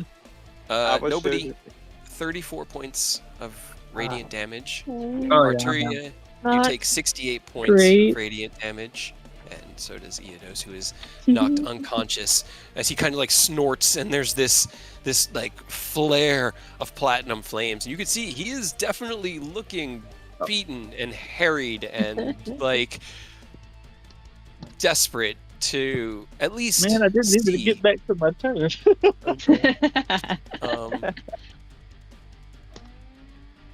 Nobody. Does it take an action to give a healing pellet? To give one, yes. I didn't mean that. Sorry. If you're feeding it to somebody else, you have to use your action. If you take it, it's just a bonus action. It's just a potion, essentially. Yeah, I'd need to dash. Well, I might as well start making my way back anyways. Only hide for so long. What's your movement? I don't know. Up until the 40. flashbang, it worked. Yeah. Just the flashbang was like, hey, Yeah, Yeah. the flashbang Equalizer. fucked everything up for me. And then, oh wait, I forgot I have fucking 5 shield. Is of my fighting spirit, so let me give me some extra health back really quick. Ah, there you go. Yeah, temporary hit points would definitely eat that. Yeah. And I shall You fighting hurt. spirit again. Okay. So you move forward 40 feet, fighting spirit to give yourself advantage. Oh, no. 21 and a 14. Unfortunately, neither of those hit. Yeah, I should just turn it off. Yeah. Why do you think Eidos turned it off? I know. Well, I have triple advantage, but it's still not helping. Yeah. see, You know. if there was a style kind of like archery that helped mitigate it, I'd be more like I could take a -2, I think, but -5 on something with 22 plus AC is just brutal to try to hit. Yeah. So -2 with triple advantage, not too bad sounding. Yeah. Great. What, But it's 22 not worth AP? Yeah. But you rolled in the third one. You rolled a 4, a 5, and a 1. Yeah. I didn't even notice the one. That's unfortunate. Yup. Yep. All right. End of your turn. He's going to just make a legendary claw attack at Aerith, who's up on his shoulders. He's just trying to grab him. But it's 21 to hit. Shield. Shield. As it comes forward, he just raises the radiant dark. Ding! And he's like, ah. Clever. Don't. It's your turn. I get to attack, and I have kind of advantage with Aerith, I guess. So I have a flat I'll roll. give you advantage, sure, because you also have it with Arturia. Arturia Yeah, is I was gonna conscious. say Artoria's Yeah. on the Okay. Eodos is So with the knocked flat down. roll Arturia this is kind of time. like like getting themselves ready. You son of a fucking bitch. You kind of Swear to like God. slash out, and he's been like just pulling you closer with this hand, and you slash I out. You just wanna feel your bite. claw, your teeth against his chest, and it's just like I just want to fight a dragon. can't get through his No. scales. I just wanted to. All right. Anything else you want to do? I don't think I have anything else to do. He's gonna make a bite attack on Tyrannosaurus Rose. That's Don't bite me. I 33 to don't. hit. You can't bite me. I can't bite you. No. Oh, there's the better damage. That's 16 piercing and 24 force damage, so a total of 40 damage. All right. That bleeds over negative. Okay, 7. Okay, so you turn back into normal Rose. Let's see. You would have been up there. No, you're just back on the ground. I'll just say you're back on the ground. Mechanically speaking, you kind of like he bites in, and there's this of magic as the polymorph is dispelled, and you just gently like tumble back onto the ground, Rose. Okay. I'm hoping that this is my actual health because it matches Aerith's, and I don't know if it fucked it up or if I was No, that's actually what the you've been same at. health. You've been at least as far as I've been I on know, right? Tyrannosaurus for so long I don't remember. Yeah, because see, I changed yours and it didn't change Aerith's. It was you guys just ironically had the same. Okay. Right. All right, Okay. Iedos, can you roll me a death save, please? Yes. Okay. Arturia, it is your turn. Bonus action better dying on Iedos. Okay, Iedos, you stabilize, which is really good because you were at two fails already. Yep, Um, you love to see it. I almost crit the first death save, and the second death 19. round. Nat 1. Oh no. You love to hear it. Oh no. It's all over the map. So bonus action spare the dying. You secure those tethers of soul energy back to the material body of Iedos. What do you want to do on your action? Level 4 cure wounds. You cast one spell, and while you're doing that, you're already muttering into your other hand where you're just manifesting this ball of shadowy light that you just push into his chest, and with a pulse, Iedos, you come back to consciousness with 24 hit points. Actually, no, you come back to consciousness with maximum hit points, which is 4d8, so 37 hit points. You have 37 hit points. Because you were at 0 and you were a Grave Cleric. You are 0 with a Grave Cleric, yep. You actually should have done more, I think, last You time. should've, Or yeah. somebody should have done more last time. It still wouldn't have but that's canceled fine. out the Dragon Breath. Yeah. But it's good to know. Works out in the It end. is. So you got Yeah. that in your back pocket in case we die. All right. So 37 back. End of your turn. I guess he kind of, because he had to turn around, but then he turned back as he breathed. So he's, I guess, Aerith. I'm going to put Aerith, because you guys are more looking to try to hit Ascalon with it, right? Yeah. Okay. You're not trying to, like, get in the way to help Aerith with it in any way. No. I don't think we have the HP to like. No. I know in 14 there are soak mechanics. I don't think we have the HP to help soak. Hey, I mean, I just want to be sure. It is a significant hit. Okay, that's actually not that bad. As Arturia's turn ends and the lair actions, special actions, raid actions manifest and culminate, you see the fist slam into Aerith. He takes 50 points of force damage, and I need you to make me a strength saving throw. I mean, he's out. Yeah, he's knocked unconscious. Unfortunately, the strength save is not against the damage. You take the damage regardless. It's just against being knocked prone. And as he is slammed by the fist, it dematerializes into Ascalon's body, and he kind of just chuckles, and Aerith just falls.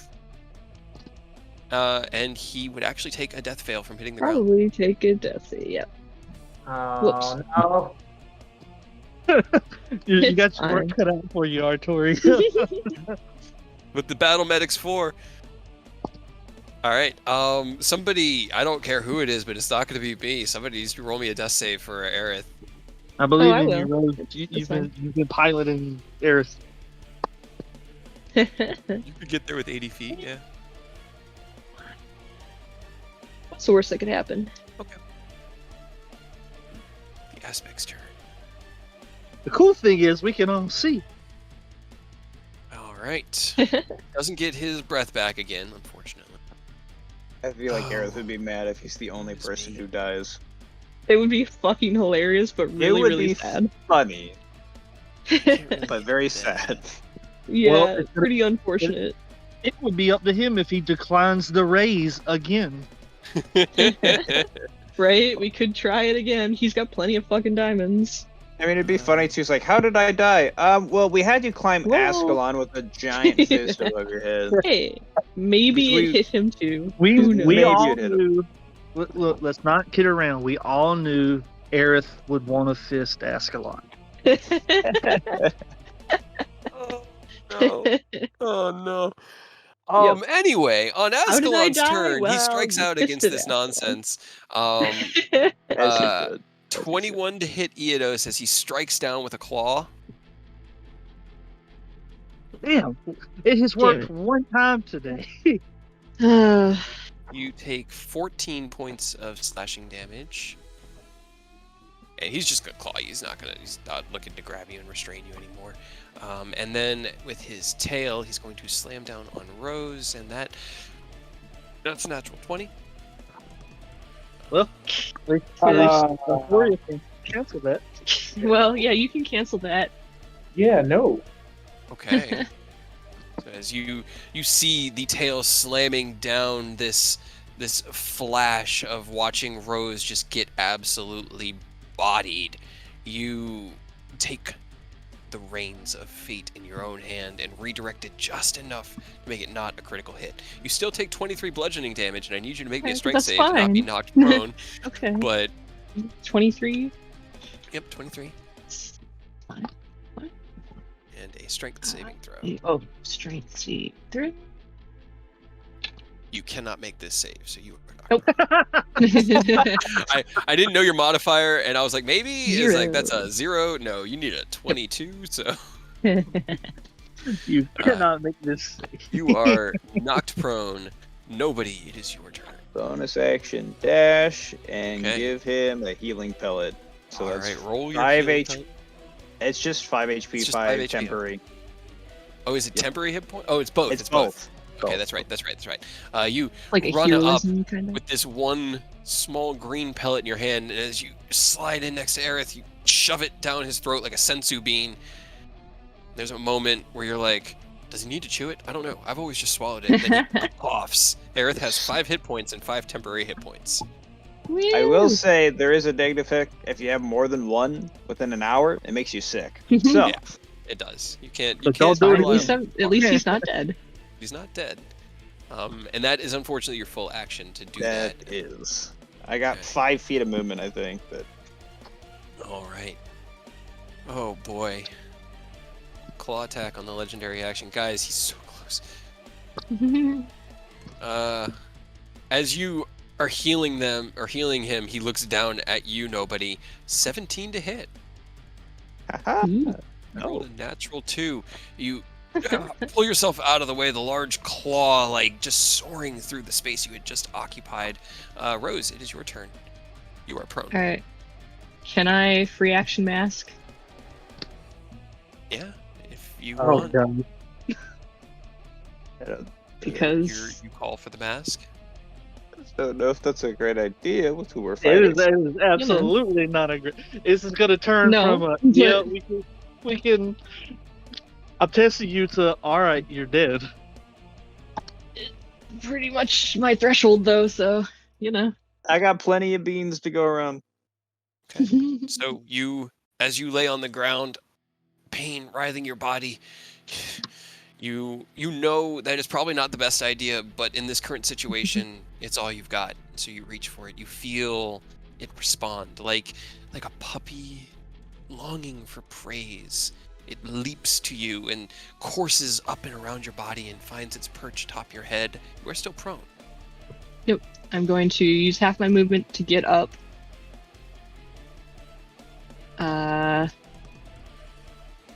Bonus action to Unsettling Words. And then I'm going to try to use a Dissonant Whispers. Okay.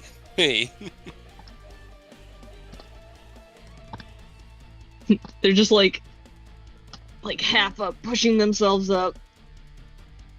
Mask on. Push yourself up. Throw out your Dissonant Whispers. Roll me a d10.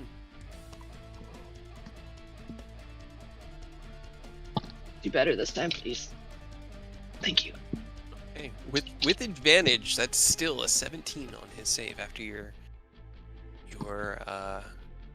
unsettling Okay, words. so it's a 19. So as you reach out and kind of cast this spell, he had been looking over at nobody, and he looks back at you, and his eyes narrow, and you release the Dissonant Whispers, and in that moment, there's this gap in his defenses that you manage to get through until you see just this flash of pure platinum light from his eyes, and he looks at you. You dare blaspheme here! Yeah, let's go. All right. Eodos, it is your turn. He is not looking at you anymore. Well, gotta use half my movement to get up because I was fucking dead just a moment ago. Can we ask Ascalon to cure the mask or fix the mask while he's at it? I mean, I was gonna ask him after we, work this through, but I don't know if that's gonna be possible now. This is just gonna literally all his movement to scooch right here and trying to take advantage of with Aerith. Swing, Okay. I guess.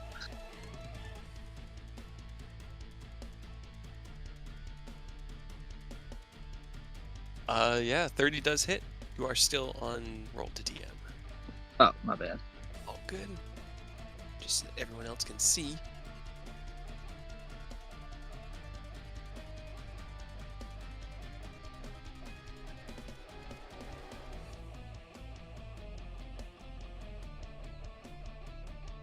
Alright, and then let me turn Booming Blade off for the second attack.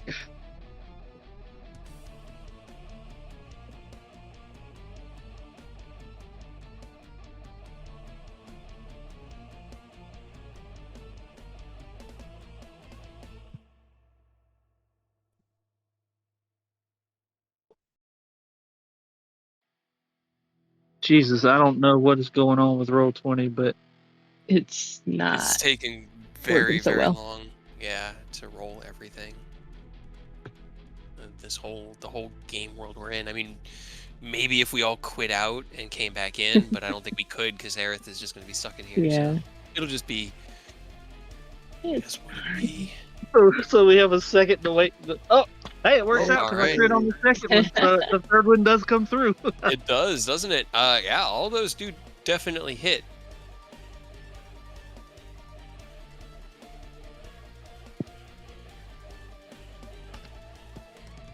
Okay, so let's see. So that's 23, 16, 39 minus 3 because of the narcotic resistance is 36. That's 48. 72.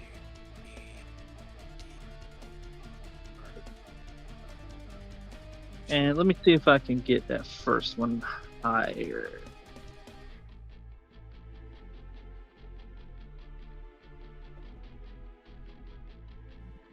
Yeah, it actually went up by 3. Okay, by an extra 3. Alright. Eodos. Let's see. Look at this. No. You strike out. Bam, bam. This flurry of powerful blows. 134 damage after resistances on him. And he is definitely weary. He is looking weakened. But there is this fire now burning in his eyes, whereas most of this has been this challenge, this almost a game. There is a focus in his mind that you have not seen yet, and as you strike out, he doesn't even seem to turn and notice. There's just this sole focus on Rose at the moment. End of your turn. Anything else you wanted to do? No, that was all three of my actions upon, or my 2 actions upon, and my movement. Yeah, All 'cause right. I only have 15 feet because I had to get up to. Arturia, it is your turn. Oh shit. Big yikes. Big yikes.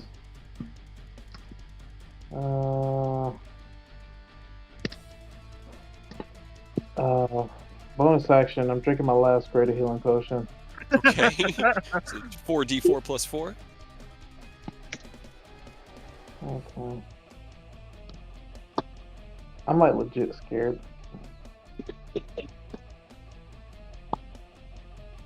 Yeah, the worst possible thing that could have happened just happened. Oh man. Do we just let him finish, or like let him do his thing, then we continue the fight? And then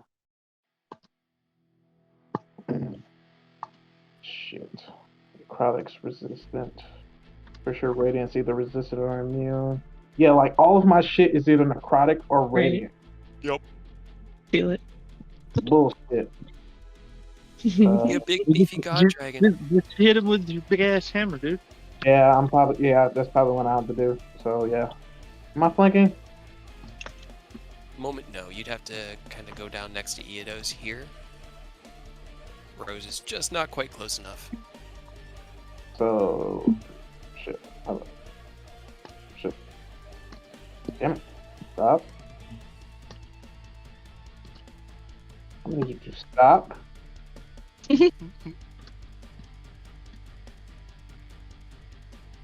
Right here?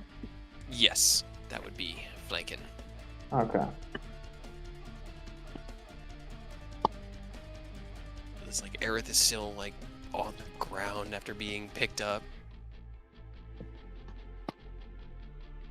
God damn it. That's not gonna do it.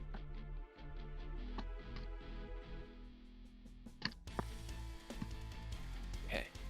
Sorry, I was typing something. Yeah, unfortunately, at 19, you swing out and you hit, but the hammer just reflects off of it. His body is just unmoving in this pure moment. Anything else you wanted to do? Pray? I mean, that is fair. As initiative count 20 comes around, he looks down at Rose and all of this rage that he has been just focused on in the last few moments, last few seconds since you put the mask. Your corruption will be cleansed. And he reaches up and this time manifests not just an energy version of Bahamut's justice, but the actual blade itself. This easily 20-foot long version of it. And as he holds it in his hand, he strikes it down in this cleave motion towards you, Rose. There's nothing. You could make a strength save against the prone, but the damage is going to KO you as you take 80. Is it a hit?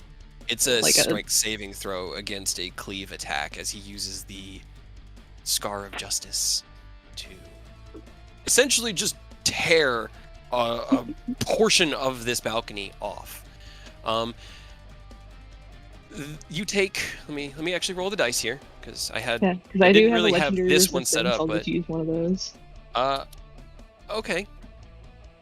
You use the legendary resistance. It's a strength save to not be knocked prone. You do take 95 points of damage Jesus.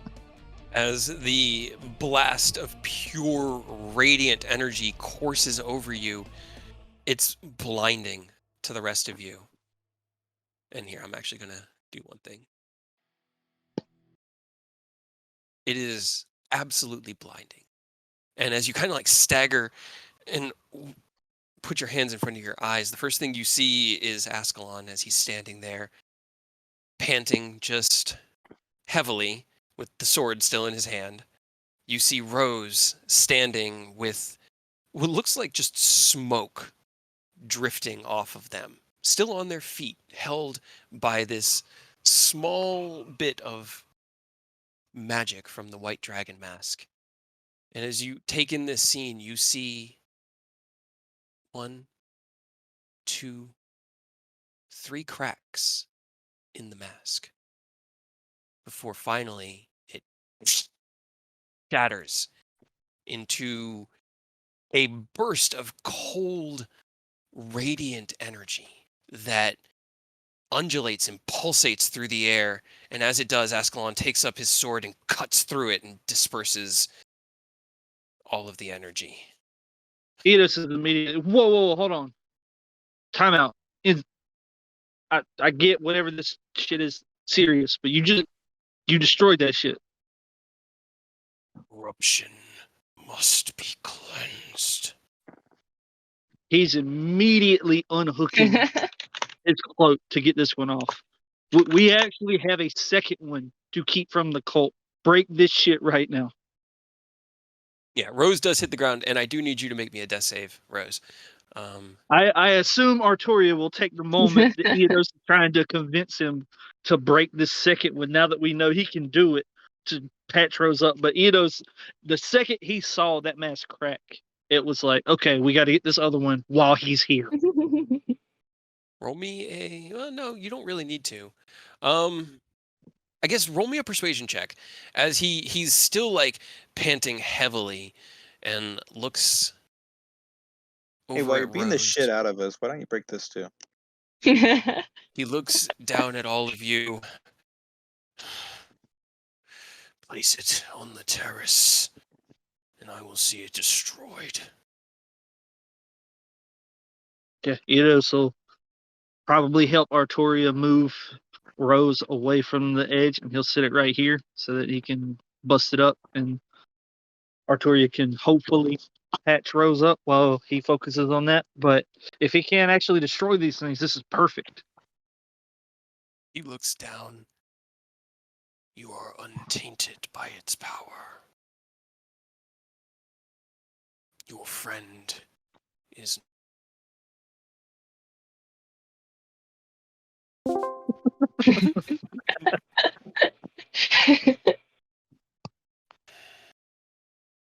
He looks over at the green mask, and in what almost looks like an effortless display, he gathers the energy along his blade once more and releases another cleave of pure, radiant force, this glowing platinum light out in a cone off of the terrace. Again, like another bolt of light just off of the side of this mountain. The people at Baldur's Gate are like, this is like a fireworks show? Are we in danger? Should we be getting the guard?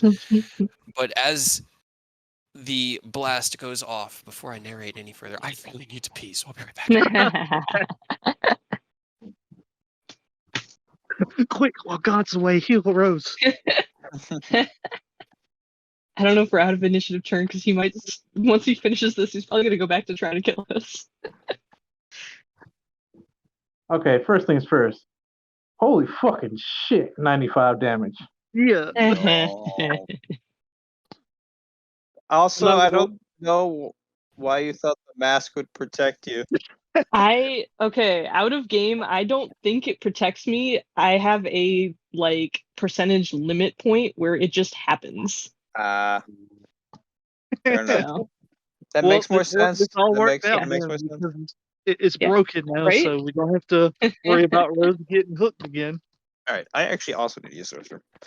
It also really works out because one of the things that we intended to ask him yeah, was just to, did for us. right? It's going to be interesting.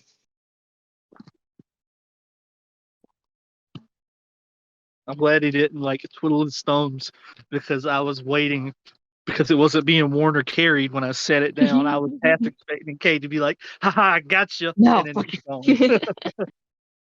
Yeah, I have the hopes that maybe he fuck McGee can't scry into Ascalon's lair. Right. I'm back. That was 2 liters of water kind of pushing on my bladder. I felt it, dude. Yeah. I needed to go to the bathroom, but I couldn't hold it early. Yo, Yeah. Cal ran too, so Okay, he'll be all right. right back. Give him a second then. I just hope that the stream has caught all of it, just so that Aurora Right? can watch. Aurora 'cause can catch that up. was fucking epic. God, I have such an anime picture of how that all went down in my brain, and I can't put it to like paper or anything. I know, and like, Eodos, truth be told, your attack did drop him below the threshold that I had put for him. You guys dealt 700 damage to him. Yeah. But he had one last thing he needed to deal with before the fight ended. Before he also collapses. No, he's fine. I mean, he's definitely tired and exhausted, and he's been put through the paces, but like he's probably at 15-20% of his hit points where he put his threshold. He's a demigod. He's And he was kind of just playing with us, to be honest. yeah. Based on everything we saw, he probably could have killed one of us in a single round if he really felt like it. The highest hit point that I see at the moment is 24. The true Scar of Justice with the actual sword dealt 22d8 damage. Jesus.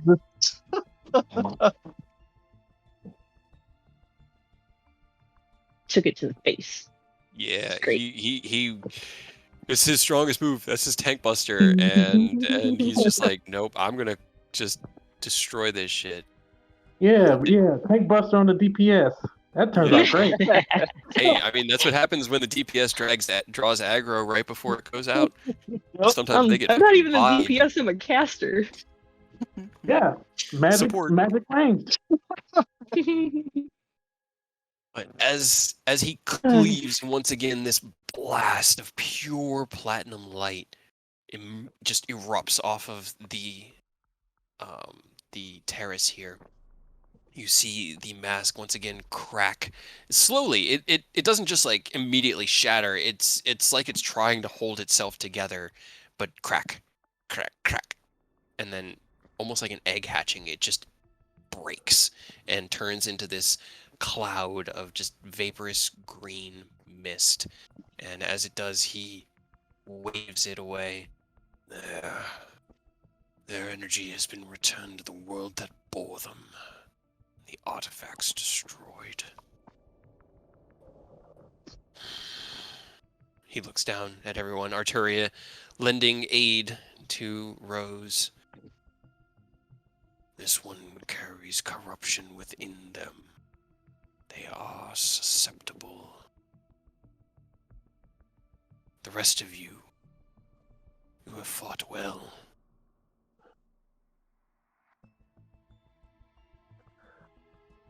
Thank you, Sir Ascalon. If it's not too presumptuous, I haven't been with this group for too long, but this one, I believe, if given a chance, they can overcome the corruption that you might see in them, if given proper guidance. So I ask if you could give them another chance. Roll me a persuasion check. He looks down at you, this holy cleric of a dragon god, not one that he is an avatar of, but you know. 22. He looks down at you, and you see him close his eyes. Ken, you've been dreaming for what feels like a lifetime. This beautiful dream, reliving your moments, running with Sid, traveling with Bahamut, learning and exploring and expanding the depths of your knowledge. Basically, just living.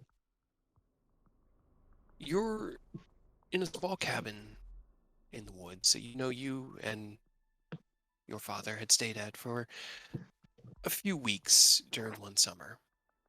And you're deep in your studies when you hear a knock at the door. You know your father had left. He went to go deal with important business. You're probably about 14, 13 at this time, maybe. But you hear a knock at the door. I'll slowly get up and crack it open. You open it, and you see yourself. This very familiar sight, but somewhat alien because you're used to seeing a reflection, and this one isn't reflected back at you. This is you. Except he has a tuft of platinum in his hair, and one eye has been changed. And he looks at you and he smiles. I think we need to talk. Can I come in? Sure. Sure, this is weird, but you won't try to shake me, will you? Kind of looks down. I don't think I have any shanks. But no, I won't. I don't mean you any harm. Okay, come in. I'll see if I can find you another chair. This is going to be a little difficult to kind of explain. But this was somewhere safe to keep you. Well, I did some work. But right now, a group of people that I think you might know are standing before me, hoping that you'll be able to help them. And I'm thinking you might be able to. But there's a catch. One of them. And he kind of like sits down in the chair, and he like turns it around. He's sitting like against the back of the chair, just kind of like legs spread and staring at you. One of them is susceptible, and it's dangerous. They're willing to risk not only their lives, but their souls using powerful artifacts they don't understand that could cause other problems. I don't know what to do about them. One of them has suggested that with the right guidance, the right tutelage, this person might not be susceptible to those corruptions. I think that might be you. They seemed like they definitely wanted to talk to you earlier, and I've seen your memories of them. He kind of like smiles at you, and as you blink, you're kind of like what's he talking about? And then you think about it, and almost before your eyes, he ages, and you age, and you grow, and your hair changes, and your eyes change, and your body scars show up. It's time for you to grow up again. If you think you can, handle them and want to go back. If you don't, I can keep the reins.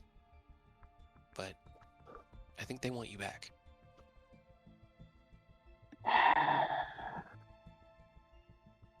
Yeah, I think it's probably time for me to go back. Plus, those knuckleheads probably miss me, so I should probably give them what they want. I do need you to promise me that you will take care of them, though. Lead them. The one, Rose in particular. You have to stop them from using those artifacts. You will find more. They will be tempted. It is not. It comes at such a price. You don't even know. You got it. I'll keep them close. I'll make sure they won't be tempted again. We all will. Wait here for right now. I'll be back soon. And then we'll go from there. He kind of smiles at you, and he'll get up and put his chair back. I think we're going to do good things together. I think they'll be the right things. And then he'll leave out the door. The rest of you on the terrace, Arturia kind of cradling Rose, looking up at Ascalon, who's had his eyes closed through all of this, looks down. Your friend misses you all. does wish to return. He looks down at Arturia. It is him that I will entrust this one's fate. I will wait, watching from within him. And if I feel your actions threaten the world, I will return. Looks at everybody. One last act. And he kind of like holds his hand out, and as he does, the mountain moves. It's been mostly staying like still, the clouds just sort of drifting around you. You could feel the wind pick up as you drift over towards Baldur's Gate, picking up speed and speed and speed. You guys drift for probably about it's honestly probably about an hour. So while he's holding his hand out and kind of just drifting the mountain towards the city, is anybody doing anything? What are you guys doing? After probably, well, first of all, Spirit of Dying to stabilize Rose. I figured that was pretty much instant, so that was why they only rolled the 1, but okay. Level 4 Cure Wounds. Okay, so that would be 4d8 plus 5, which is 37 hit points. Rose, you come back to consciousness. Everything fucking hurts you. I will actually say for that hit, you have a level of exhaustion. That's fair. Definitely have a level of exhaustion. You're kind of like, looking up at Arturia. You look over to your right, you can see Ascalon just standing there, his wings just kind of fluttering gently in the wind as you're moving westward. Did we lose? You made him mad, but he destroyed a mask. 2 of them, both of them. What do you mean?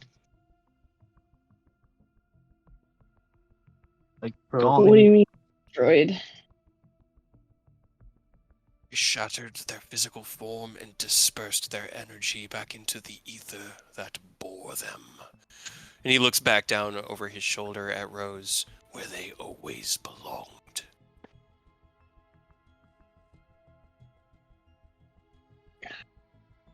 Shit.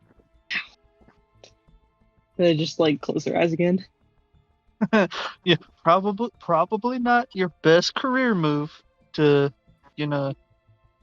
use it in front of the guy who absolutely hates it, but you kind of expedited something we were going to ask him to do anyway, so it kind of worked out. I mean, I didn't. Well, you won't like that answer anymore. I didn't mean to. Even better than it's destroyed. I think we can all agree that she doesn't touch masks anymore. Hey, what if it's a really cool one that we win at a festival or something? So, as long as it's not one of the cults, you can wear any mask you want. I think just any magic mask in general.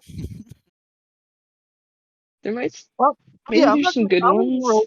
I'm not gonna roll like rule mask out period, because there's probably some cool magic ones, just not cursed Tiamat artifact ones. If we find those, you're just gonna kind of look back at Ascalon like, I mean, are you gonna be able to take care of them when Ken's back for us? My power will be at his disposal, and he looks back over his shoulders, but I warn you, the toll that this takes on the body is extreme.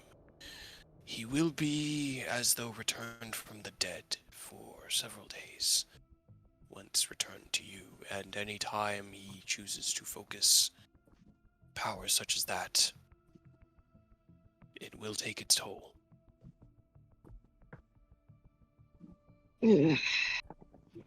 Well, I think he has earned a good little break when he gets back. So don't worry about that. We'll give him plenty of time to recoup. And I don't know how often we'll find these masks anyway, but we are going to seek them out, not to use, but now that we know you are capable of taking them out,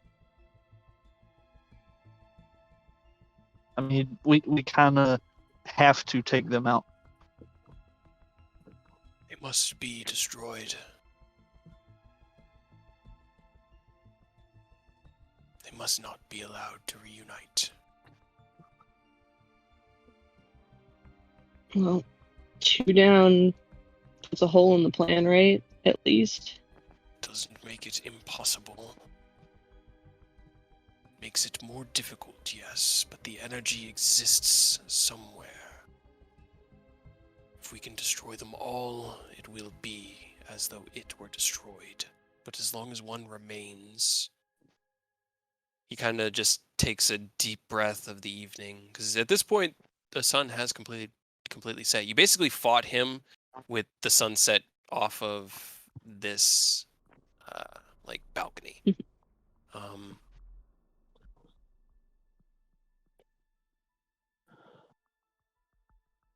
Even I do not know if it could be completed.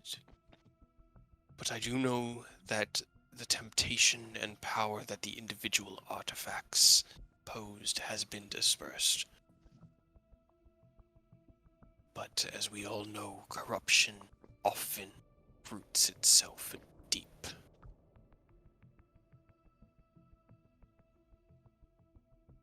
Rose just looks away, towards this wall. That's fair. He's not even looking at you. He's kind of like standing there with his hands behind his back and just staring out towards it. And as you guys are drifting along, you see the city approaching, the lights, and you can start to hear what sounds like a clamor, just like very far off in the distance. But as the hour passes, he slowly drifts over Baldur's Gate, heading about another 30 or so miles out to the ocean before the mountain itself begins to descend. Wait. Descend or Drop. It's a slow descent. It's not a drop. Okay. He's still in control of it. You can see this, there's tiny little movements of his hands.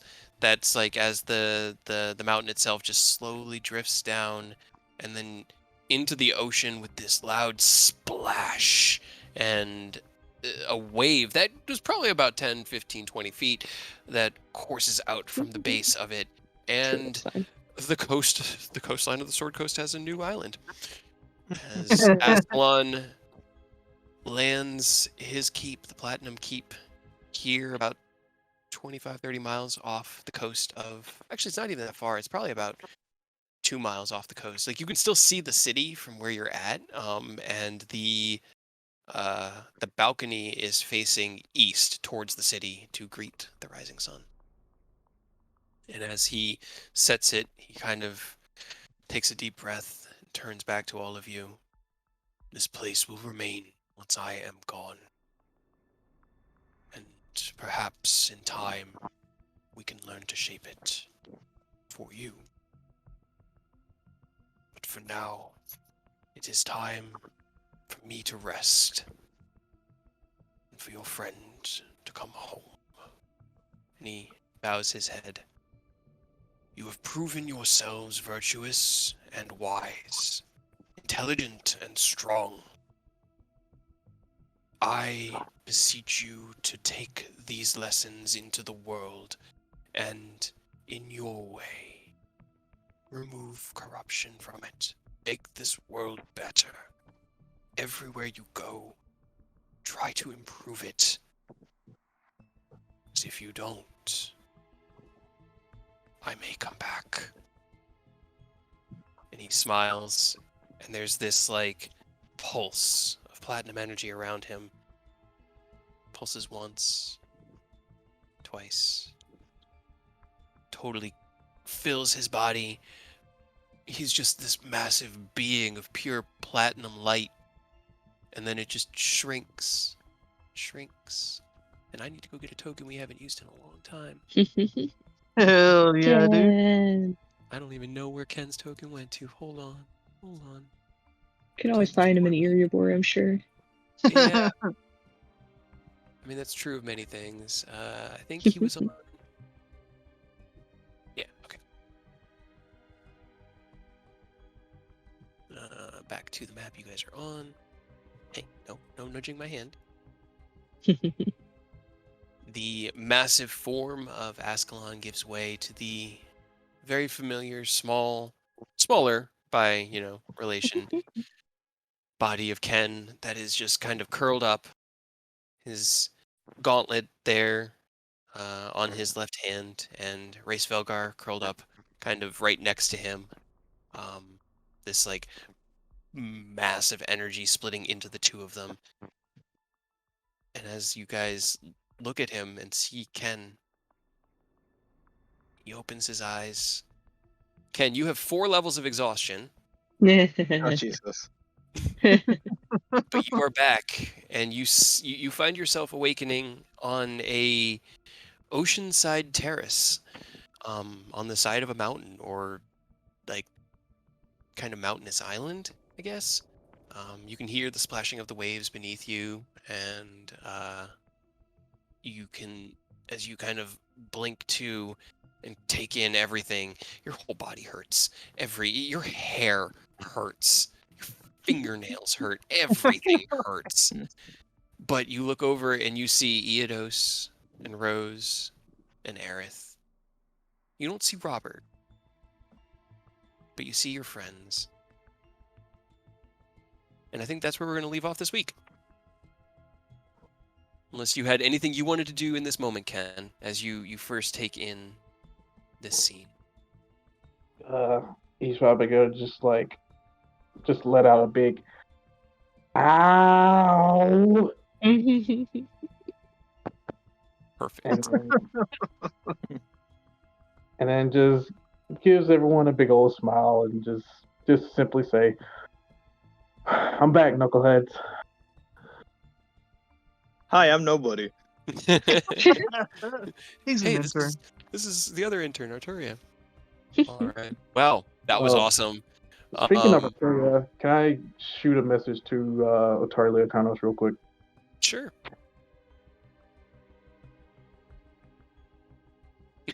Okay. All right. The response you get is almost disbelieving. There's Lord Ascalon destroyed the masks. Daughter, we must speak. This is wonderful news. And yeah, let's see. There was that. Oh, the other thing, before we play next, which will be in 2 weeks, because next week we have Teseno. But before we play next, everybody go ahead and level your characters up to 13. Yes. Hell yeah. As you have concluded the trials of Ascalon and brought back your ally Ken, saving the city of Baldur's Gate, which was soon to be, fucked up. Fucking nuked. Because you saw what he did when he actually wielded his sword. Felt it, yep. Yeah. That was great. Yep. I was really worried. I was like, 22 D8, that could kill you outright. But if that kills you outright, then that's just what happens. That's what happens. Yep. I'm down. Oh man. But yeah, when you put it on, I was like, he's gonna be able to destroy it. I didn't think I'd know until the very moment, and I was like, oh yeah, he's not gonna leave here until it does. Damn it. Fuck, that scared me. I honestly thought Rose was gonna die. Like, I legit. did too. Probably. 95 fucking damage. Yeah, and it's not ideal. No, and like the average on that would be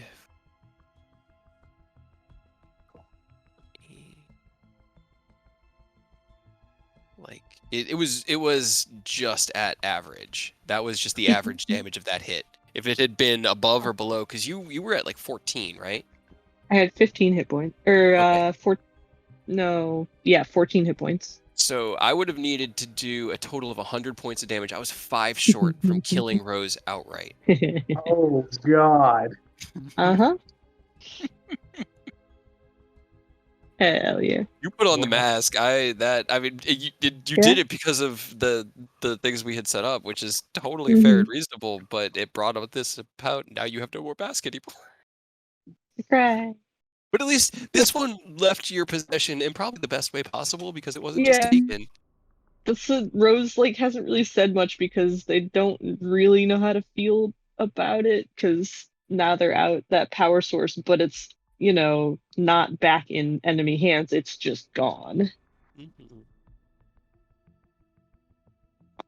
All right. Well, I guess that this also means that it's the end of Artoria's tour. I hope she had a Yes. good internship. I mean, she managed to stop a draconic demigod that even the Metallics were unsure about from wreaking havoc all up and down the Sword Coast. Pretty sure that sums up her journey. Like, that's what she set out to prove her worth and to test herself, and she did all of that without relying on her draconic power beyond what she had tempered herself with. Yep. Call that a win. Probably gonna leave. Probably, yeah. As soon as we get back, she'll probably, her oath fulfilled. She'll be able to turn back into her dragon form and fly back to the mountain to talk to Otaria Carnos. Yep. She's gonna leave some gifts before she go, though. Okay. All right. I'm excited. I mean, I'll just go ahead and tell you, she's gonna leave her all of her platinum and Ken's binder. Nice. Okay. Yeah, that makes sense. Jesus Christ. Fun. Man, 695 hit points. Like, and he didn't individually, like, his individual hits weren't hard, except for like his breath and the tank buster cleave and the stack, because those were the 3 things that were supposed to. But he was just this like constant source of just hitting everything.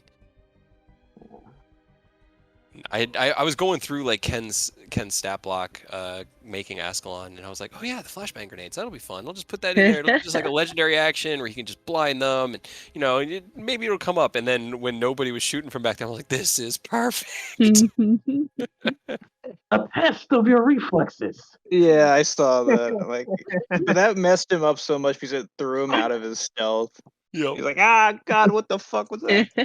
It Yep. blinded and deafened. Yep. Hell yeah.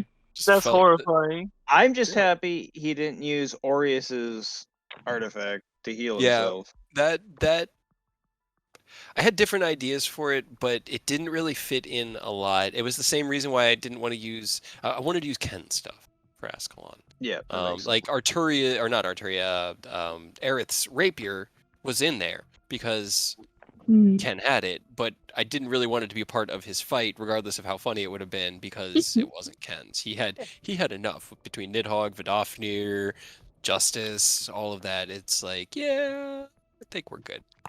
That makes sense. Is the Tiamat Slayer gauntlet just like I didn't know how to describe it except for like a circle with arrows pointing in as a stack mechanic. I was hoping maybe big fist over his head, they'll think, hey, if we're all under there, maybe we can help him take the damage. And nobody moved. And I was like, all right, well, here you go. That one was I mean, at that point, though, if we've really, how much would the damage split?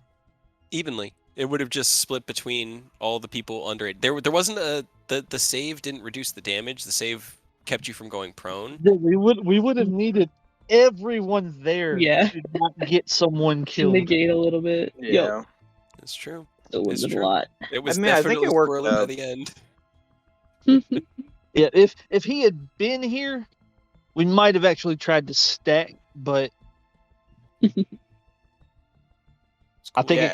it kind of made the decision for us a little bit because we were all running real low on HP at that point. Yep. I had already died twice. Yeah. By the end, I'm Yeah. like, fuck it, I'm on healing duty now. I got healing pellets and I can run fast. That's my job now. Just a speedy Pez dispenser.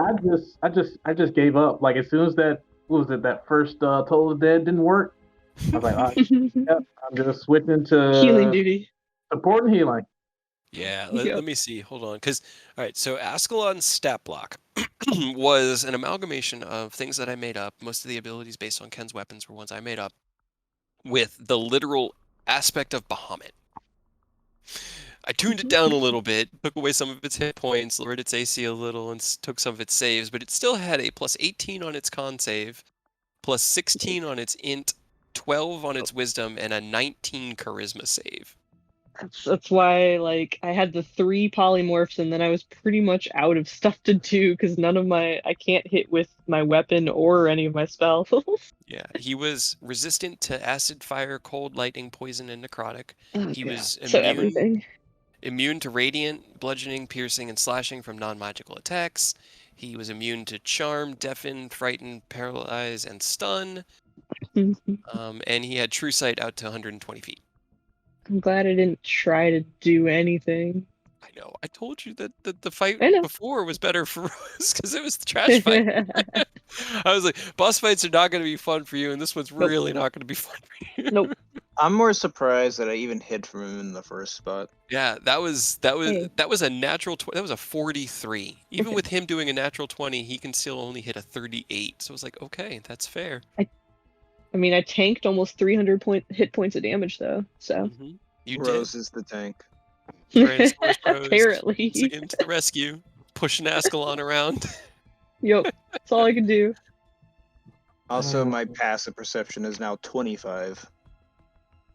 Should I roll the dice on HP or just take it easy with the average?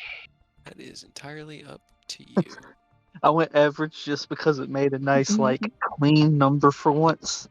So, Yeah, I'm not even gonna risk it. I got a nice, like, a nice to look at 105.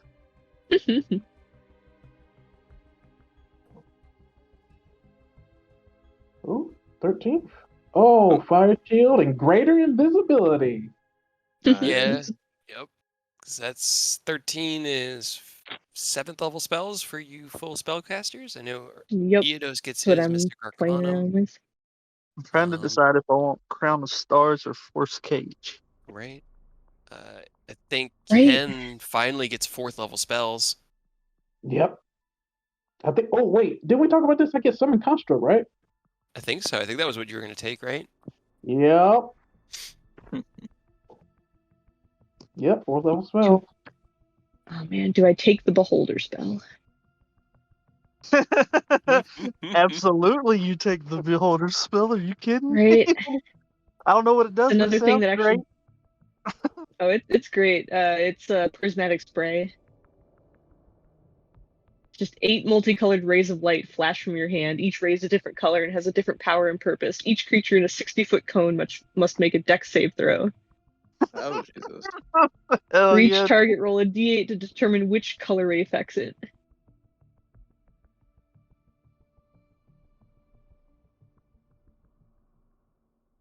It's like 10d6 of damage on different elements. It's pretty great. I'm so sad. I am 1 HP off from being a flat 100. Oh. Just sitting at 99. Oh damn! I think I. What? Oh man! It won't let me What select is it. Dream of the Blue Veil? Why is this such a weird It's spell? confusing. I have no idea. I tried to read it and I gave up because I don't get it. It's kind of like teleport, but not. Weird. You go to but sleep also- with 8 of your friends and you have visions and you like trance out, and then when you wake up, you're actually there. But only if you are good for like 6 hours in Yeah. that area, because otherwise you just wake up and you haven't moved. Oh man! It won't let me I don't know. click It's weird.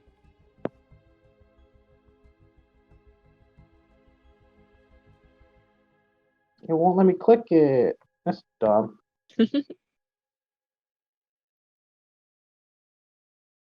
I could pick up Power Word of Pain. Oh no. Hell The yeah. power words. Hell yeah. Or I could pick up project image and just project almost technically being a changeling, I could just project anybody. So it's level 13 where the spellcasters just get out of control. I mean, A it's little kind of bit. level It's 9 the where they start. start to get out of control, but they're definitely getting like there's some serious like power creep in 5e with the casters at higher level. I could get Finger of Death. I'm sure the Raven Queen would love that. Yeah. Just bring some zombies back. You know, you're already kind of doing that. Except those are actual zombies. Yeah. I think if I actually used Finger of Death, I might get in trouble with Mom. She might scold you. Get a slap on the wrist. Yeah, Just okay. It's share not letting both me. of those. It's not letting me click it. Is there any Click chance what? summon construct to add it to my list? Oh. Well, it says I'm at 16 of 11 spells. Yeah, it's just okay. When you finish here, just we'll add it because of other spells that are being added and the fact that it's just Okay. We'll add it and make sure you have the right number of spells and everything. All right, I'll just skip that for now. Ooh, Yeah. I'm at 122 HP. Oh yeah. Hell yeah. That was the stat block you guys just beat. Good lord. I mean, did we actually beat it, or did he exhaust himself at the very end? No, that was what he. As a creature, Ascalon has probably close to 1,400 hit points, but he wasn't looking to force you guys to kill him. He wanted you to prove that you were strong enough to take over in his stead, essentially, as you wanted to. Gotcha. He wanted to make sure that he was giving the reins away to somebody who was capable and not even capable of making him tired. You guys exhausted him, and he's like, "All right, fine. I'll let you. Let's see what you can do, but know that I'm still here and I'm still going to be watching." Man, I really can't. This is always the worst part of leveling up. Right? I'm trying to With the spells. actually decide what you want. I know. Must be difficult. It is. Everything is Meanwhile, awesome. I get I want all of one it. skill, and it just gives. I mean, it's a good skill. Elegant quarter. Just gives me a bunch of just flat bonuses. That's nice. Ah shit, I gotta level up Arturia for It's the one thing I don't like spellcasters. So much spells to go through. Yeah, it's a lot. All right, let's see. But hey, our proficiency bonus went up too. Mm-hmm. Hell yeah. That means I got one more charge in Fate Render now. Yep. Oh, All yeah. of your various artifacts should have Mhm. gone up as they are all. Hell yeah. yeah. I'll innately probably have tied to to you. level up Arturia later because this tablet's weird because once you exit out of something and try to click back in, it strokes out and it won't let me back in until I reload the entire roll 20. Sounds about right. I need to Yeah. get Ken out of the inactive back into the active pool. Yay. Our boy's back. Yeet. Hell yeah. Who wants to tell him about Robert? No. I'm trying to remember which Us killing Robert can tell him about Robert. I think I'm gonna pick up Force Cage. I feel like Force Cage is gonna be handy, Yes. like in a lot of things, I'm glad. but also in that specific instance. I'm so glad you're taking it because I really want to take it, but I don't. I gotta take prismatic spray. I gotta have another spell that does damage. Just remember, prismatic spray does not differentiate between friendlies and hostiles. Yeah, none of my stuff does. It's fine. What's the worst that could happen? Oh man. Oh shit, my spell save DC is at 18. See, you guys are also. Mine might be. Maybe mine went up too. I can't remember. It should. It should because of The proficiency. person. Yeah. So Yeah. I'm at 20. Hell yeah. Yes. You guys are just making all the cartographers all over Boulder or Sword Coast mad. You guys like you move a castle Right? into a lake. Now there's a mountain that's landed itself, and there's like a new island off the coast, and it's like, come on. I keep Hey, changing they my gotta freaking earn their map. money somehow. Yes. Yes. So are those platinum lizard folk just there now, just hanging out? Guarding the place. Yeah, more or less. They're here. When nobody went back into the room, they weren't in there anymore. They had left that room, but you don't really know where they went.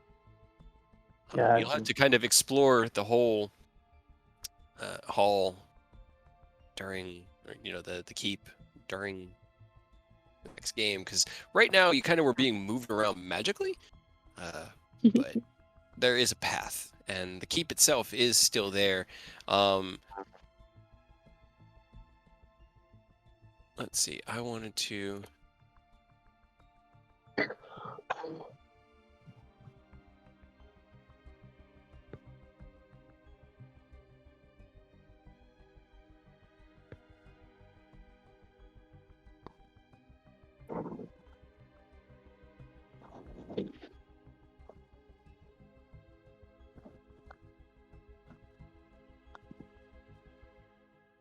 We're getting stronger.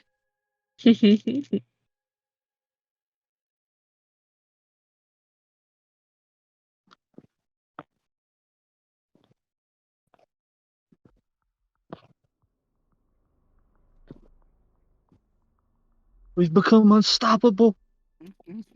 Oh yeah. Has nobody still not received a single coin? Probably not. There's been no loot.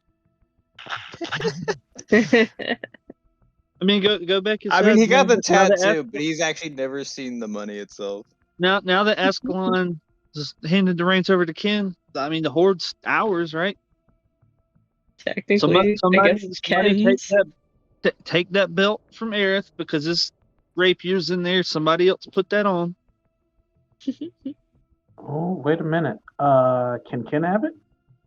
Yeah, if you want it. Go for it. Yeah. The only reason he has it is because he needed it to be able to use his rapier effectively. But if his old one's there that works with intelligence, he really don't need the strength. Oh, yeah, because Ken needs to adjust his infused list, because I mean the Helm of Awareness has not been doing his job. Yeah, I mean, It's kind of half doing its job. I mean, his initiative rolls is still shit, but can't be surprised. But I kind of also like having the idea of Ken having like a 20-something strength. Beef boy. Yeah. Yeah, because I think everyone else is either charisma, intelligence, or dex based. No one's actually strength based fighter Pretty much. or anything. Not like that. really. I mean, if you didn't want it, we could leave it on him. It's just the only reason he attuned to it was so that he would be able to attack with his rapier effectively. You know. So, Yeah, because he lost his rapier. Okay. Well, now we got that back, so he should be happy. all right. Well, I'll discuss it with Aurora, and if he says sure, then I'll have Ken take it. Fighting for it. Fight up. I don't know. He's not beefed here. up right now. He can't fight back. Yeah, fight him with your 4 levels of when it gets exhaustion. not right now. You got 4 levels of exhaustion. You can't do it right now. Yeah, That's Ken true. needs a break. He is doing fuck all until he recovers. Yeah, your body just transformed back from the size of a dragon, and yours was much more of a visceral transformation than polymorph, which is more magical. Yeah. Oh yeah. Guess what, guys? What's up? GM. Oh no! Hold on. Oh no! I gotta do it again. God! Oh, that was a really good roll though. Jesus. Yeah, dude. Plus 15. Oh shit! I'm That's what actually not too far behind anymore. I got an 11 now for some reason. Yep, that's what my Hey. stealth and perception is. Is plus Ah, 15. yes. Expertise. And I still yeah. can't roll. Still can't roll lower than a 10. So now it's at 25. Oh, Hell yeah. God. Let's I have a go. plus 11 intelligence saving throw, plus 10 Yeah. arcana, history, investigation, and then like 6s in perception and survival. This is Yup. fucking great. Hell yeah. High level D&D, guys. We're getting there. We're making it. Man, Yeah. I keep forgetting. Can I just? I know I got you to let me use that custom feat. Can I just swap that out? Because I keep forgetting it's even there. Which one was that? The one that let me use 3 charges for an extra attack, but I never use it. Oh, right. I took it at 12 and it has not come up once. Sure, yeah. If you got another feat you want to swap it out with. Just keep forgetting it exists, and I feel like it has not benefited at all. Oh, right.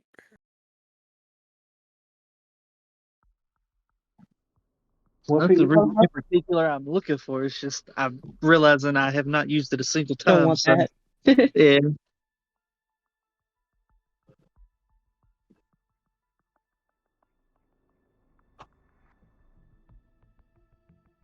Go ahead and delete all my mask stuff.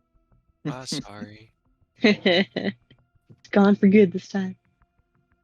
you don't know. Until We we might get the be black able to get that energy and craft it into a good one instead of an evil one. That would be interesting. Yeah, we can find a way to make like metallic masks. That would be cool. I mean, the We do masks that? were made from one of Tiamat's artifacts, the crown, which was crafted from one of her 5 relics, like the sword or the bracelets. Let's Just see, as for we could. truth. So, potentially, Maybe. they had to have been crafted somehow in the first place. Someone had to have made them initially. Mm-hmm. Can we upgrade feats eventually? It depends. Like, it really... There's a lot in this game that's possible, just because Tyranny is super high magic, but it really depends on what you're doing. Upgraded sharpshooter. Can we get greater weapon master and sharper shooter? Sharpshooter. Sharper shooter. Sharpest shot. I can think about it. Precision sharpshooter. Yeah.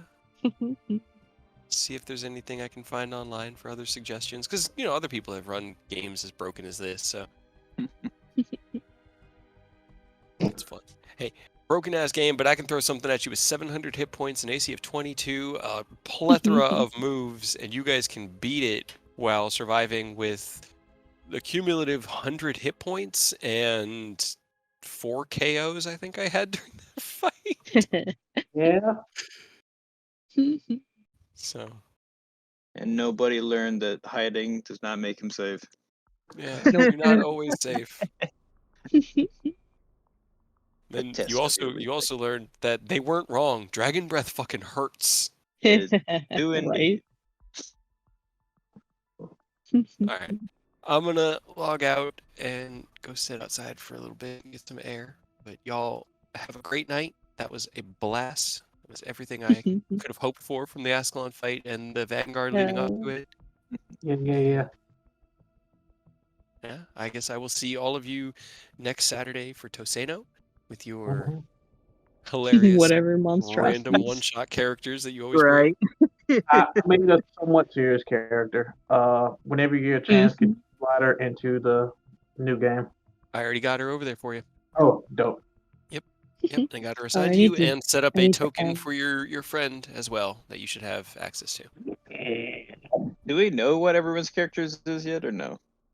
I decided on a Drake Warden Ranger. Yeah, I don't think you guys have discussed it, but there's nothing stopping you. Like, I don't really care. The more you talk ahead of time, the less time spent during the game that is spent, like going, this is what I do. I am a drunken master Owlin who only fights with his fists. Yeah, I'm doing a mix of monk druid, Oh, Jesus. Nice. who is an undead construct piloted by a spirit. I can dig it. And then we Yeah. have Steve It's gonna be Irwin pretty dope. somewhere. Yep, Steve Irwin. Did he I think decide those- not to do his weird puppet thing? Well, Daniel's the one who I'm trying to get to do the weird puppet thing. Hawk is Steve Irwin. Which I think he's another. No, he's not pure. What was he? I can't remember now. But yeah, feel free to discuss. Like I said, there'll be team aspects. It'll be up to you guys how you proceed. But I've got a book with a bunch of random stuff that it can do for building random things, and I'm just gonna do some random stuff, and we're gonna fight random things. So even I don't know what's gonna happen. Yeah. Brilliant. Yeah, my character's somewhat normal. I'm really like proud of myself for thinking of this. I mean, it's so dumb but so great.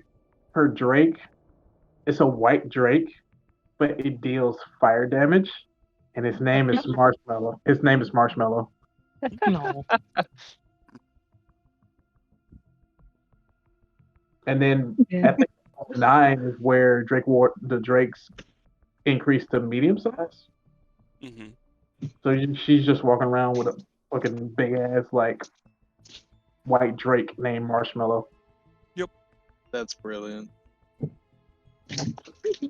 Also, apparently the Crusher feat is amazing on monks who do blunt Mhm. damage.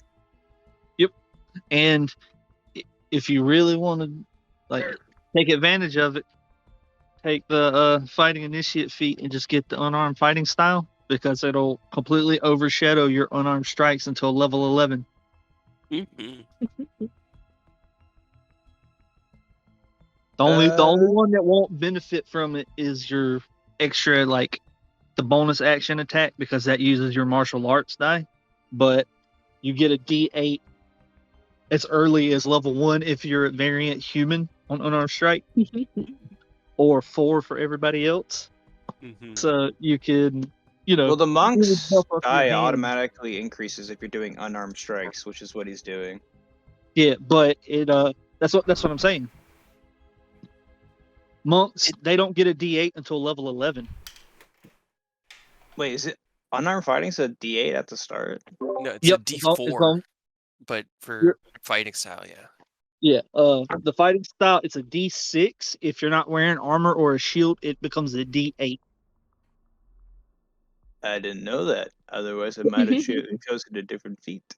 Hey, I mean, feel free Yeah. to change your characters around however you want. Toseno is. I think it works for him because he's the drunken master is all about like mobility and then pushing targets. Plus, he has Crusher, which also moves more targets. So it just makes him just a. He doesn't hit pushes hard, but things he's just annoying. He's like, nah, you move over there. Nah, you move over there. He's just a nuisance in a fight. Plus, technically, he can fly away if he really wants to. Yeah. Yeah, I'm doing like the dragon aspect monk just so that I can turn my hits into poison damage and mixing it with the circle of spores. That's nasty. Circle of Spores was so cool. Yeah. I my friends. almost did a Oh, hi. druid multi-class in that Hello. last casino because of that. Oh god, little exhaustion level 4 is rough. It is, yes. You're in bad shape, my friend. Yeah, I just clicked it to the 4. It's like, oh, I should probably mark that, for safety and remind myself. And then I read disadvantage on ability checks, speed halved, Disadvantage on attack rolls and saving throws, and then hit point maximum half. I And was like, half your hit points. no. Yep. Oh, nay. We're probably gonna have to carry you everywhere. I'm afraid Probably. to ask how many of us actually went down. I think there were everybody. 4 KOs, Okay. but everyone was up at the end. Rose almost got obliterated. Like I almost got one shot. Oh, almost Like, got to death. overkilled. Like was It was KO'd and took almost their entire hit pool of damage on top of that. Yeah, I think. Yeah, nobody's the only one who's barely Who been didn't go touched. down? No, he God. he I got he hit a made it. bit. Yeah, you never went down though. You At can least. reroll ones. Okay. Yeah, Nice. there you go. I always had just enough healing to be in a somewhat comfortable position until the very end. No, I didn't But look at didn't my go down. resources. I used some stuff. But Ken Oh, I is, don't doubt it. Ken is returned onto us. I see that. Yay, Ken's I'm so back. happy. Welcome back, Ken. He is very, very tired. Also, we found your rapier that scales off of intelligence. They did. Right? If you want that back. The sword that's in the treasure room there that's kind of stuck into the table is actually your rapier. Kind of just melted Okay. there. Yeah, And why if you want that back, Ken said he's got the spots for that belt, so it'll still get used. I'm picking spells. All right. Well, while you do that, I am going to sign out because, man, I am exhaustified. I am tired as well. So Oh, that was awesome. should I ask now or just? Yeah, I'll just message you about it later. It's all good. See you guys. Have a good night. I'll catch Bye, y'all guys. next week. And, I have so much to look forward to. Hopefully figure out what everything pizza worked bread. out on your stream. I'm pretty sure Kate 'Cause- told you what I messaged him earlier. Yeah. well, no, I But I actually mean, never like, it did. kept- That you forgot to start the stream. Oh. You forgot to start recording. I and was you literally, left the house. I was literally Okay. down the road, Never and then mind. I No, remembered, and I called was his just mom like, and had yeah. mom come and start the stream. So it's still man. recording, just to let you guys know. So Okay, so it recorded, but we didn't stream. no, we didn't stream, but we recorded. So, but I will Okay. have to edit a whole bunch of Okay. stuff. So Yeah, to cut things out. I need to balance it and type it up. Okay. It has not officially upgraded yet, but if Ken were to kind of reach towards that little ember in his heart, it is now a burning fire within a fireplace. It's something that can be reached for and is kind of like contained a little bit. Gotcha. guys, Mm. my hit points are at 100 exactly. Oh no. Oh, What am I no. gonna do? I'll never be able to kill anyone. Oh no. Apparently, I now have the lowest hit points. Oh, no. I did not breach 100. Oh, You no. didn't? No, Oh. I've been rolling bad. I'm down I to think I one got blade the- song. I still have charges of my file. Healing light. Okay.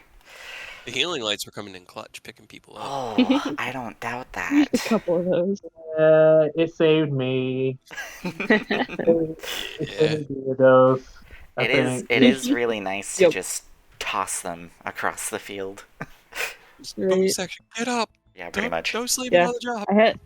I had the healing in one turn. I had the healing light and wither and bloom Artoria, so Oh. that she didn't get slaughtered. Yeah, I got caught with the dragon breath.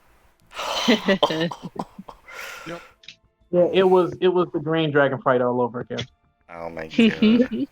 Was Multiple of us got caught in that. Oh, man. How much damage was that dragon breath again? It was like it was over 70. 77. Yeah, 77. Yep. Yeah, 'cause and I'm assuming you guys had necrotic for my rapier, or yeah. Well, He was resistant. yeah, resistant he was necrotic. immune He's to immune to radiant. radiant, which is like majority Yep. of my thing. Yep, and half on necrotic. So At least it was something. Yeah. yeah. Anyway, I mean, your weapon does mostly weapon damage, and then it does the radiant and dark. it does have spells connected to it, which I should label on my spell list. Yeah, they were like, oh my god, what is this? They were just spells that don't have names. It's just empty. What is going Right. on here? Oh, I don't know what What is your happened. spell list? That happened last time. I don't know It why. fixed Like, itself, I think. did it? Yeah, they're It back did. now. It did. Yeah, now But they're at the back. beginning, it was a problem. Yeah, I don't know. I don't know how that happened, but for some reason, like some of my spells were just blank. Yeah. They still had like the descriptions, they just didn't have a title anymore, which was weird. I don't know how that happened. But it seems to have fixed itself, so. I replaced that feat with skill expert, so now I've got expertise in survival. Ooh, there you go. Okay. I want to carve all kind of monsters now. We get Eodos gets a lot of use out of carving the stuff up that he kills, so I feel like that's a pretty solid choice. It's not a bad one. I just read something in the chat. I should save it for later. Wait, what? Wait, which one? I read Otoria's message to her mother. Yeah. Yeah. Yeah. Oh, we destroyed 2 of the masks. Yep. The 2 you brought here have been shattered. Rose put right in front of Ascalon, and he like brolied her. Yep. Yeah, that's when I almost died. It was great. If I had done 5 damage more, 5, I dealt 95 damage with that hit. If I had dealt 100 even, Rose would not be alive. Oh my god. I'm excited to see how this turned out. It was epic. It was pretty great. It was fucking great. I had like mechanics that were resolving like Final Fantasy 14 mechanics. it was fucking great. Having to describe things like Eodos got bodied off the bat by that 60 damage from the lair action, like at the book. Yeah. It's like, oh, this fist hovering over my head. It's weird. Yeah, it was just like in 14. How the question is, okay, is this a stack or a spread? Because they use the same sort of indicators for both. So the only way to find out is to test it. Yep. And it was a stack. You got young. I hate those so much. I had raid wides with just like a fan of Vadofnir rifles on his back that just fired this like array of bullets that hit everybody. It was great, man. You made the stat block and everything, Cade? I used the aspect of Bahamut as like a baseline for its like physical stats, you know, the numbers. I then decreased them a little bit, and the abilities, everything, especially like the special actions, that was all written by me, because I was just going through and like looking at what Ken had and going like, okay, cool, well, you know, what can I do with Nidhogg? Well, I could just drop like 4 Nidhoggs and have them explode, which is actually one of the aspect of Bahamut's lair actions that I repurposed into this. A little bit of A, a little bit of B, as any good DM does. Alright, well, I gotta get to bed. Yeah. I gotta do the same. So. Yeah, I gotta do half shift tomorrow at work. At least it's half. Yeah, at least it wasn't the first half. Yeah. Otherwise I'd be Dead. You'd be waking up in like 2 hours. Yeah, right. Well, not even waking up, probably just not sleeping. Yeah. Easier that way. Yeah. Alrighty, well, y'all have a great night. Yes. I'm out. Yeet. See you next week. Yes. Bye. Take it easy, y'all.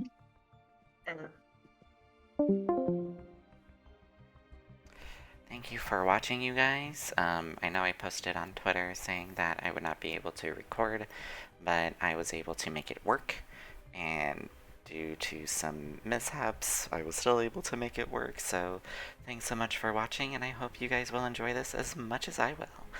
So I'll catch you guys later. Bye.